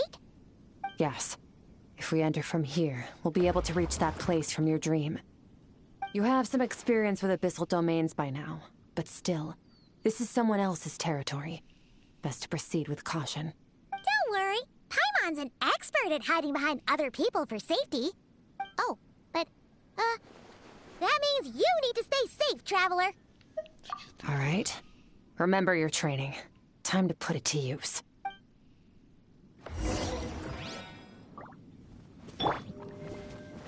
Shower me with praise!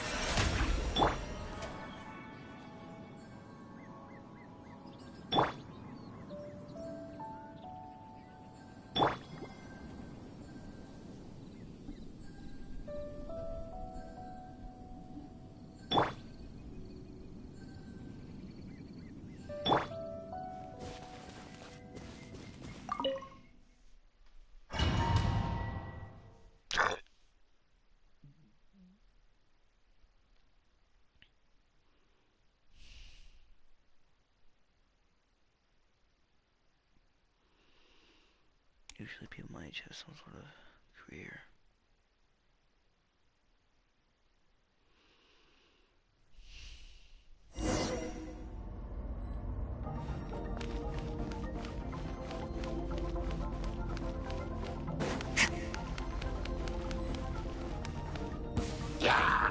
Annihilate power.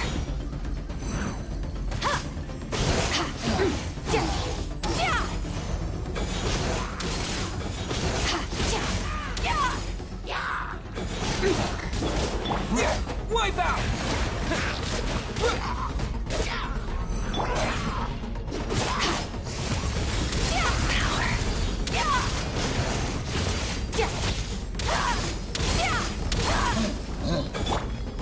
Go!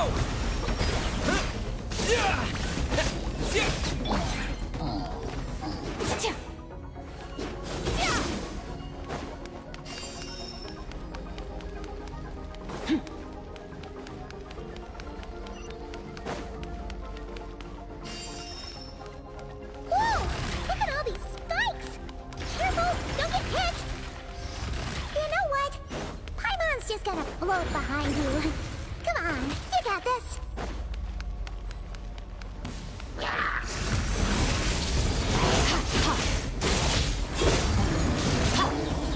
Go!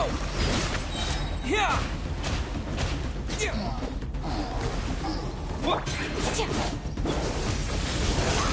Hey, what are you two doing here?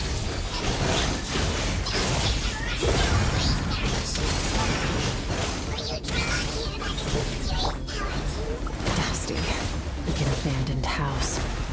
Let's press on.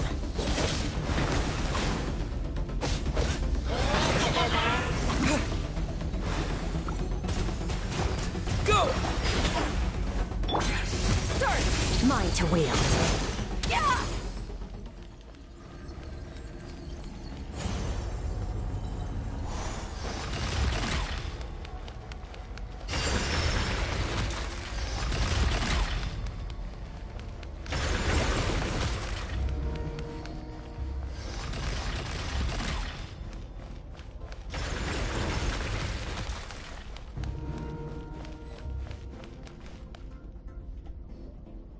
Oh, looks like this is a dead end. Did we make it to his hiding place? Ugh, this fog is making it impossible to This should be the place where you were attacked, Traveler. The missing part of your soul should be nearby. Can you sense where it is?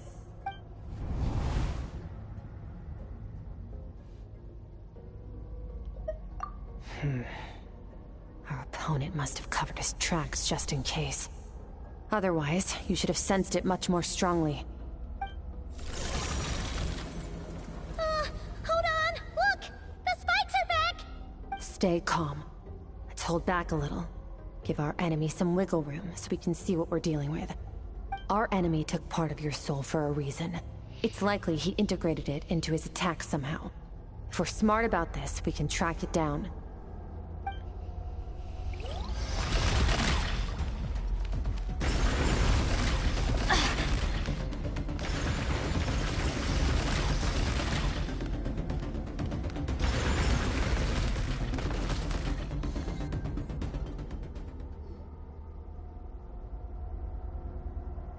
Well, that works, I guess.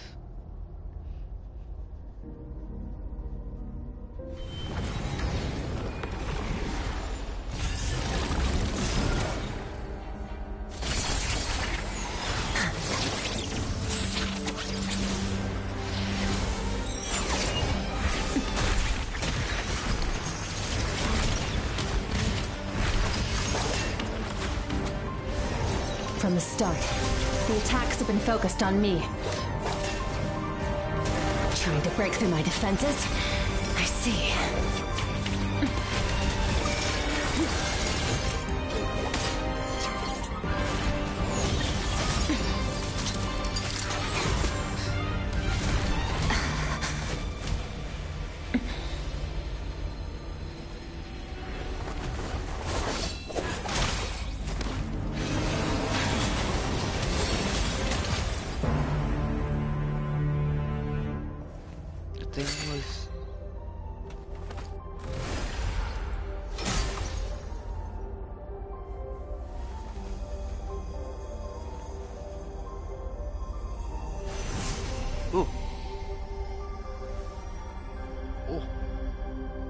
There. I got it back.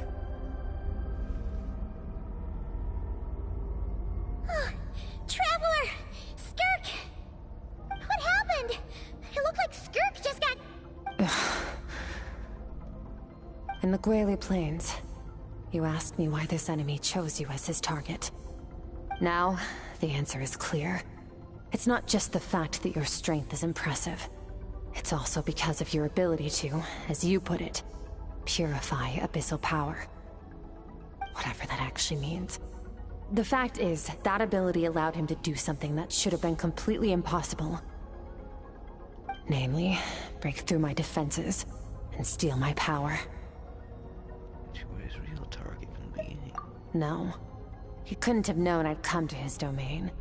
He only stole your soul fragment because he knew the value of its power. I doubt he expected it to come in handy so soon. Call it fate, if you want.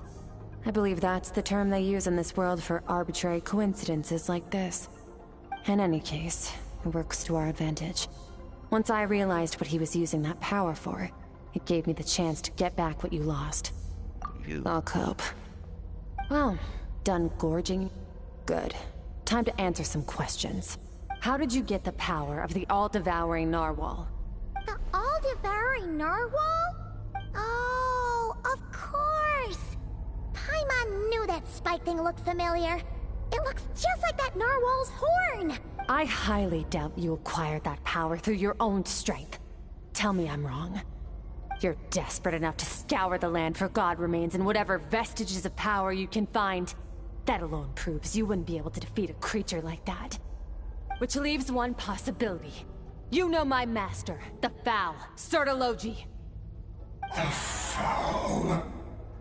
Who dares call him Foul?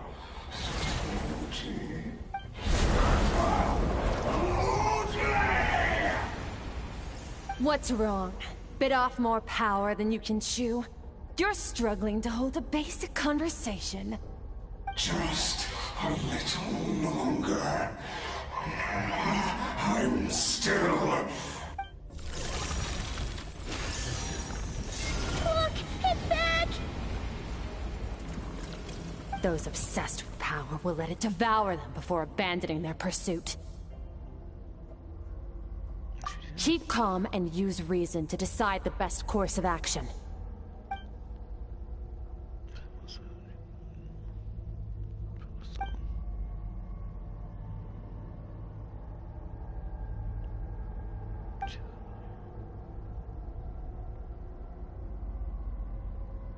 Get out of here. Wise decision. Final victory doesn't always come after a single battle. You've got your soul fragment back, so we both got what we came for. Let the enemy draw breath while he can. It won't be for long. Get us out of here, Traveler. You'll need to lead the way this time.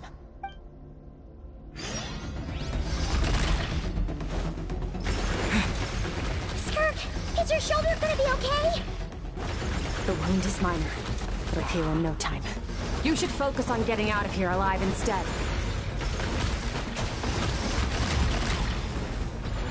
Uh-oh!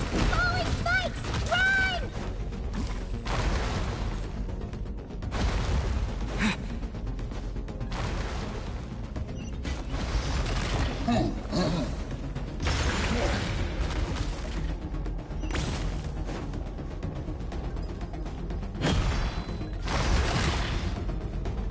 Watch out! Looks like this place is about to collapse!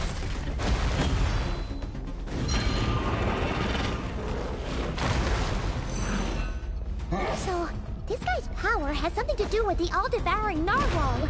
Did you know that all along, Skirk? I had my suspicions.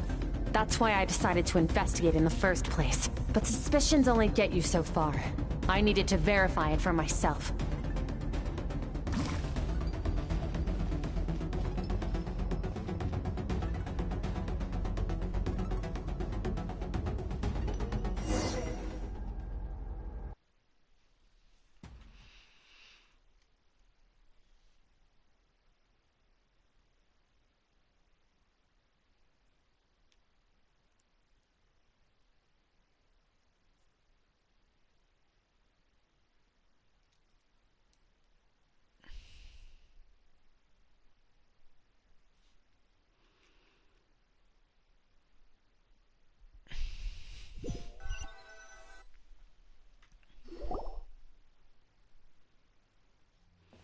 Phew. Oh, we should be safe here, right?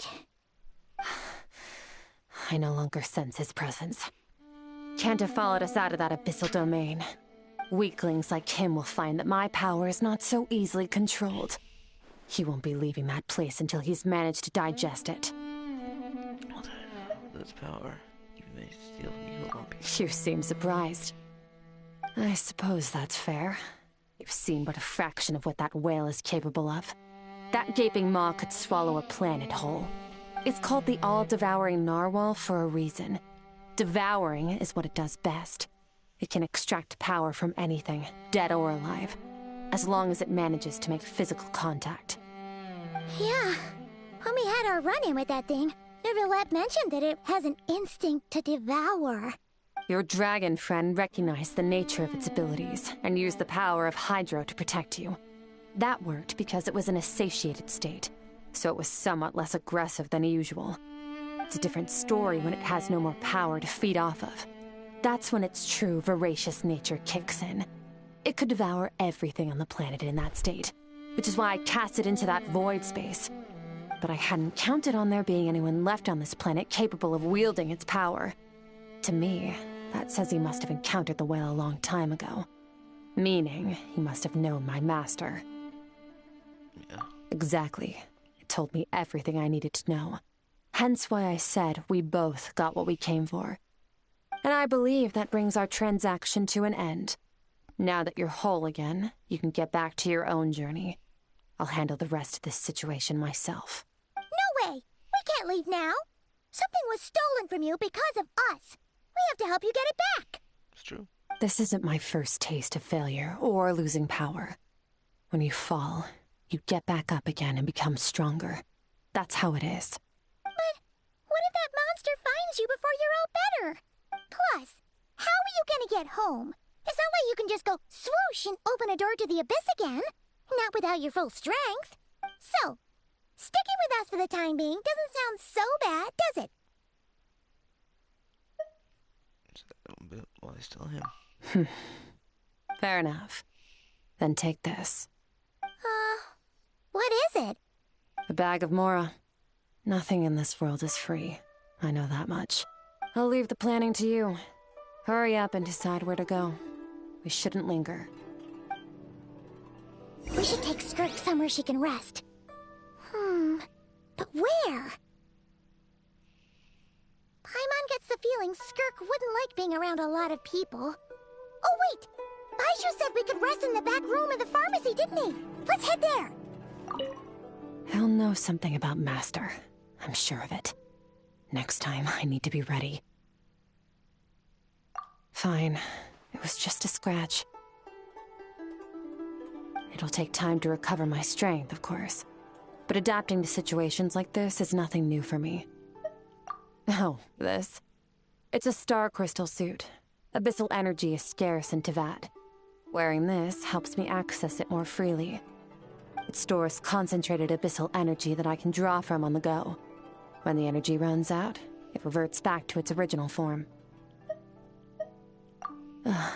Found somewhere to rest. Well, lead the way then.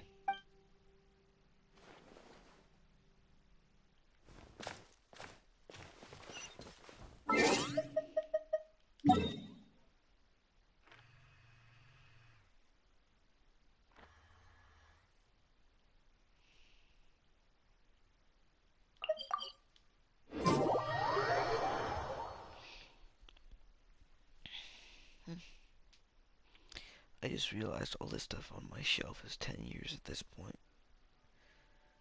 It still don't feel right, but it is. Are you running away? See?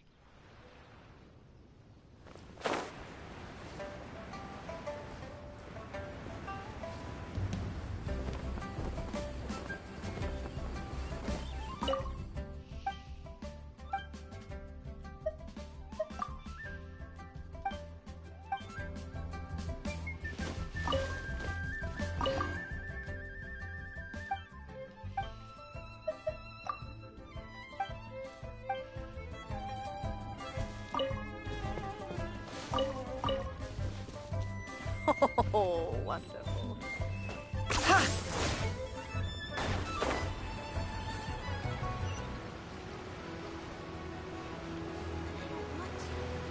Tastes gross.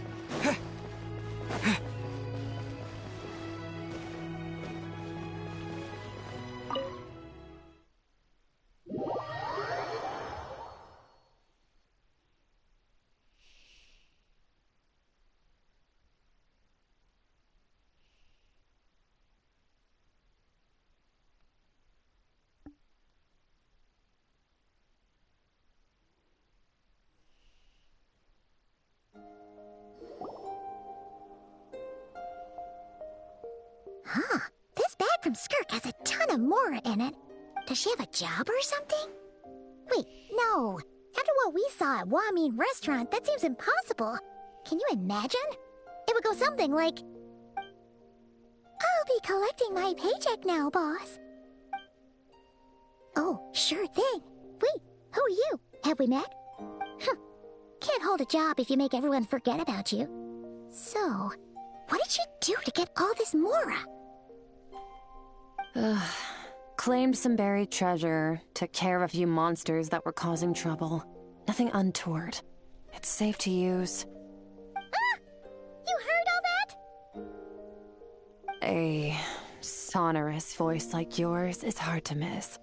I wouldn't be surprised if the sound of it traveled to the nearest mountaintop. Then, did you by chance happen to hear Paimon's little, joke earlier?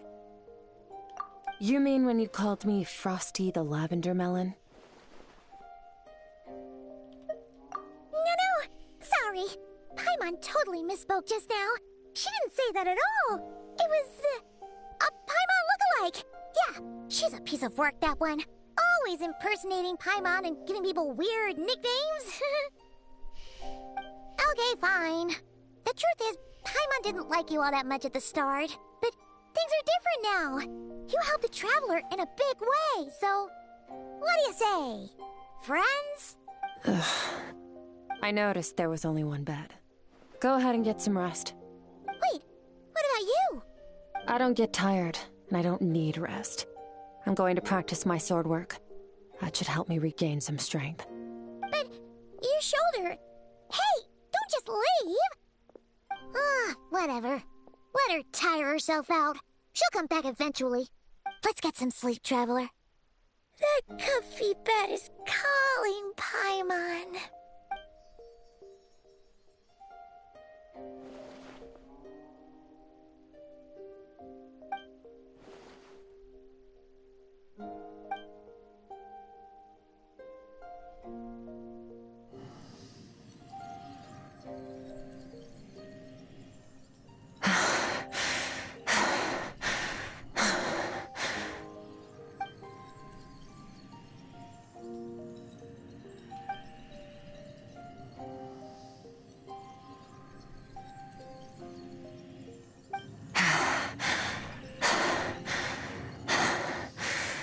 Quiet.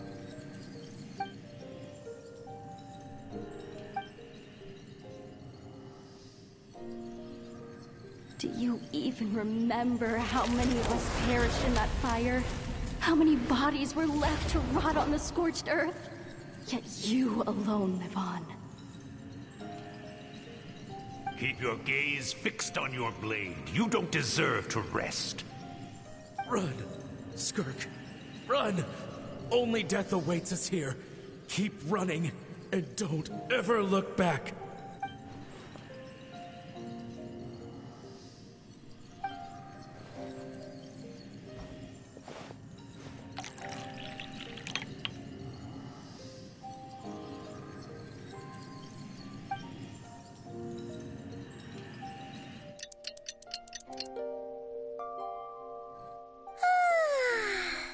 Getting an early night's sleep is the best.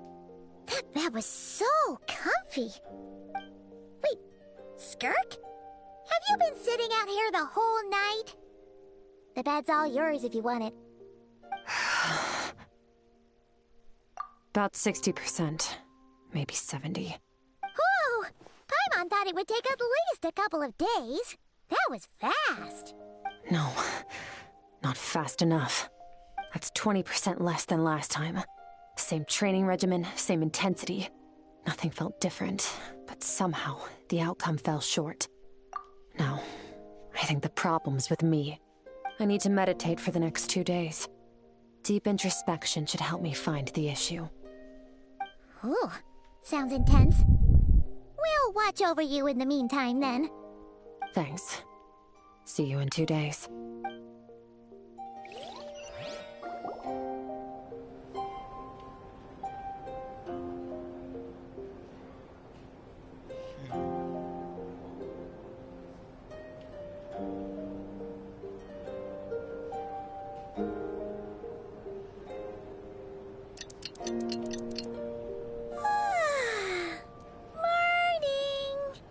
Skirk is still meditating, huh? It's been 2 days already. Shouldn't she be awake by now? Paimon can't think of anything we can do to help. Oh, wait! Breakfast! That's it!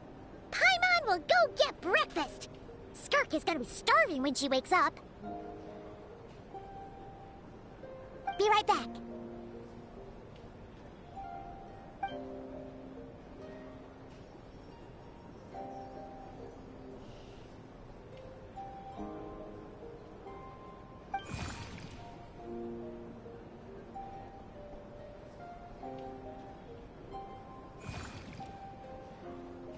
Again, doing here.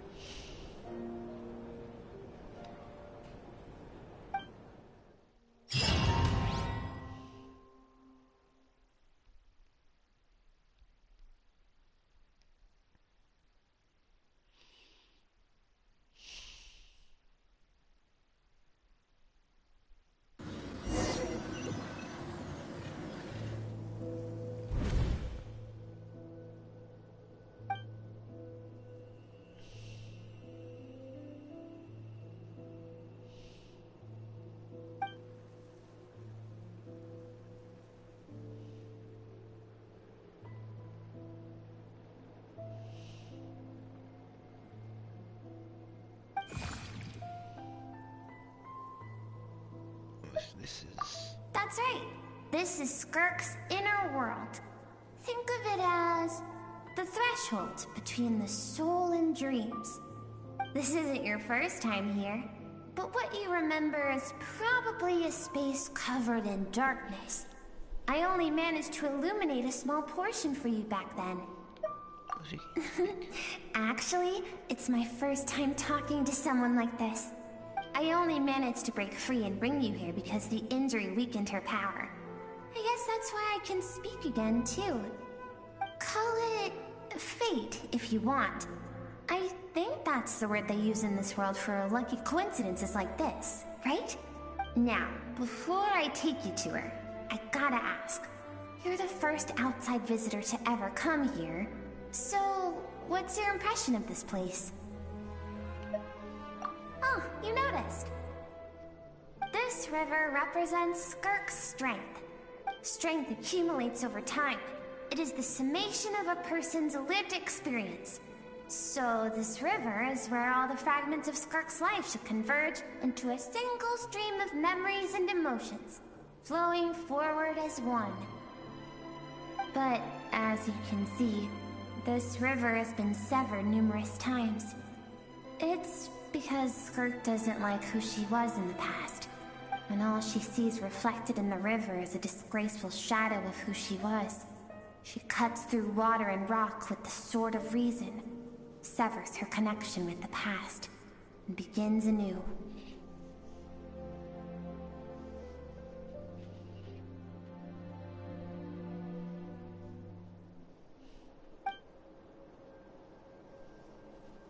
You must learn to shut out all the pointless emotion. Crush the self that makes you weak, and become master over your physical form. This isn't my first taste of failure or losing power. When you fall, you get back up again and become stronger. That's how it is.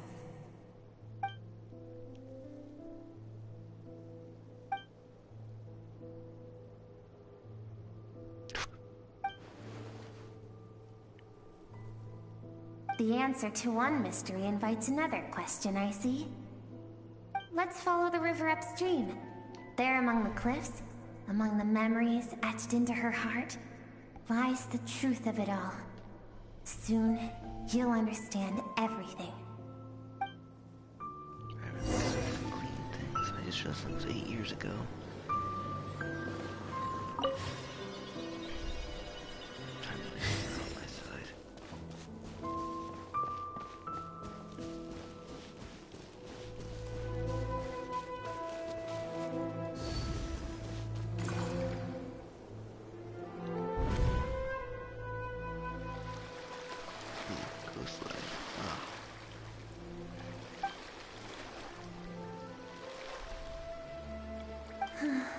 I've always thought that, even when falling leaves don't come from the same tree, they can still form bonds of kinship when they meet.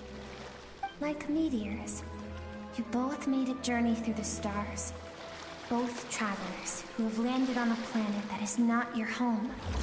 Yet, when she first noticed your presence, although she hesitated for a moment, she still chose to walk away, indifferent as ever.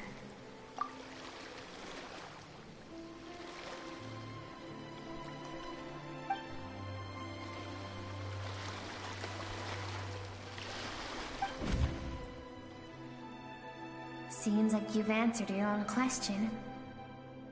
Skirk sees herself as a trespasser in this world. She's made a conscious choice to avoid altering its path. But the reason for that decision stems from events much earlier on in her life. Let's keep going. It's still a long way to the source of the river.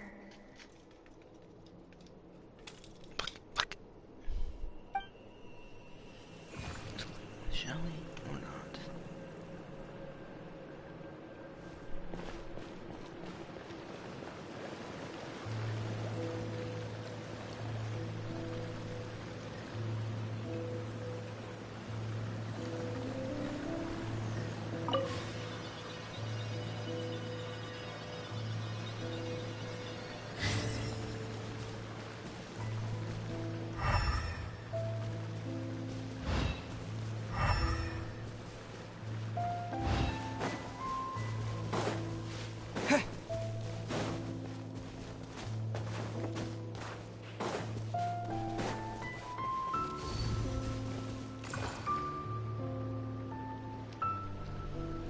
now have what it takes to wield immense power. From this day forth, I shall teach you no more. No one can become a worthy warrior through imitation alone. I have given you fangs and claws. Now, you must learn to hunt. You wish me to travel the world beyond on my own, Master? Indeed. Make new friends. Embark on your own journey. And piece together a new future from the shattered remnants of your past. We will still have contact through the Abyss.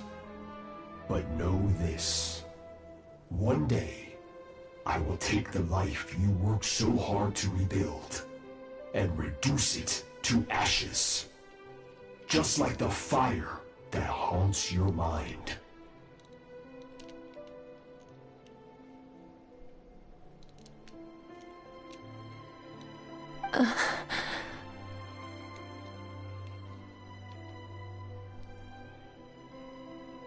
Why do you do that?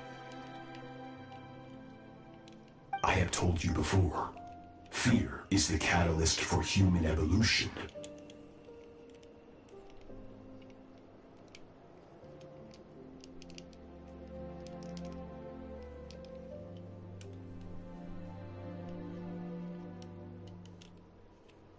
You have tasted loss. You have known fear, so deep it can be felt in the bones. But as living beings, we all have an instinct to detach from that which harms us. And thus pain dampens over time, and the acrid taste of fear becomes but a distant memory. Yet now, I have bestowed upon you the gift of fear eternal. It will drown you in the nightmare of your childhood, or it shall drive you to defeat me, whatever the cost.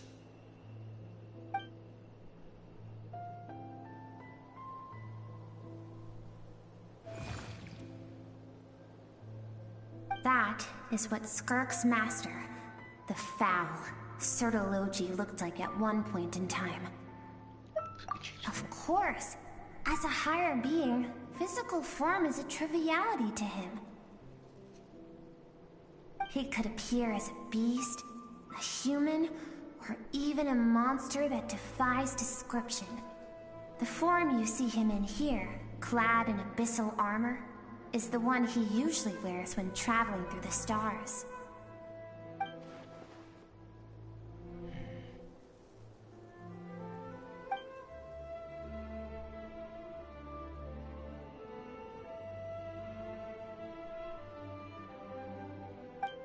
For certain reasons, I need to bridge the power gap between me and my master as quickly as possible. But first, I need to understand the source of his strength. To do that, I need to follow in his footsteps, walk the path he once walked, and somewhere along the way, I'll find out how to defeat him. That is my sole focus and purpose.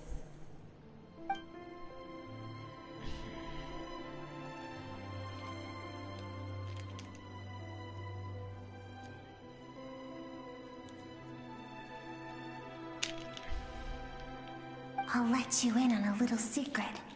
The real Sertology is terrifying.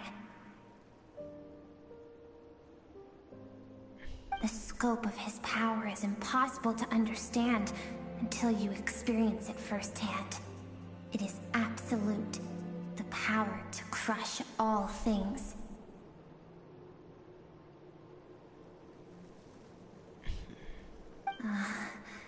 Shall we keep going? Let's see. We're about halfway there.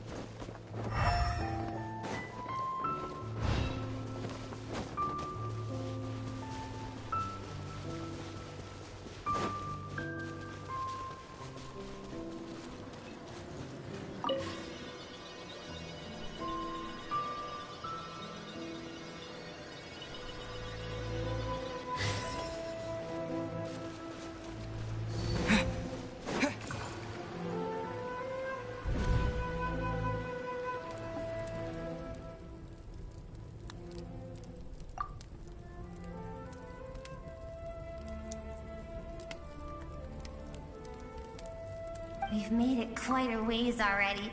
This is Skirk, when she first began training under Sertology. I have set your broken wrist. Tomorrow, you're to train twice as hard. No tears this time. Good. Attempting to garner sympathy through tears is a habit of the weak. A pitiful, useless ploy. Can I ask a question, Master? Why did you save me?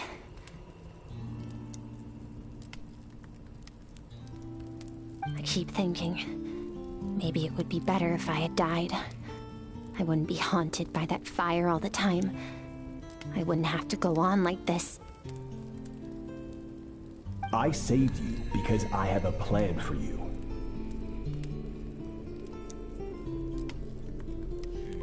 It has been too long since I fought a battle that demanded my full strength, and I hunger for it.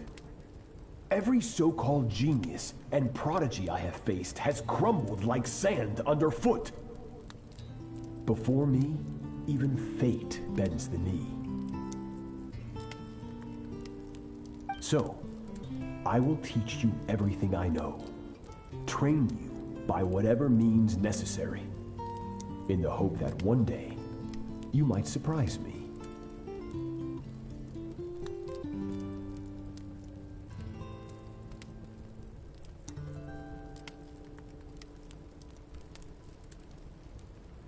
But I don't want to draw my sword against you, Master.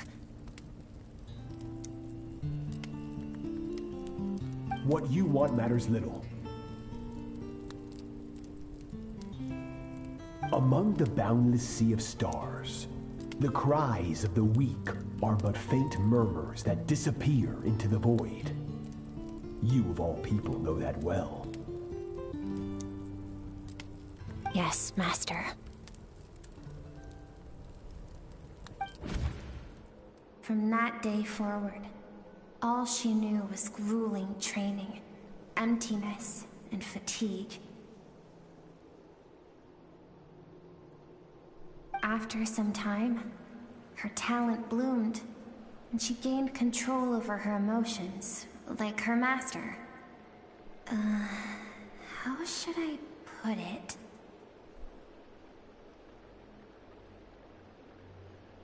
It was not that human emotion disappeared from her heart, but that reason came to dictate all she was allowed to feel. I suppose it was at this point that she became the Skirk you know today.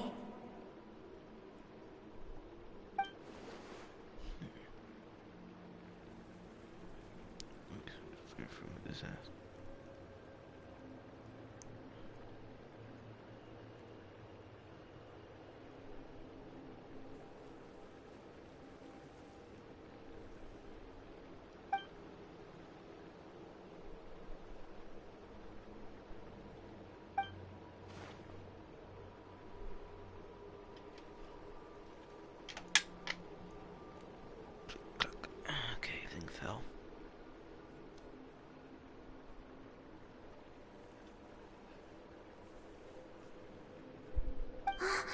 We're nearly there. I almost don't want to reach the end. Well, shall we? This is the final stretch.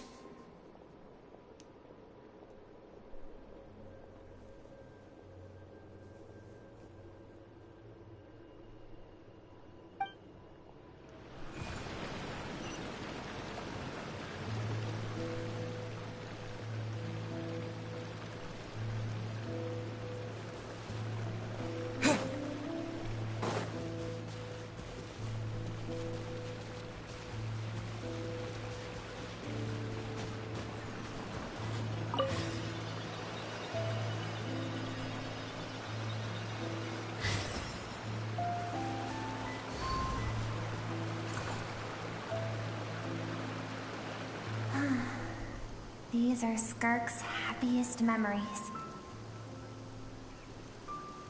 What a simple and carefree time it was. Wisps of clouds dotted the sky. The sun bathed everything in golden light. And when song filled the air, not even the shyest of flowers could resist swaying along. This is Skirk's homeland. She was so curious about everything as a child, always skipping school to go exploring instead.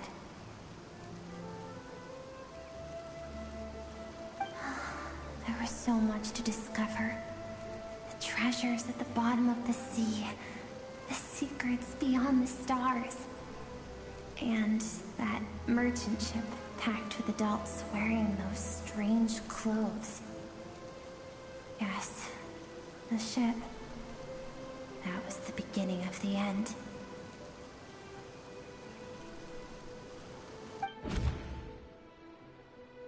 It was a spaceship. When it arrived, the people that disembarked wore smiles on their faces and spoke of friendship. They claimed to be merchants from a neighboring planet, looking to establish trade. Skirk's parents, her relatives, her neighbors, everyone welcomed the newcomers with open arms and allowed them to explore the planet. To them, the visitors were guests and should be treated with hospitality. No one had any idea of what was to come. Several months later, an army of unknown origin arrived without warning and carried out a ruthless campaign to destroy everything and everyone on the planet. Skirk had skipped school that day, like so many times before, so she was not caught in the immediate wave of destruction. But when she came home that day, only fire and ruin awaited her.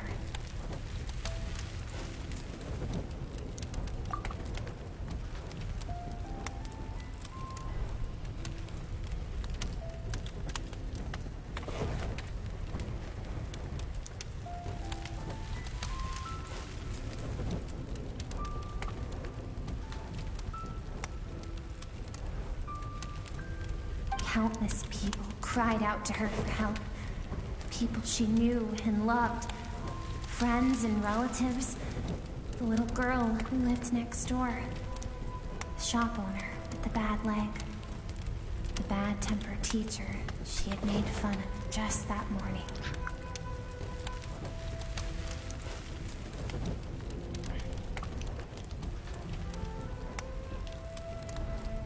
Their lives were discarded like worthless trash, as the fire consumed one life after another. Skirk was helpless. All she could do was run. And so she did. She kept running, until an unexpected figure crossed her path. If Sertology hadn't been there in that moment, the fire would have claimed her life too. And there she would have remained, left to rot in the scorched earth, with no answer as to why any of this was happening. Because she and her people were seen as a threat.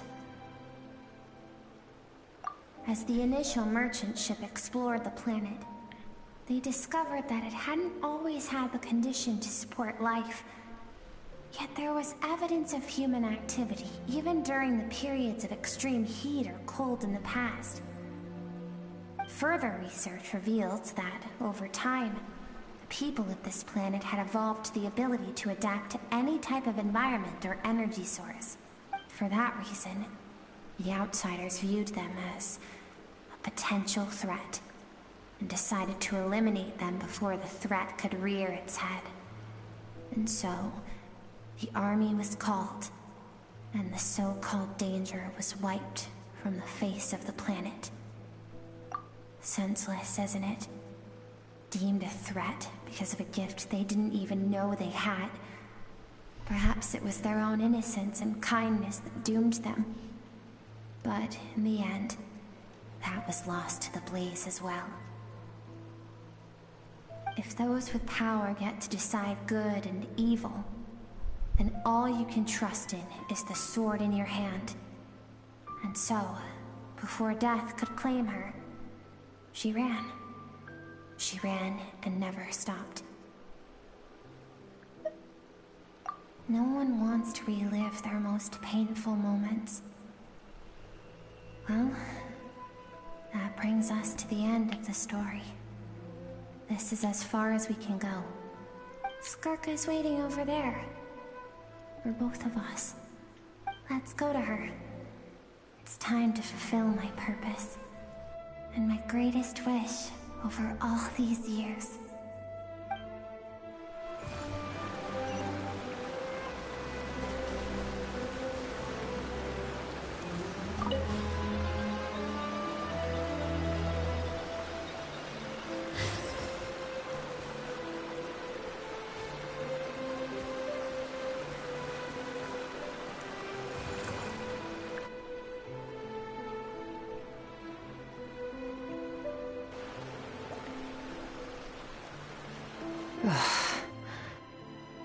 So all this, just so you could bring him here.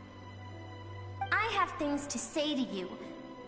Well, to me. I want someone to witness our reconciliation, even if it takes an argument to get there. And he is the best choice in this moment. Her suppressed emotional self. The version of herself she keeps locked in the recesses of her mind, stifled by reason. All those rejected impulses, those discarded aspects of your past selves, they are a part of me now. I am who you used to be. Someone you have refused to face for too long. So, I came to face you instead. You're wrong. I've faced you all along. And that's exactly why I keep you locked here.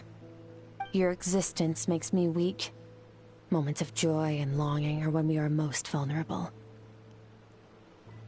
Don't forget, it was a penchant for goodness over reason that doomed our homeland in the first place.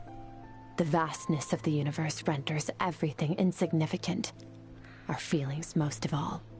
Even so, learning from the mistakes of the past doesn't have to mean erasing everything. Strip yourself of your so-called weaknesses, emotions like kindness and empathy, and what makes you any different from the ruthless soldiers who slaughtered our people? The difference is that I'm doing what is right, what is necessary. I allow you to exist, but with limited freedom. That is the greatest kindness I can offer. I have shouldered everything you couldn't carry. I rose above the numbness and emptiness, and it was cold, unfeeling reason that brought me this far. It made me who I am. It made me strong. That is the problem. I want to shoulder those things together. On the grand scale of the entire universe, maybe our feelings are vanishingly small, but why should that mean they don't matter? Emotion gives warmth to the cold expanse of space. It gives meaning to the world around us. Think back to those nights of gazing at the stars, those afternoons of exploring the unknown. Think back, and let them grant you peace. A brief respite from the pressure you put on yourself.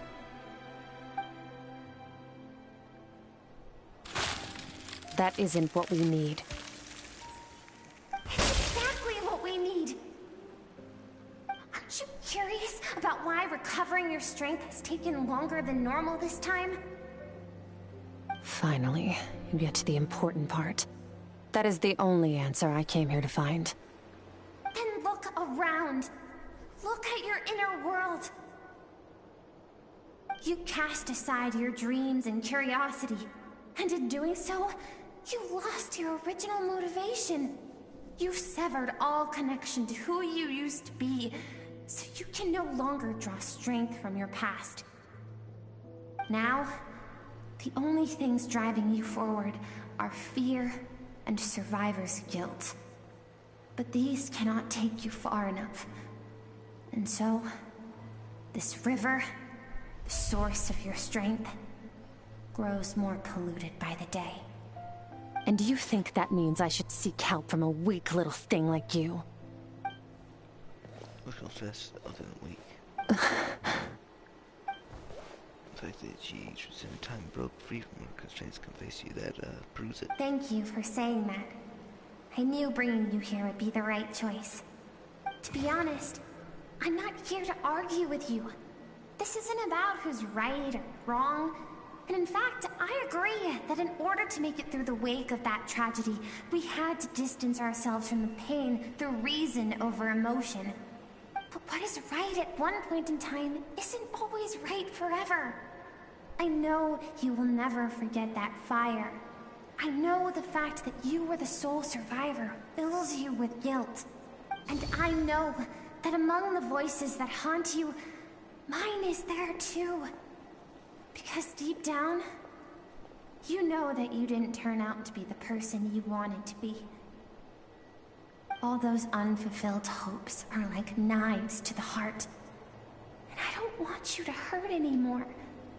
So even if you can't accept me, I hope, at least, that you can let go. I keep thinking, maybe it would be better if I had died. I wouldn't be haunted by that fire all the time. I wouldn't have to go on like this.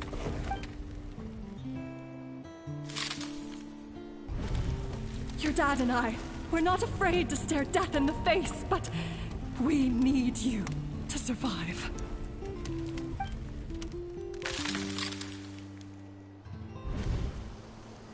I'm sick of being a kid.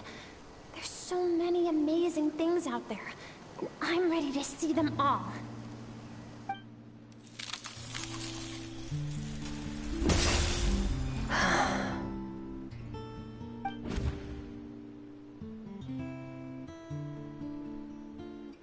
I remember.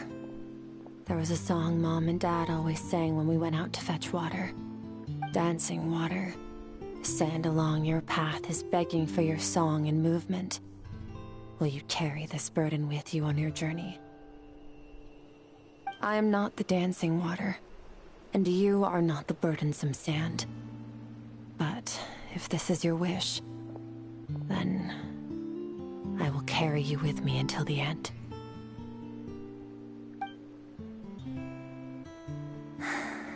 Thank you.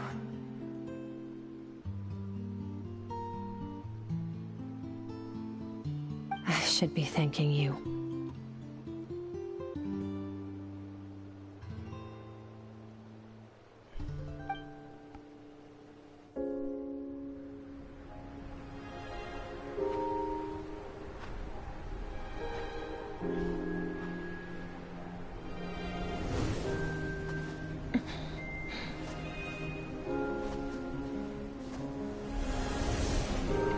Run, Skirk, run!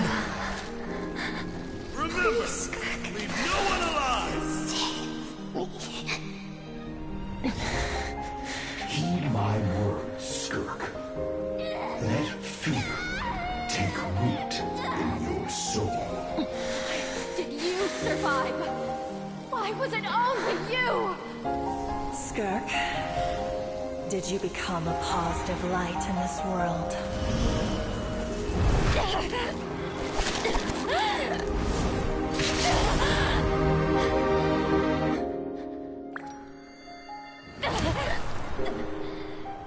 Hey, this doesn't have to be the end.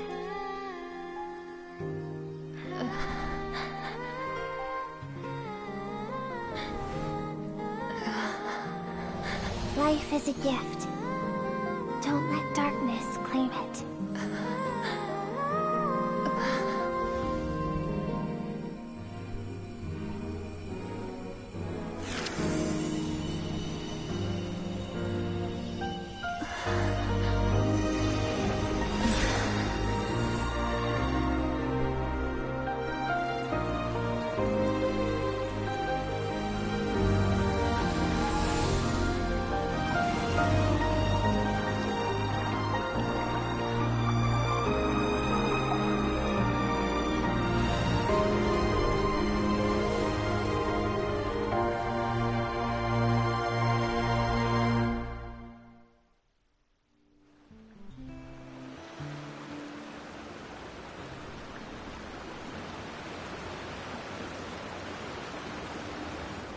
So, you saw my memories then. I once asked my master if survival of the strongest was the law of the universe. He said no. But in a world without order, those with no moral boundaries tend to be the ones who survive.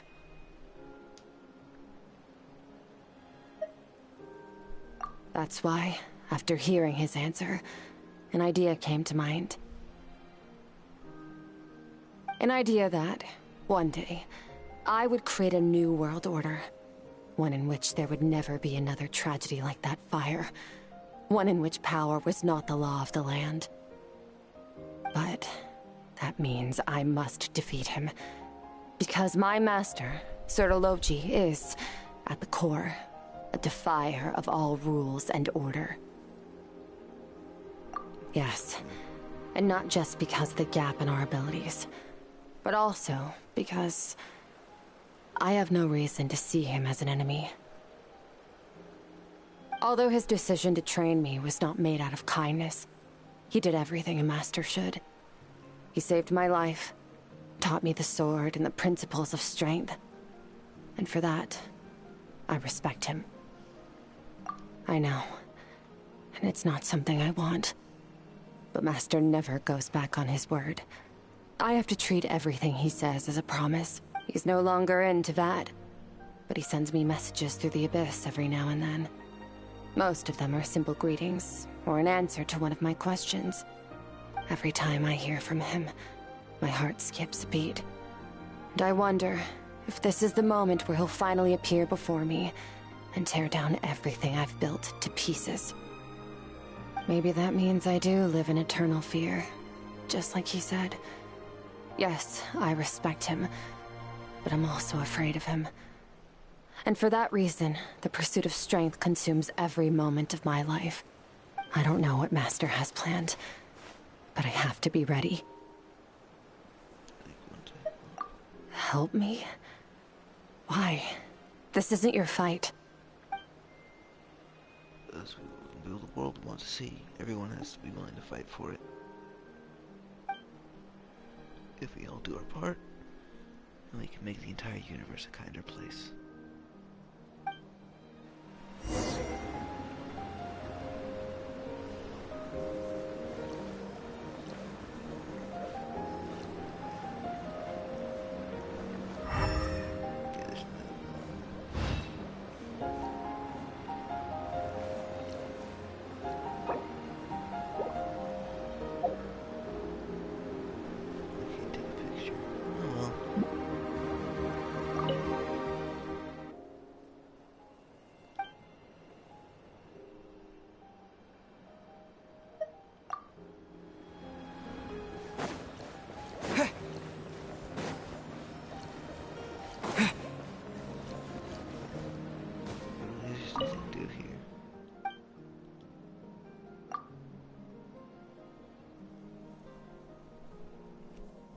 I just realized something was growing on the... I had to clean the entire desk over there. It's been getting really dusty the last 10 years.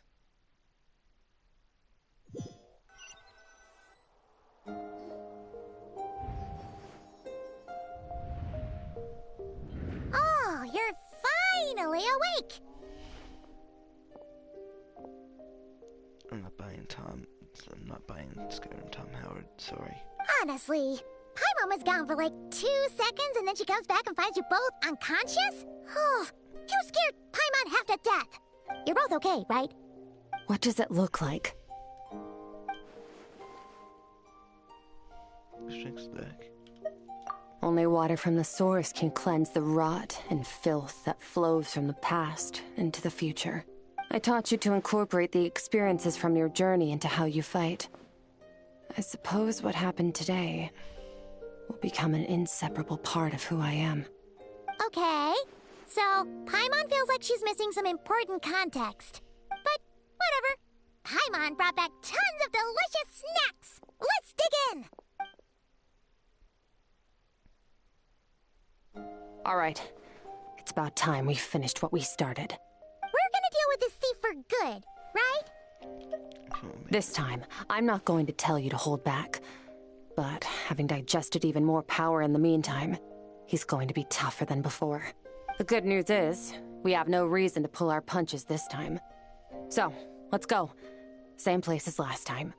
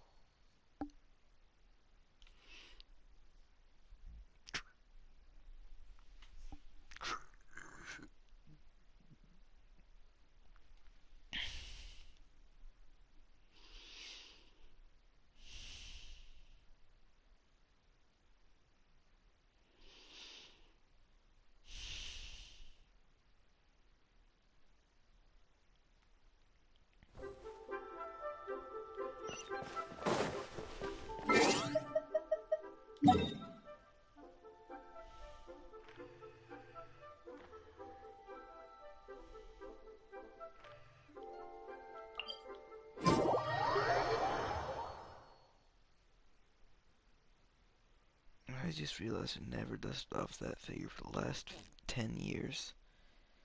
Doesn't feel like 10 years, but it has been. No, it was probably 11 because it was 2014. Oh no. The 20s really were a bust. 30s are even worse.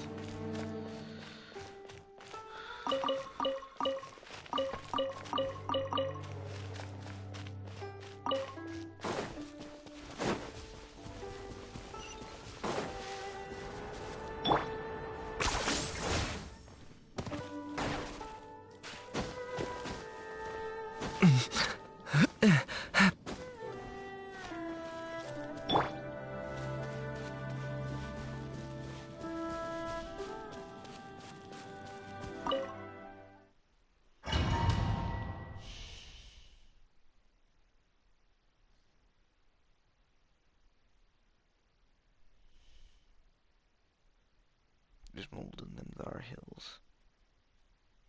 Unfortunate, but true.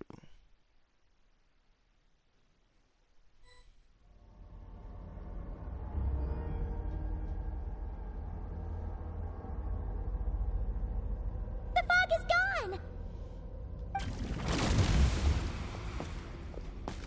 Wait, isn't that the form the all-devouring narwhal changed into? How come he knows that, too? That's how it used to look like. Really? So, you're telling Paimon that giant whale and this guy can both turn into the fowl? How does that work? It's a subconscious instinct. Any intelligent being who longs for his level of strength is bound to mimic his appearance. It's a natural response after encountering someone as powerful as Master. To them, he represents ultimate power. We know the person before us has encountered Master, and we know he stole a portion of my power. So it's not surprising that he would assume this form. Okay. Oh, the closer Paimon looks, the more intimidating it gets. Nervalette isn't here this time, so it's up to us. He won't have the nerve to steal again after we're done with him. Let's teach this guy a lesson.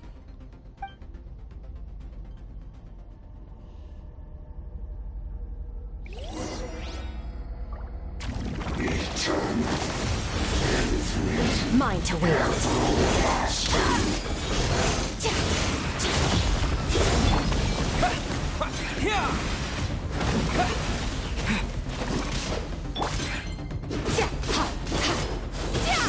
Annihilate.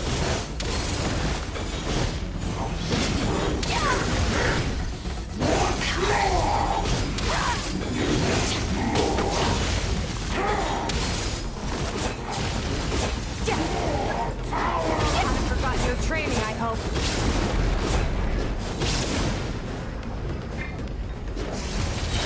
Another star goes out!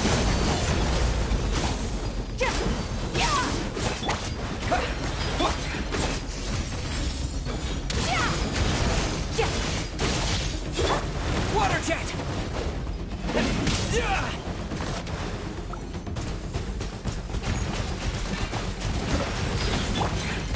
Extinguish!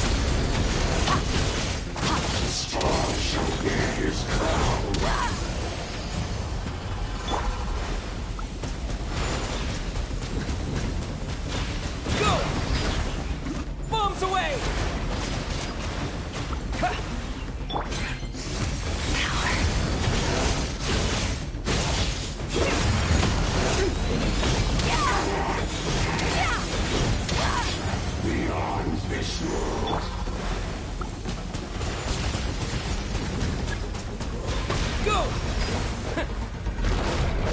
Go! Go! Mine to wield.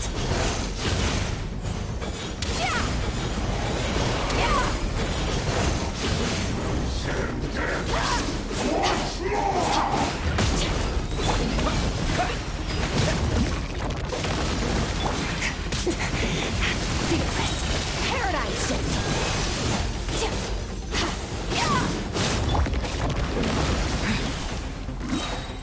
Wipe out!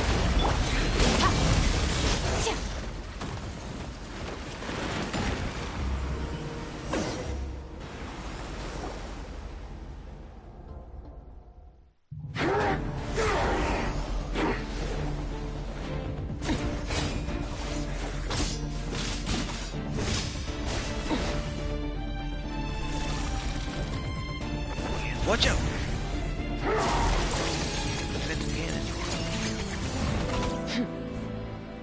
Haven't had enough of my power.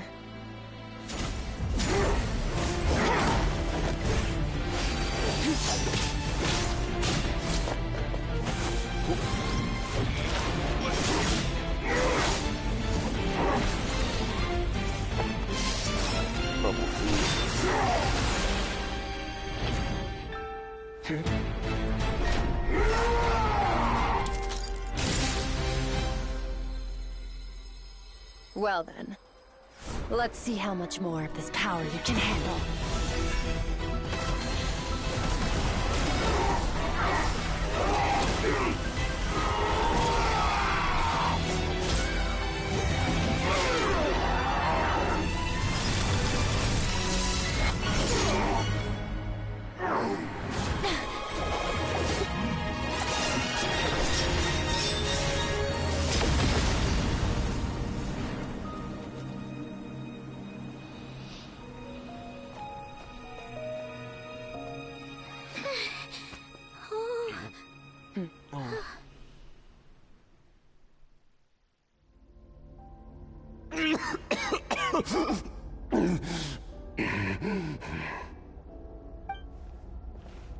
Well, have you come to your senses? You saw that my body was at its limit. So, you deliberately channeled your power into me, knowing that it would destroy my shell from within. Such power, such keen battle instincts. So you must be... Skirk, Sertologi's disciple. How long has it been? How long has he been away from Tevat? Hundreds of years. Hundreds? Sorry. It's a lot to take in. I should introduce myself. I am Skofnungar, a friend of your master and one of his followers. This is the first time I've heard your name, Skirk. But hundreds of years ago, I knew you existed. And I knew you would come here. Hundreds of years ago? Sounds like you and Master have quite the history. Care to tell us about it? Of course. Might as well take advantage of a clear head while I can. The story starts a long, long time ago. I was born into a noble family in Conria. As the eldest son, I was set to inherit our title. But I contracted an incurable illness as a child, and everyone gave up on me. I trained the sword harder than anyone else, defeated all of my peers. But it was all in vain. When other people looked at me, all I saw in their eyes was pity, or a strange glee in my misfortune. Even my parents were just waiting for me to die. Over time, my heart hardened, and I became aimless. That was the point where I met your master, Sertologi. We were similar in age, but different in background. He was born in prison, the son of criminals who had been sentenced to death. He spent his childhood wandering the streets, facing more criticism than the literary works in the Universitas Magistrorum. Yet, he always wore a smile on his face, as if kindness and malice were one and the same, and he could not see the difference. I still remember what he said to me when we first met. You need to fight to survive. Even if it's a losing battle, it should light a fire under you. How can you sit back like this and go down without a fight? That does sound like something he would say. He was the first to acknowledge that I was worth something, and he inspired me to keep going. When we sparred together, it was the first time I'd actually felt the thrill of combat. When I was 10, he stole forbidden research materials and managed to cure my illness. It was like there was nothing in this world he couldn't accomplish. When it came to the human form, he was always intent on pushing the boundaries of possibility. But somewhere along the way, I fell behind. My talents were nothing compared to his, and at some point, I realized he had pulled so far ahead, I was too embarrassed to even ask him to spar. After his grand endeavor was successful, he sought me out and said to me, "This planet no longer holds anything of interest to me, so I'm leaving. But first, I have an offer. I can use a power I have just refined to break the curse of immortality for you. Your death was once what we worked so hard to prevent. But the immortality you now face is a different kind of pain altogether." I'll pass. Immortality doesn't sound so bad to me. Since I can't die, it means I have an infinite amount of time to get stronger. Maybe I'll finally catch up to you one day, and we can spar like we used to. Are you sure? I cannot say when I will return. Your body, or rather, your soul, might not be able to withstand this curse. All I can do is try. After all, a wise man once told me, people need to fight for their own survival. Wise indeed. Nevertheless, if you grow weary of the pain of immortality, and wish to experience a good sparring match before you wither away, seek out my disciple. Disciple? Never thought I'd hear that word coming from you. Nor I. But Vedifenir said I was destined to find a disciple out there in the universe, and bring her to Tibet. You know as well as I, Vedifenir's prophecies are never wrong. Well, now I'm curious about who this disciple of yours will be. All Vedifenir said was that one day, the stars shall bow in her honor. Sounds pretty impressive. Of course.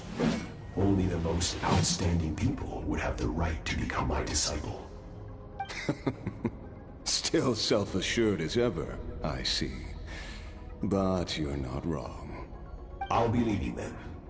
Oh, and if you are serious about getting stronger, I left you a little gift in the primordial sea. As I've said before, walk whatever path you want. Freedom means even the wicked get to make their own choices. Waiting for me in the primordial sea was the all-devouring narwhal, already beaten into submission by Sertologi.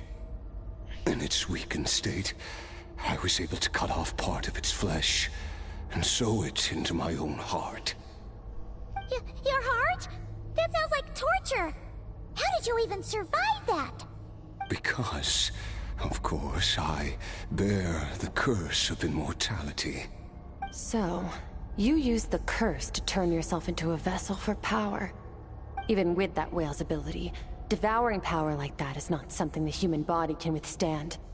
With your body and soul constantly at the breaking point, it was the curse of immortality that sustained you. But that is not the path to strength. You have to pour your heart into it, work for it, dream of it. Instead, you stole something that didn't belong to you, and it backfired. You're right. I should have known better, but I had already pushed myself to my limits, and he was still miles ahead of me. So I had to take a leap of faith. I miss your master. I miss the days when we were all together, troublemakers without a home. I don't regret the choice I made. But if you'll allow it, I do want to apologize. To both of you. After the beating we just gave you, I think we can call it even. You're an interesting one as well. Sertologi's disciple. That's a lot to live up to. It can't have been an easy experience. I know what he's like.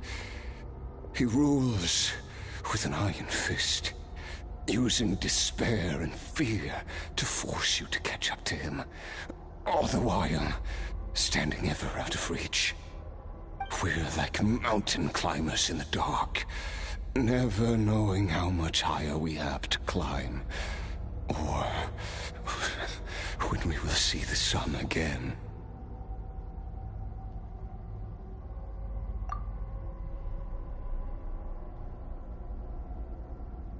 True. But I made up my mind long ago. No matter how dark it gets, I will not give in to despair. I will overcome it. Besides, after hearing your story, I suspect what Master really wants is not a battle that demands his full strength, but rather a defeat without regrets. Oh? Since you're his friend, you must have some things in common. First time we came here, when you stabbed me through the fog and stole my power, I felt no emotion coming from that spike. But when you had to devote all your strength fighting me just now, I could feel joy and passion emanating from your blade. It was the joy of a researcher discovering the truth of the world, the joy of an artist uncovering a temple of wonders. Interesting. I'm certain I didn't express those emotions outright. Yet you were able to read them from my blade, like a glimpse into my inner world. You're right. That battle brought me an unbridled sense of joy, and my defeat brings me no regret whatsoever. Exactly. I think Master also craves a battle like that. One where his opponent forces him to use all his strength, unlock the extent of his potential, and transcend his own limits. A battle to end all battles. After which, all can come to an end, including, perhaps, his life. For that very reason, good and evil are meaningless to him. He has one purpose, one goal, to complete himself. Perhaps you're right. Perhaps that is his goal. What a battle that would be. Oh, to witness such a... Are you okay? Too many different kinds of power are surging through my body. The curse of immortality allows it all to coexist, but it does not remove the pain. I won't be able to hold on to my sanity for much longer. What a shame. I would have loved to witness that battle. Sertologi once offered to free me from this curse. Now, I must ask that of you, Skirk. Can you release me from the pain? I can, but not through death, if that's what you were hoping for. It's not a suitable punishment for your crime. As an alternative, I can take your consciousness, along with all the power you've consumed, and smash it to pieces. The impurities will dissipate, and under the curse of immortality, your mind and body will regenerate. When that process is complete, you will be back to who you were before, no longer tortured by powers you can't control. But it will be a time-consuming and painful process. The decision is yours to make. I accept. And who knows? Perhaps I'll wake up in time to witness your great battle with Sertologi. I have faith that you'll be able to stand against him one day. Though I know it'll be a long and arduous road. If we are climbers in the dark, it appears the dawn has finally broken for me. But your ascent continues. At least, it looks like you are not alone on your journey. I will reach the top of this mountain, no matter what it takes. And you, Skofnunger, will be my witness at the end of all things.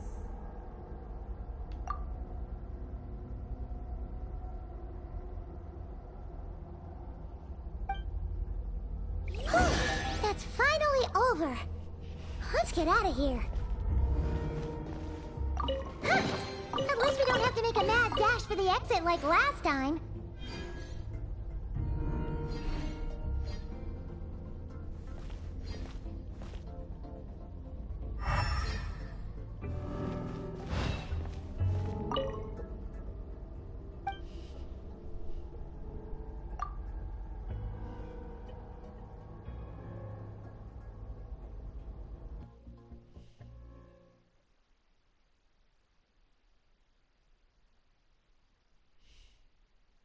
My body's not working with me.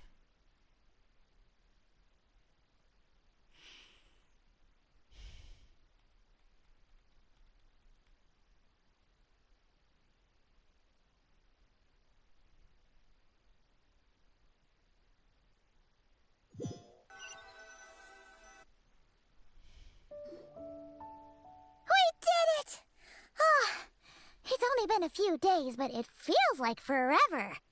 Once again, we've proved there's nothing we can't overcome. We're just that awesome. Wow, you sound even more confident than usual. Guess you really have become stronger. Today sure went by fast. It's night already. Oh wait, that reminds Paimon. The stars you mentioned, the ones that died out, are they back now? Yes. The power Skofnunger stole has been returned. So, the stars have regained their light. Great! Huh, it's crazy that you even noticed their light was gone. There are so many stars in the sky. If a few disappeared, Paimon definitely wouldn't be able to tell. I suppose it's because I have gazed upon this sky for centuries. The false stars, hanging in the meticulously planned sky, glittering with rotten light. It's not real. And yet, it is for that very reason that I can look upon it and enjoy the momentary peace it brings. Even the most beautiful of bubbles has to burst. We will return to the real universe one day, whether of our own volition or not. Time marches ever forward. Even the innocent and naive will taste life's bitterness. Yet through hardship, we grow until we learn to seize the sands of time for ourselves and uncover our true strength. Though we gaze upon a false sky, it Its vastness and majesty is palpable. One can only wonder, what is it going to take for kindness to reign supreme in the vast expanse of the universe? Ugh, this is all going over Paimon's head. But if she knows one thing, it's that the Traveler always finds a way. Ever since we met, he has filled Paimon's days with happiness. No matter how tough things get, he always finds a way to make it better. If it's too big a job for one person, then we'll do it with two. And if two's still not enough, then three. We've met so many amazing friends and accomplished so many amazing things.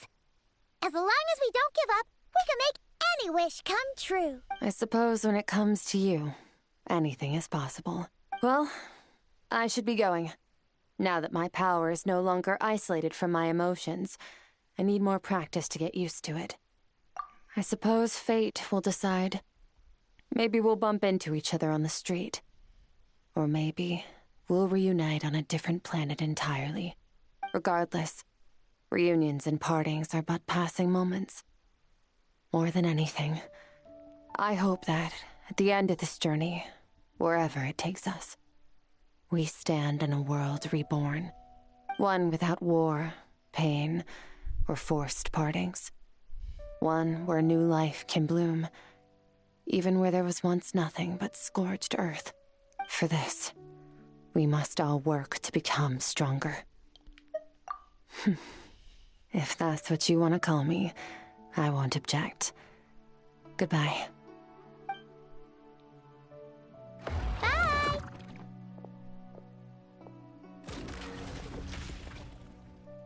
Is it just Paimon, or is she being nicer than before? We definitely count as friends after all that, don't you think?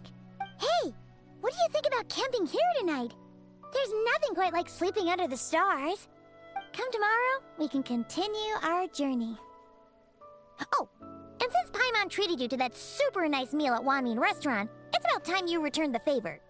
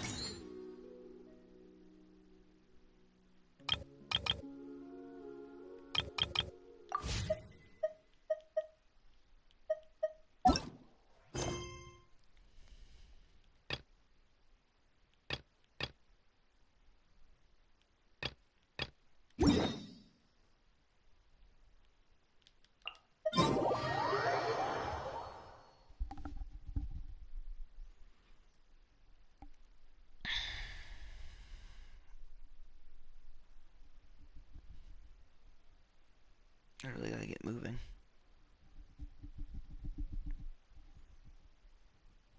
Get moving, I gotta move, moving, I gotta fix things in my life.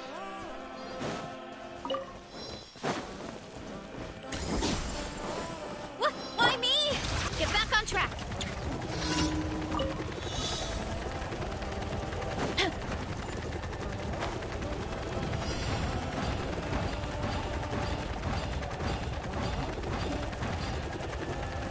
Look out below!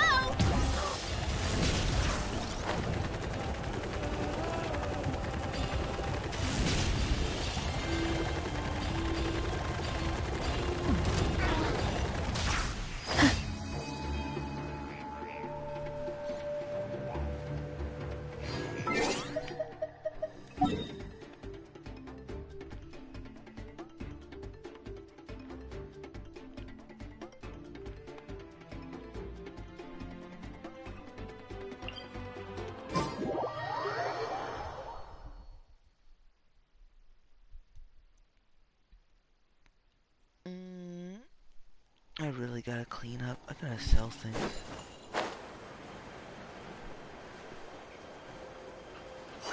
Look out below!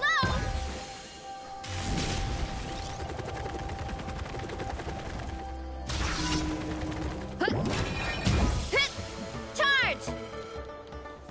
Yeah! Boof!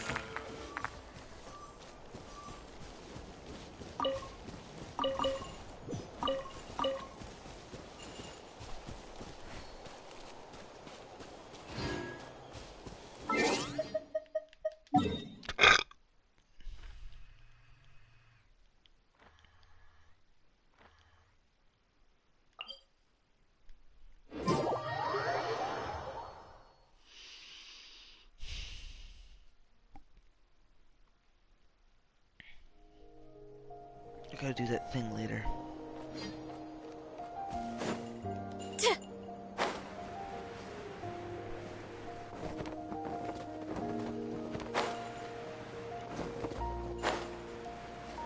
That's my side. That's my side.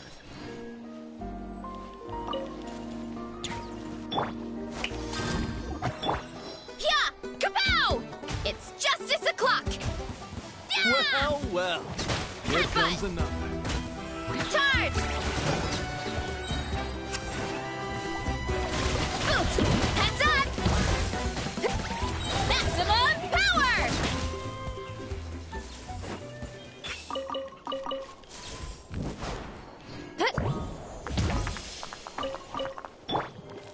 Ah.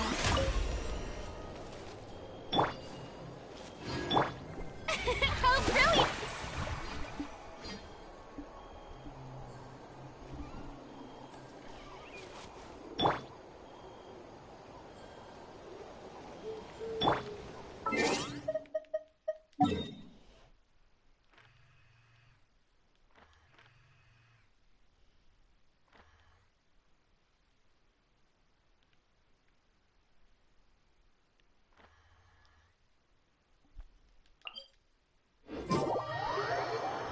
So that's this. I'm gonna go to sleep.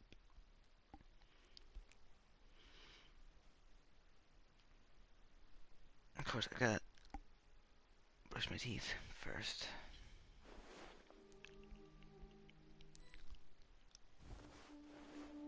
This one's stuck in it.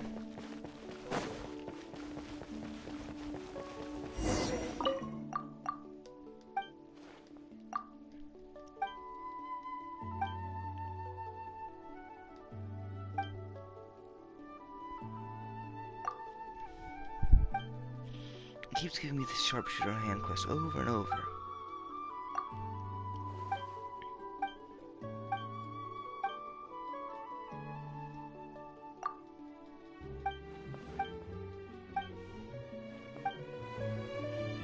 Where's the farmhouse? Again.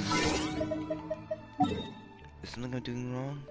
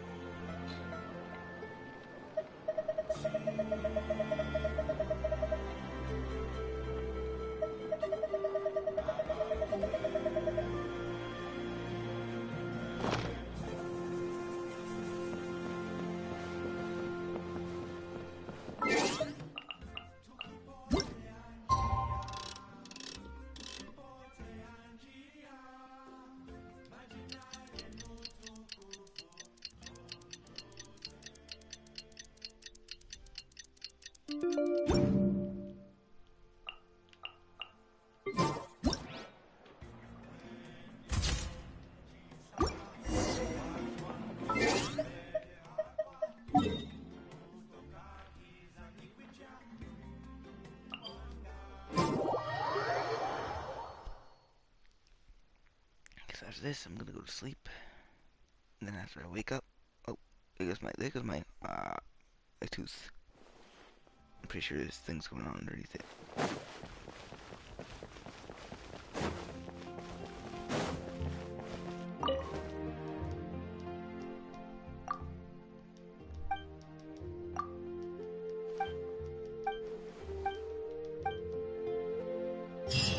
Okay, well...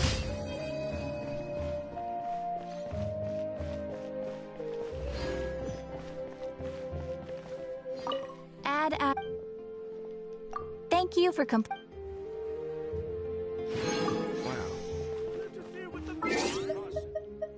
Let's see, is that what we should do, right? One more. And it did nothing. Blue.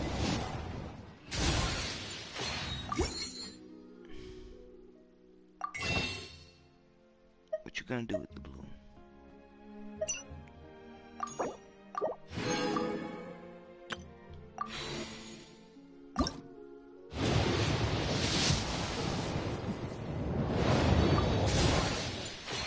Just blue. Like him.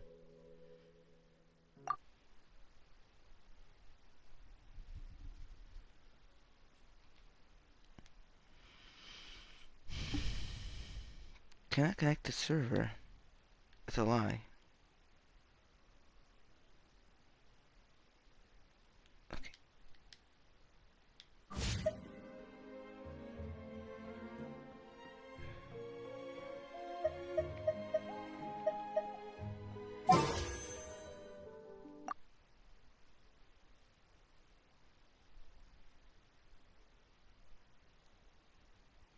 Well, there we go.